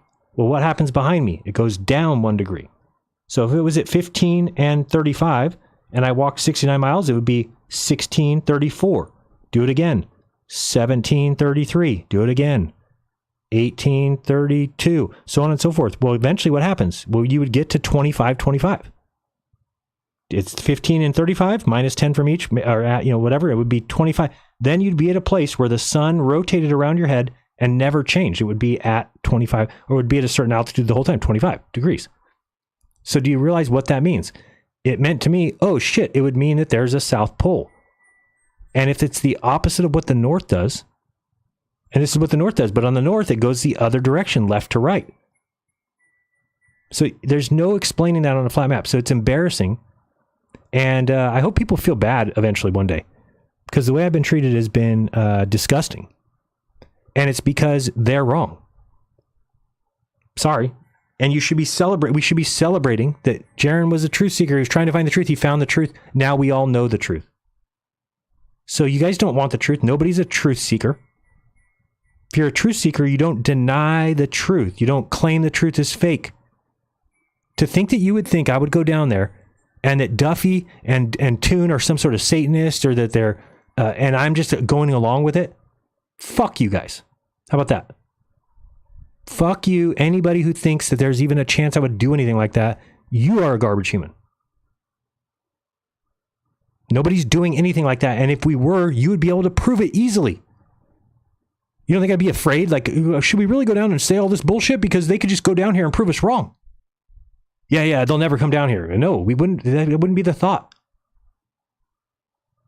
The sad part is that nobody will go down there. You just want to be naysayers. You just want to call us names and claim that we're faking it and that we're Satanists, but none of you will actually put money where your mouth is because you have balls the size of grapes. That's on you. That's on you. Go down there and prove us to be liars. All of us. Imagine you would be the best flat earth hero of all time. Your hand raised, they would have parades for you, but none of you will fucking do it. You just keep your mouth running. And that's embarrassing. That's embarrassing. And people want to say like, well, Jiren, you would do the same thing. No, I wouldn't. No, I wouldn't, especially with the amount of footage that they have. Again, the moon landing is totally different. Space missions are totally different. There's no independent person. You can't tell me, go to Saturn then and take the pictures Cassini did and prove us wrong. Can't do it. We'll go to the moon then and prove us wrong that we weren't there. Can't do it. You can go to Punta Arenas. You can go to Antarctica. Big difference. How many cameras filmed the moon landing? 1. How many cameras filmed the 24-hour sun? Like 10. How many years have they done it in a row? 35 years. And I showed you that. You can go and look at all the ice marathons at Union Glacier. You know, Union Glacier marathons. I mean, what? So, you know, Dave keeps saying like, oh no, there is no 24-hour sun, or they were tricked. Dave is a retard because he doesn't understand that you would never have. What about all these bases that are there? What about all the? Hey, I was on that plane. So this is officially. Where did I see that? Let me find it over here. Actually, I have a website that has all the videos from each one. But the logistics of faking it are so much more impossible than you can even imagine. There's something like, what is it? How many bases in Antarctica? Anybody know offhand? Bases in Antarctica, I want to say there's like 70, but it might be 40. Do I have a number of them? It's not really. Research stations in Antarctica. Multiple governments. Many of these stations are staffed throughout the year. Of the 56 signatories to the treaty, a total of 55 countries operate seasonal, summer, year-round research stations on the continent. The number of people performing and supporting scientific research on the continent and nearby islands varies from approximately 4,800 during the summer to 1,200 during the winter. Okay, so now you have to believe that there's 4,800 people that are being paid to be disgusting liars. Okay, that know that humanity's being fooled about where they live and don't give a shit. And none of them have ever had a change of heart. Not one of the 4,800. That is impossible. And the government doesn't keep their secrets by telling 4,800 people every year. That's not how you keep secrets. And then just leave. Here's $1 million and we don't have to worry about you. There's no way you're going to tell one of these guests down here or anything. It's stupid. It's embarrassing. Okay, for Dave Weiss to say that, that's what when he tells you, oh, that Jiren was fooled, it's not just me, it means, what about these other 4,800 people? Were they just fooled? They don't know that there's plasma laser beams in the sky that light up the entirety of the continent? So you've got people at the top of your belief system who are lying to you, or are retarded, or actively stupid, or don't care about Europe, whether they teach you lies, don't care about what they're teaching children. we all got into this, and the big rah-rah was the school system is indoctrinating children with lies about where they live. Right. Terrible. Let's get in there and stop that. Well, we got in there and realized, oh shit, they're not. So then there is somebody still doing that, but now nobody's upset at that. Flat earthers don't care. Now all of a sudden, they thought they were so big about not teaching children lies. Now they don't care. Now they're like, well, what are you going to do? It could still be something else. It could be, there could be 17 suns doing whirlabouts. I actually think it's a reflective mirror that is being, refracted. And then also, that's what you're describing as a world of deception, where something was created that can be answered in one word, sphere. And yet it's a million other convoluted things, and we're supposed to care or figure that out. Sorry, I don't have that in me. The Earth presents itself as a sphere, so I can say we live on a sphere. End of story. Now, if you want to deny that, why? Go ahead. What good does that do you? Do you feel better about yourself now that who's going to be, you think God's giving high fives to people that figured out the trick? Oh, did you guys figure out the trick? I made an Earth that can be answered in the word sphere. But what I really wanted you to do is dig into it and realize it was reflective, silvered out, superfluid of a mirror that inverts images but keeps everything the same, so you can't tell with a camera. No, of course, nobody believes that. I don't even think flat earthers believe it at this point. I think that they're just too embarrassed or too afraid to get out. So that's going to be on you, not me, because I'm out. And I don't want to look back, but at the same time, like I said before, I do feel some responsibility for it. And that's correct. That's okay to feel that. But what the problem is that people don't get the point. They're like, oh no, Jaren's deceiving. How am I deceiving you? By telling you the truth and not lying about anybody. You see the difference? I have to be lied about constantly, and yet I don't need to lie about anybody. Let me see here if I find this. Union Glacier camp, travel, skydiving over Antarctica. It's a pretty one. Weather map for... And then I hear Dave say things like stupid things. Like he's like, oh, they never have days of no clouds there. What are you talking about? It's the height of their summer. So if there's ever going to be a day, it's going to be around there. And he's like, they had snowy weather for 3 months before that or something, or whatever. I mean, cloudy skies 3 months before that. Well, I don't know how he knows that. Who did he get that from? If he's talking about when Whitsitt said that, one of the guides there said, oh, yeah, it's for 3 months we've had cloudy weather. Well, they didn't mean like every day. What did you want him to say? Well, actually, we had 93 consecutive days of cloud. Then there was 1 day clear. Then we had another 14 days of cloud. Then we had 1 day clear. No, he's making a general statement. And you guys are running with it as if it's some sort of evidence of whatever you believe. It's so stupid to think. So what do you think happened, Dave? What do you think that Duffy can erase clouds from the sky? It's so stupid. It's embarrassing that you're going to keep going with this. You are on, and like all the people are going to go down with a burning ship. It's pretty sad. Get off now. Join the WWF while it's still available to you. I don't know. It's crazy to me that you guys can't see it. And I get it because I was there with you, but I thought the South was a lie. It is not. Once you go down there and you see how everything works, you're like, oh, it works exactly like the globe says. Is that possible if we don't live on a globe? Let's think. Be pretty difficult. Pretty difficult because each one is going to look differently. The observations are going to look different. If you let's describe it this way.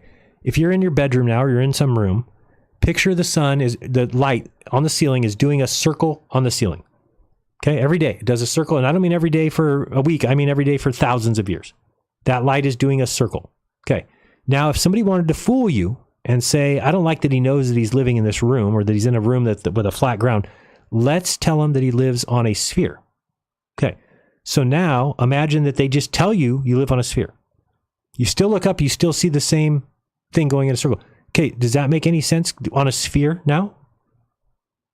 Or would it not jive? Your observations are going to no longer match what would happen on a sphere. Where are you going to put that the sun's going around in a circle like that on the sphere? So if it goes around the sphere, well, then you'd be at your place, you'd be looking up saying, no, I see it all day.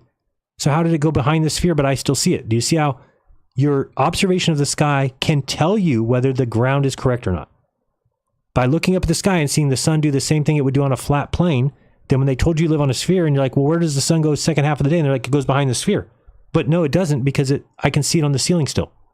So you've just disproven the sphere. that they tried to place you on. Okay, so we have the opposite thing happening. We think we live on a flat plane. Great. They put us on the sphere. Okay, great. Now, when we look at observations, the sun matches exactly what happens on the sphere. You live on the sphere. There's no ifs, ands, or buts. It'll never change. You'll never wake up and it be any different. It's fact. It's time to move on. And for every day that you stay there, you are wasting your life.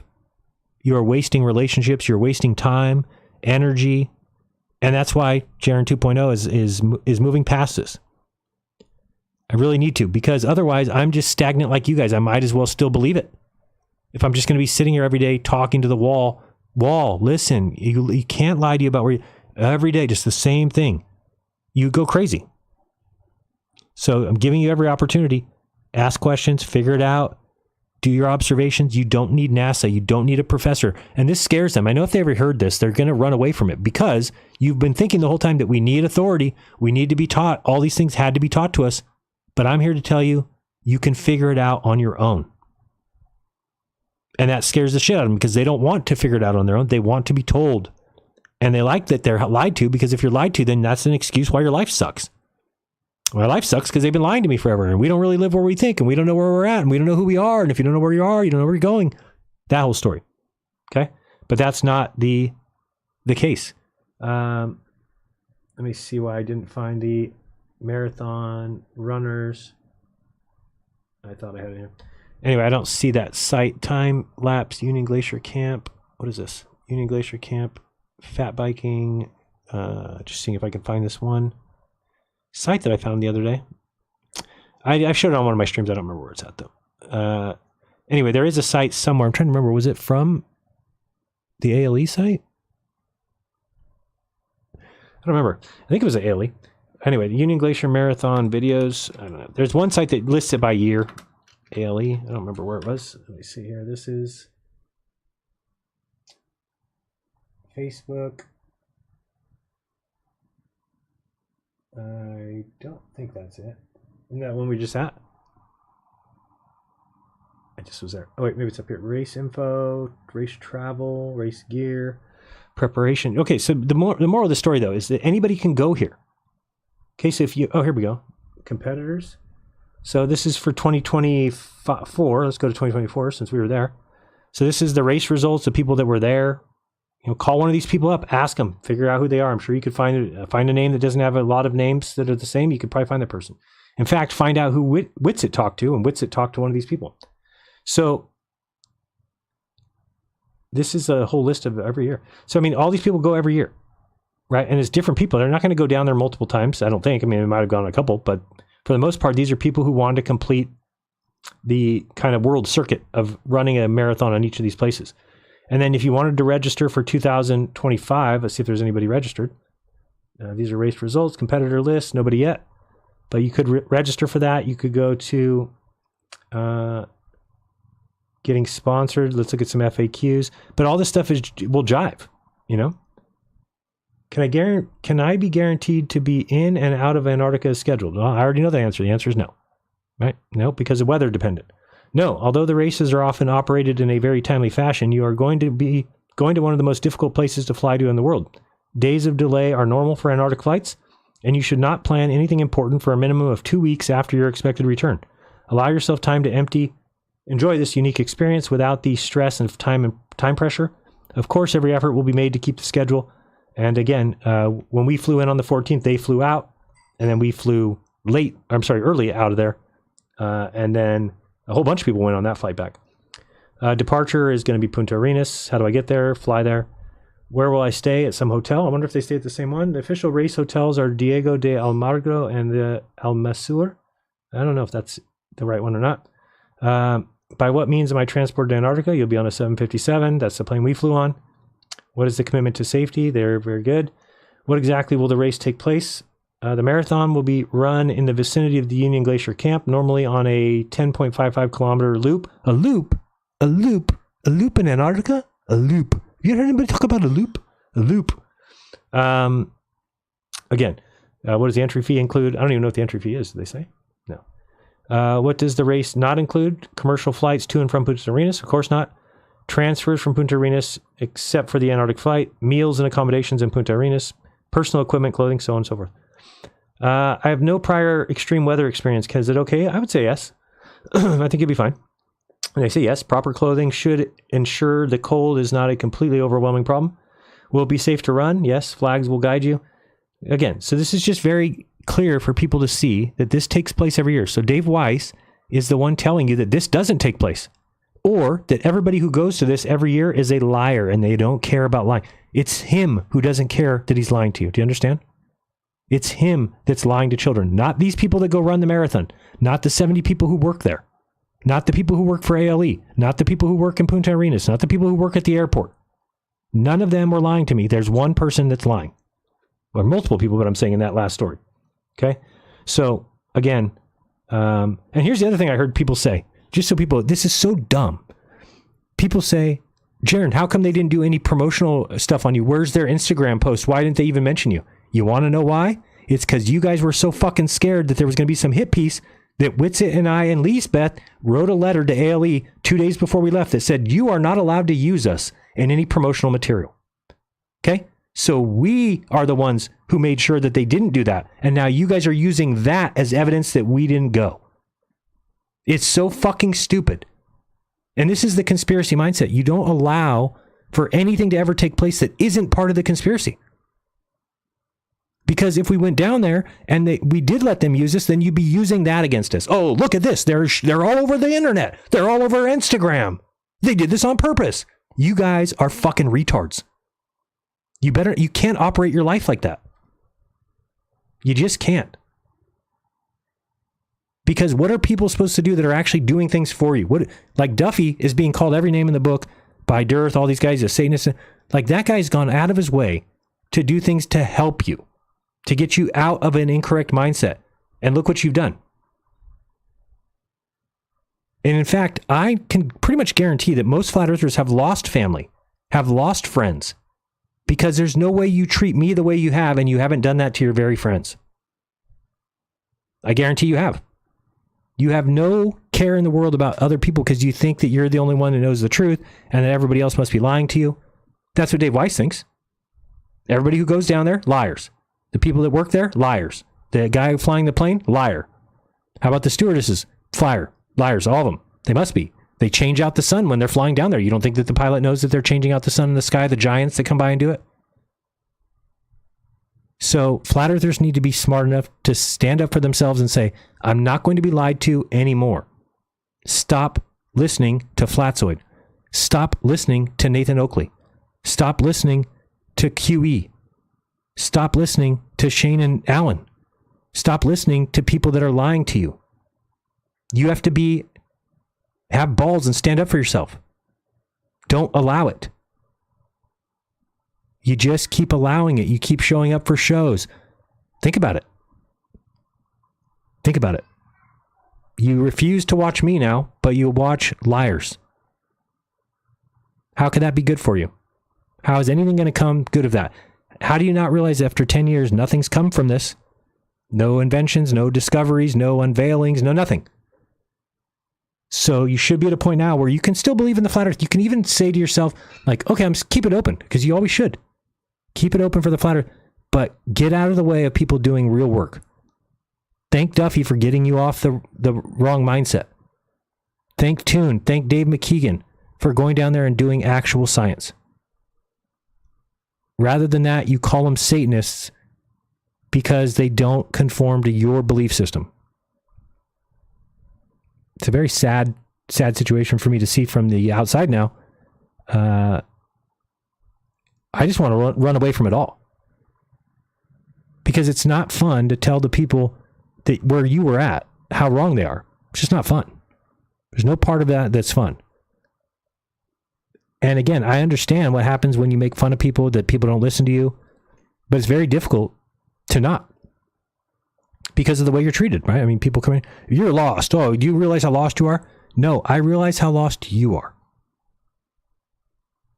To come into my chat after everything I've said for the last 12 episodes of Friday Unplugged and say that to me is embarrassing. Because I don't think, it just tells me you don't want the truth. At all. Now, some people do. Some people that'll show up on the WWF show clearly do. People like Nick Havoc and Melodome and I Am the Craig and Shifty Eye Shady and people that have realized that we made a mistake. It's okay. The day that you admit that to yourself and say, okay, maybe I was wrong, you'll feel so much better because everything starts to make sense again. You're like, okay, now all right, okay, I feel better. Is it still weird? Yes, it will always be weird because it just is. But nobody believes in the sphere Earth because they feel like they live on a sphere. Nobody. People believe in the sphere Earth because evidence leads you to that conclusion. Observations, experiment, the way we schedule things, the way we plan things, flight paths, you name it. They all turn up to be on the sphere. And again, can you 100% account for observations if you're lying to somebody about where they live? The answer is no. Okay. Now, I've even thought to myself, could there be, I guess there could be a situation where you have a model that explains all observations. So you put that over there on the side. And then you might have another model that also explains all the observations. And then you have both models and they go up against each other. That I can see. But we're not in that situation. We have one model that answers all questions and no other model does that at all. So to keep fighting this is futile. And then all the flat earthers that keep saying that we can actually have another map don't get it. They're like, oh, it's just a flat map and it could be other. No, there cannot be any other map. Tropic of Capricorn, Tropic of Cancer, the equator must be there. We know the continents that they go over and we know the order of the continents. We can use the sun to figure that out. Now you might, we can't look in the sky to figure out the order of the continents. Dumbasses, yes, we can. We know that the sun hits Africa and then South America. Not South America, then Africa, then Australia. That would be weird, right? And again, people keep saying, well, I don't understand why you say we can use the sun as a measuring stick. Because it's rigid. It's a known path. Why do we use rulers? It's a known amount of space between inches. If some rulers had different inches than other rulers, then we couldn't use that. It's no longer an effective measuring tool. The sun is an effective measuring tool. If it ever took off for 2 weeks, if it was just going around and said, I'm going over here, we'll see you in 2 weeks, or one day popped up way high in the sky and then came down low and then screwed up and didn't do 24 hours, did 36 hours, then we can no longer use it because we don't have, it's not consistent. The sun is the most consistent thing that there is. It's how everything is based. So once you know that, then you can take a map and say, do I live where this map says? Let me see if it jives with the known orbit of the sun. If it does not, you don't live there. Guess what? Your AE map fails in every case south of the equator.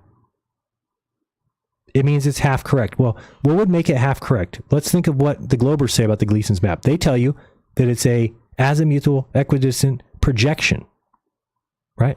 Okay, so what happens in projection maps? Well, they get distorted, right?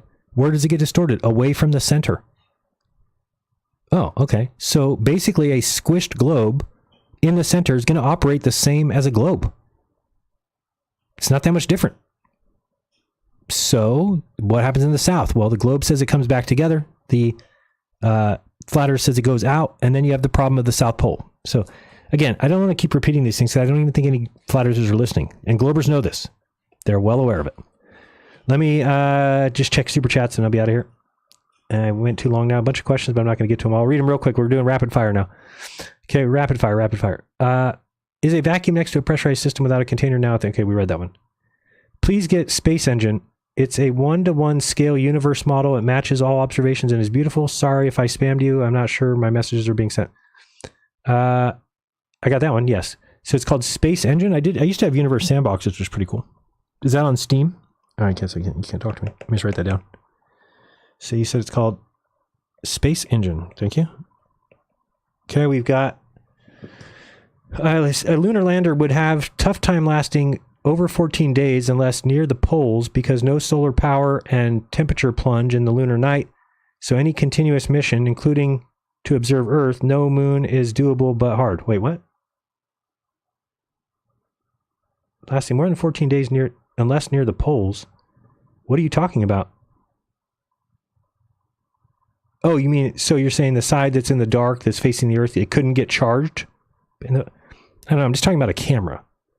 Pretty sure you could get enough charge during the the daylight for 2 weeks to keep it powered for the night, right? Maybe not. I don't know. Does this thing work? I see a freight train. Yes, it does. But that's the point of it as a question. But anyway, Curiosity's mass cam has a filter wheel that looks through a solar filter because solar power and temp plunge in the lunar night. So, I read that one. Most space cameras work like that. Cool. Thank you for that link. I am copying that. Ginger W. Evo says, what is the best method to convert a flat earth friend who is deeply into the scripture? Hey, that's a tough one. That's a tough one. I mean, I do really think, and I haven't had one yet, but I do consultations on my website. If you go to shop.jeranism.com, I do think that if you have somebody, a friend or whatever, if you tell them that they can talk to me, they might be interested in doing that. And I think that in an hour, I could convince them. I'm not able to talk to any of these people face to face, right? All these people just ignore me. The flat earthers no longer watch me. They've all blocked me. So if you were to sign up for a consultation and tell your friend or talk to Jiren, I think at the end of that hour, there's no way if I show them what I just showed you about the sun setting and the right to left and all that stuff and explain my observations, that person's not going to walk away from that a flat earther. You just can't. There's no more answers after that. Bro, the earth is a pyramid. The reason the sun appears to go to the other direction is because the more south you go beyond the equator, you have to look north to see the sun. Do you disagree? What? The earth is a pyramid. I don't know what that means. We live on a pyramid? Who cares? The earth is a pyramid. Okay, so it's not a sphere, it's a pyramid. The reason the sun appears to go the other direction is because the more south you go beyond the equator, you have to look north to see the sun. I disagree completely. I just showed you, I was in Punta Arenas and the sun set to my south. So according to you, you just said something totally different. The more south you go beyond the equator, the more you have to look north to see the sun? Wrong. Incorrect. Very incorrect. Exposing Moz tricks say never. Okay, sometimes you can say never. I'm the Craig says, hey Jiren, I keep forgetting to ask you, did Whitsitt claim to know people in South who claimed sunset? You remember him saying that? Yeah, but I think he's talking about those guys from Antarctica who have all been shown to be incorrect. They either just said that or didn't know where they were or got their dates wrong or something. I don't know. I guess my biggest question is, do you know for a fact that all the participants in the TFE exactly? I guess my biggest question is, do you know for a fact that all the participants in the TFE feel I don't know what that means, Jeremy. Feel exactly the same? No, I don't know that. What do you... Whitsitt doesn't feel the same. Whitsitt is under the belief that he thinks, well, there's enough wrong with the heliocentric model that the Earth could still be flat. I totally disagree. I don't know if you're asking if they all agree or if I know them all. I just know that nobody faked anything down there. I watched them. That was my job. Can you please? No, I'm not. Armin's not getting in the show. Let me look at super chats and then I got to go. Fan funding. Let's go there. Thank you very much to those who supported the show. I'm a man of my word, Jiren. I promised $100, so here it is. Addicted to Gaming, guys. Please sub his channel. Thank you very much for that. Dave's Waffle House. Thank you very much. I appreciate that. Dave, I have a sound effect for you.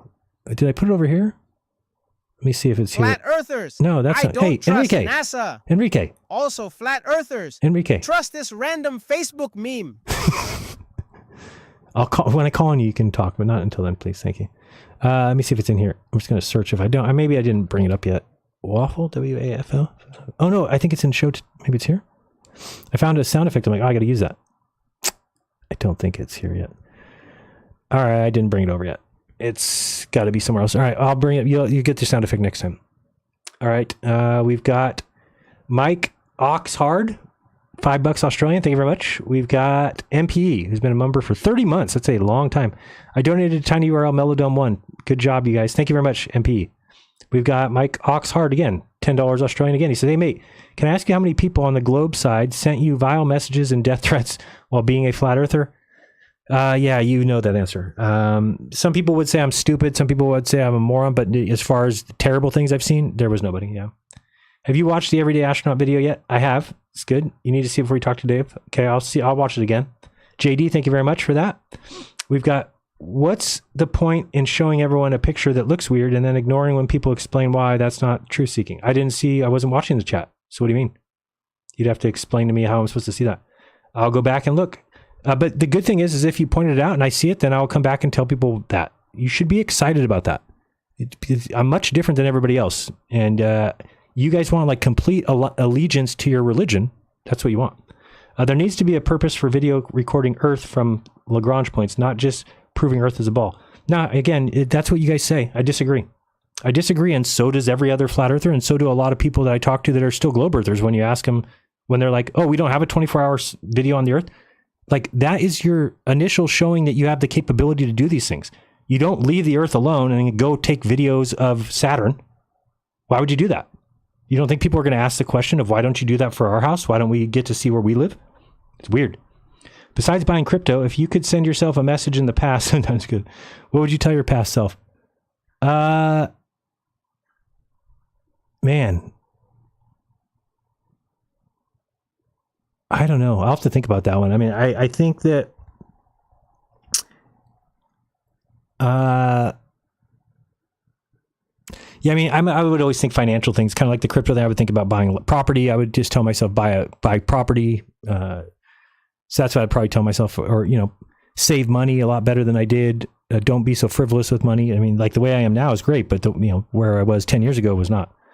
The big scary number, 1,000 miles per hour, doesn't take into account that it's through a vacuum with zero turbulence. Of course. If you want to do something more Flat Earth videos, then Craig has a playlist of 30 plus interviews that you could get some names from. If you want to do some more oh, okay, gotcha. Thank you, that'd be good. And we got Lift the Veil by Bitcoin. Thank you very much, Lift the Veil. Nice to see you back, buddy. I watched your video the other day as you walk through that town. All right, I've got to go. I got to go to the bathroom really bad, and I love you guys. So we are not going to have an outro song today because I'm out of here, and it is date night, and got to love that. All right, much love to you guys. Thank you for being here. We will be back Saturday morning, 10 a.m. with interview for the WWF. We were flat. All right, much love, guys. Till next time. I remind you, please do your own research. When you do, you'll never again believe that you can't tell the shape of the ground by looking at the lights in the sky. You certainly can. Somebody tell Dave Weiss he's a